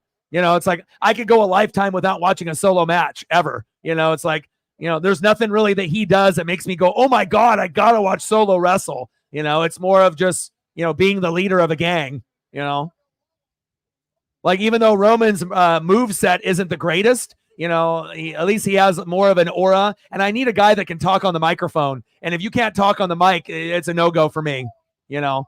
If you're only a wrestler and you can't talk on the mic, anybody can fucking wrestle, but only the greats and the icons can spit on the mic, you know. It's like you're just a skinnier Rikishi, you know, and you know, it doesn't do it for me.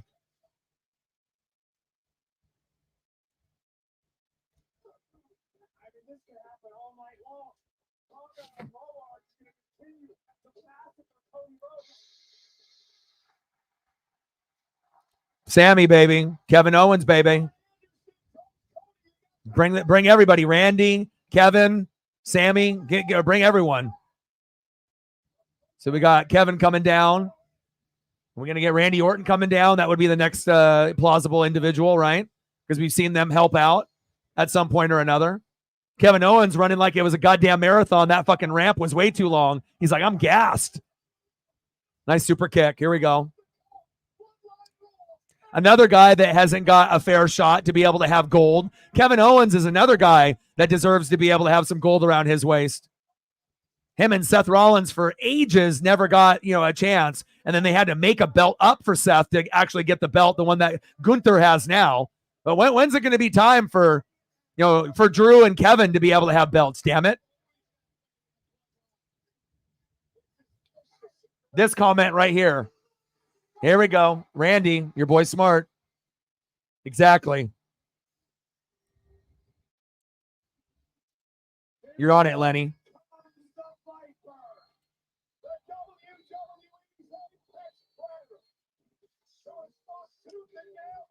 Lenny D. Love me some Randy Orton, man. Randy's like body size and physical shape is like what you would look like inside of like an encyclopedia or dictionary of like pro wrestler. You know, he's built like a fucking like wrestling god. You know what I mean? Like, and he still hasn't ever lost. I mean, he works out like a motherfucker, and it shows. You know, like I don't think I've seen someone not lose their body shape in 20 years like Randy Orton. And, you know, he's got that 6'5" body frame, but athleticism. Kevin Owens. Give me some Crossroads, baby.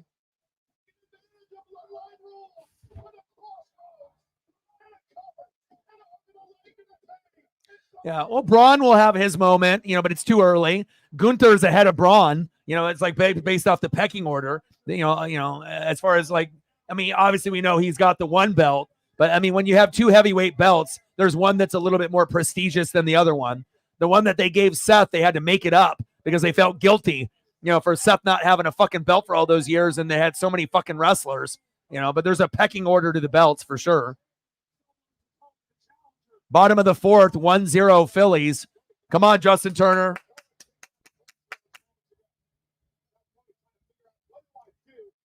But Braun will eventually be, you know, champ. Yeah, that's for sure, 100%. Cody with the steps.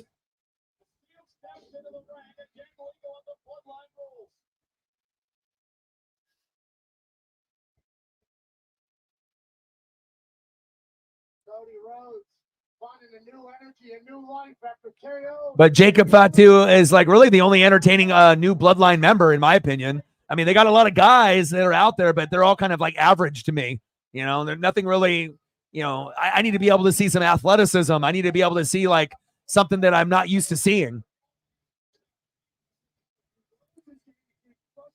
Now, if you ended up having Jimmy and Jay a part of this new bloodline and they were, you know, a part of it on an everyday basis, then things are a little bit different. But it's the whole buildup, right, from new bloodline to old bloodline. Survivor Series. 2. Everyone loves Steiner Math. I'll be fucking world champ 9 days of the week. Scott, Big Papa Pump, hilarious.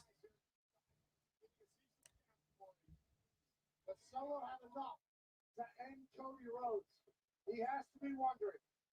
He just hit him with his best shot. Cody kicks out. Solo's looking to do his own damage with the steel stairs. Trying to set him up to use him to the best of his ability. Cody now into the corner. And Sikoa just teeing off now. You have to wonder if that spear took what was left out of Cody. Fucking Steiner Math. New world order. For life, brother. Oh, yeah.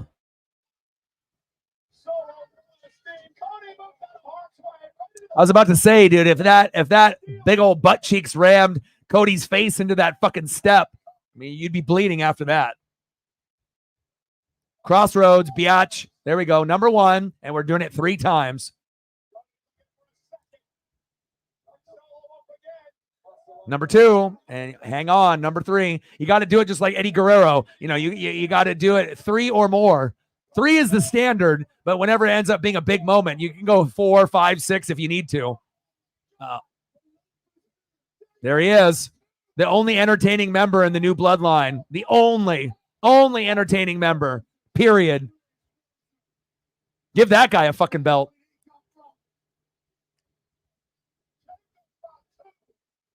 This was one of the best signings that WWE made, you know, for a guy that is a bloodline member that can do Charlotte Flair, Bianca Belair type of moves and like Tiffy time. That's what it's about, man. You know what I mean? There's not a lot of high flyers anymore, you know. And it's not like we're going to see Ricochet anytime soon. And plus, when you're built a little bit bigger, it makes it more exciting. 2.5. All right, Megan. Thank you so much. for all your love and support. I hope that you had a good stream with the 12s. And I'll be live tomorrow at 1 o'clock Pacific, but it might be too early. I totally understand. Get some rest, get some sleep. And if you end up seeing, Deadpool and Wolverine before me, let me know. And once you start getting some of your jerseys and merch, let me know. You can send me photos of that.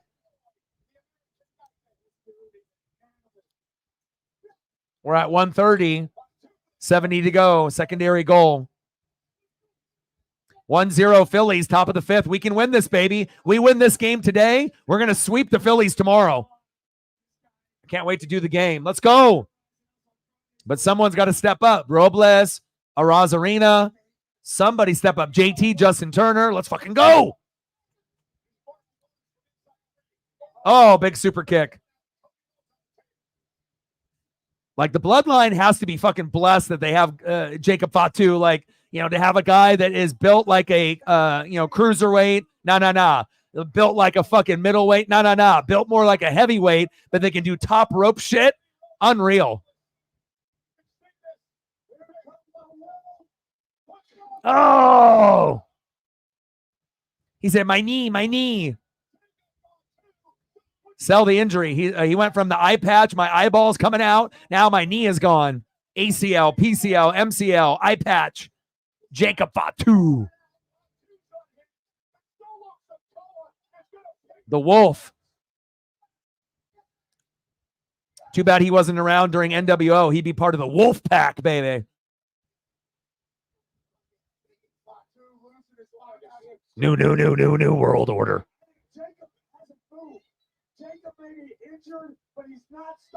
Could you imagine if he actually did break his ankle?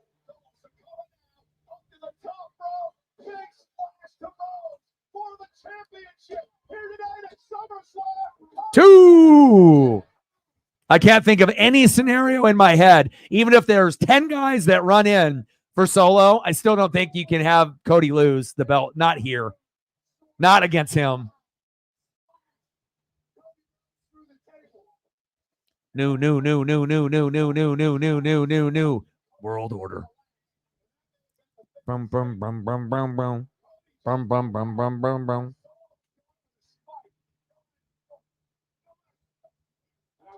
Hey, they told me when I was a kid, if you're NWO, you're NWO for life, brother.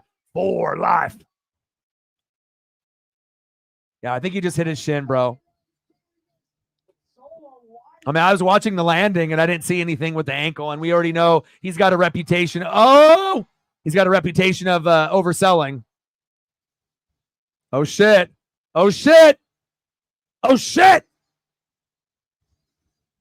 Let me see him. Paul with him.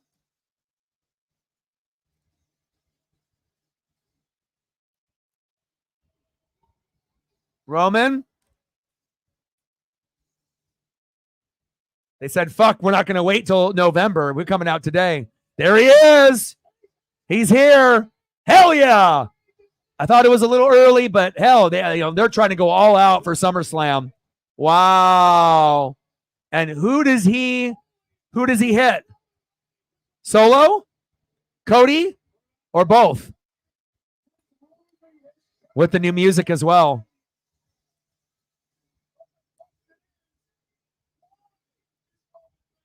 OTC, one true champ.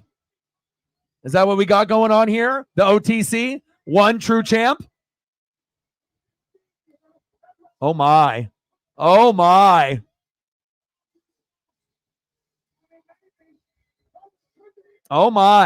Just beat the shit out of both of them. Oh my. Are we going to get Jimmy and Jay? I don't know. Are we going to get Paul Heyman? Probably not. But the tribal chief is here. OTC, one true champ.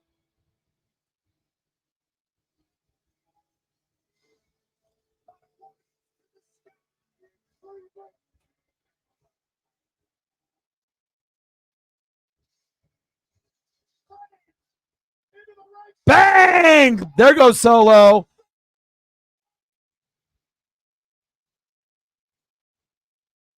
Give me the ooh, ah.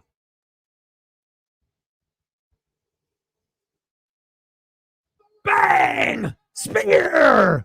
Goldberg! Rhino! Braun breaker.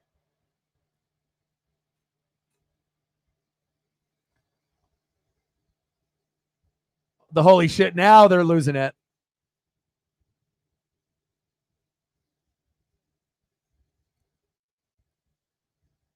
And now he walks out of the ring, or do we do anything to Cody? Bye-bye. Now Cody wins, and now this starts the battle of old bloodline, new bloodline Survivor Series, since there's no touching on Cody here. Cody's for another day. Now you have to understand where the storyline is going, right? Definitely could have hit Cody too, but we'll save that for later. Ooh, or does he come back? This is going to be interesting. What do we got here? You coming back? Or are you just going to watch him pin him? Crossroads. I don't think he's coming back in the ring. Bang! And it's over. 1, 2. Okay, so this pay-per-view is a 10. This is the very first 10 pay-per-view that we've had in 2024. This might be the first pay-per-view that is a 10 that we've had in 5 years. I mean, am I wrong? Can you really have this be a 9.5? I mean, Cody wins and other guys, come out and whatnot, and not Roman, but I think this is a 10, bro. I think it's a 10. Now, if Roman doesn't come out, you can fight me and argue 9.5 or 9.75, but the simple fact that he did come back, it's a 10. I mean, the only thing that would have held it from a 10 is if that Bayley and Nia Jax was terrible and it was like a 5. Then you can be like, okay, Orion, that was a 9.5 because that match was ass. But Bayley picking her up and powerbombing her, that one actually wasn't great, but it wasn't bad. It was a pretty good match for what it was. So, wow. And the things to come. 8 out of 10. Eli, you're smoking crack. Get the fuck out of here. You might get blocked for that. Fuck out of here. 8. Hell no, CM Punk shouldn't have won. Uh-oh. Eli's gone. Bye, Eli. Nice knowing you. Well, Eli made it for about an hour. Bye, Eli. I can't have any of that dumbass behavior of saying some shit like that. Don't make the other people in the stream dumb. And that's how you get eliminated. 8, 8.5. Fuck out of here. No credibility whatsoever. Nice knowing you, brother. Brother. Uh-oh. Top of the 5th, bases loaded for Bryce Miller with 1 out. Well, I'm glad I was wrong and that Roman came back tonight to set up the Survivor Series new and old bloodline. Didn't touch Cody. So it also makes you understand, where they're going with the storyline. If he would have hit both, then it's kind of up in the air. You only hit Solo, the direction of where the storyline is going. And Roman is now the babyface. And now Roman is face, Solo, and that bloodline is the heel. And so then we're going to get Jimmy, Jay, Sami, and Paul Heyman shortly. Not like right now, but you know what I mean.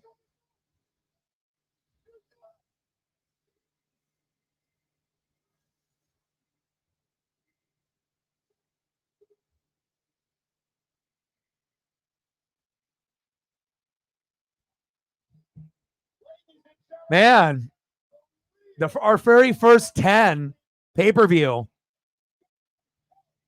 Incredible, man. I can't wait for more 9.5s, 9.75s, and 10s in this Triple H era.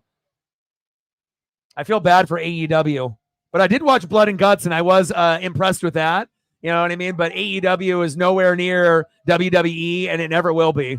They had their moment in COVID, and I still like the Young Bucks and Kenny Omega and Will Ospreay, but wow. Original Tribal Chief. Hello, everybody, and welcome to the SummerSlam post show. I'm Jackie Redmond alongside Biggie. Incredible. Matt's like, it's 10.5 out of 10, but I didn't watch it. Oh, Matt. He's like 10.5. You got to watch the pay-per-view with us, Matt, to give it the rating like that. Come on, Matt. You can't claim a 10.5 if you didn't watch it. I mean, we're describing it, but you got to be able to see it with your own 2 eyes, baby. Man, incredible. Top of the 5th, 1-0 Phillies. Bases loaded with 1 out, and Bryce Harper's up. Fuck. Maybe less about helping Cody Rhodes and more about showing Solo. Oh, God. Taylor Saucedo is in. Oh, fuck. We lost. Damn it. Hopefully the Mariners will win tomorrow. Bases loaded. Top of the 5th, 1 out, 1-0 with Bryce Harper in the box. Fuck. 1 swing and then ends up being 5-0. Good night, Mariners. Hopefully we can get out of this. The original tribal is back. Expected on Friday Night SmackDown when he used the word weak to describe Roman Reigns, but I think that woke up the bear and he showed up. The scroll that broke the camel's back is there has been multiple instances of Solo talking a little smack here and there over the past few months, to which Roman has not responded. Solo's face, hilario. Yeah, I think someone waiting for a big moment to make a big statement, and we certainly saw that. Wow. And these are the memories that I love being able to like make with you guys, because at the end of the day, right, when we go back and remember Roman's, debut and coming back, right, you're going to remember where you were and who you watched this with. And that's why I love being able to make these memories with you guys, for the people that are loyal, that come through and watch these pay-per-views with us together.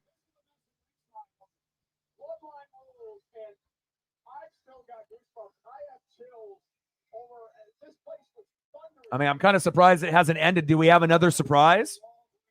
Like, what's going to happen? Are we going to get Jimmy J, Sami, and Paul to come out, and then they're going to do like a little bow? Like, what do we got going on here? Captain Oreo, let's go Mariners, man. But Sauce is pitching now. 2 outs, top of the 5th. I've been watching the whole game.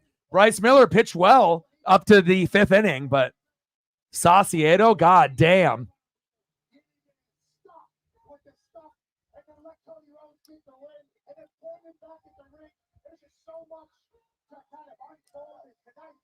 One of my favorite wrestling collectibles, besides that Japanese Stone Cold that I have, and I have a WCW of Macho Man and Hollywood Hogan in the package. I actually have the original first edition Elite figures of Dean Ambrose, Seth Rollins, and Roman Reigns in the package, mint. Like from, how they do the Elite series. Like it was like 30 series ago, because they come out with so many. I should bust those out. Obviously, I have them in like a bin somewhere, in my house. But man, it might be time to bust out the Roman. Entertaining end to SummerSlam tonight here in Cleveland, Ohio. Uh-oh. Little base knock. There brings in 1, brings in 2, 3-0 Phillies. Fuck. Oh, girl's got really pretty eyes. Whatever her name is. Oh, who doesn't? I mean, again, I think a lot of us, that enjoyed Roman, we just got sick of the title run. When you're trying to beat like Hogan and Bruno Sammartino and you're trying to have the belt for fucking 8 years straight, it got pushed out a little bit too long. But as soon as he left, what are we doing? We're begging him to come back, because he's a big part of, what WWE is about. And I'm so happy that he came back. Sometimes it's nice to be wrong. You're not going to be right all the time. I felt like, him coming back kind of felt a little early, but I'm really happy that he came back tonight. It was like the cherry on top to make the pay-per-view a 10 out of 10. Oh, she tuned in for that. It's over now, right? I mean, they're just doing this little discussion. There's nothing else going on. So I got to be able to spend some time with my pup, eat dinner, take her for a walk, and obviously finish the rest of this Mariners game. We're down 3-0 now. I will be live tomorrow at 1 o'clock Pacific for game number 3 in the rubber match of the Phillies and the Mariners. And hopefully we come back here today, but I don't think we are. And hopefully we can win tomorrow. I love you guys, and I appreciate you guys very, very much. You guys are the best. Shout out to Reefer with his brand new mod status with the big dono. And shout out to everybody else that donated here, obviously, tonight. Appreciate everybody. DX, Captain, Sarah, Matt, Reefer, Lenny D. Great seeing you back. Cowboys for Life with Alan. You guys are awesome. I love you and I appreciate you. Let's take a quick look to see where we're at on the likes. real quick, and the final dono count and where we're at. Let's see the final numbers here. All right, so we hit 32 likes, so which I didn't know if we would even get to that. So if you haven't smashed the like button yet, please do. So now we're at 33, and believe it or not, let's see where we at on the views. Over 4,300 views, and that's quite a bit higher than some of the other WWE live streams that I've done. 5-0 Phillies. Fuck my life, Brandon Marsh with that goddamn beard. Fucking Duck Dynasty, son of a bitch. But again, thank you guys so much.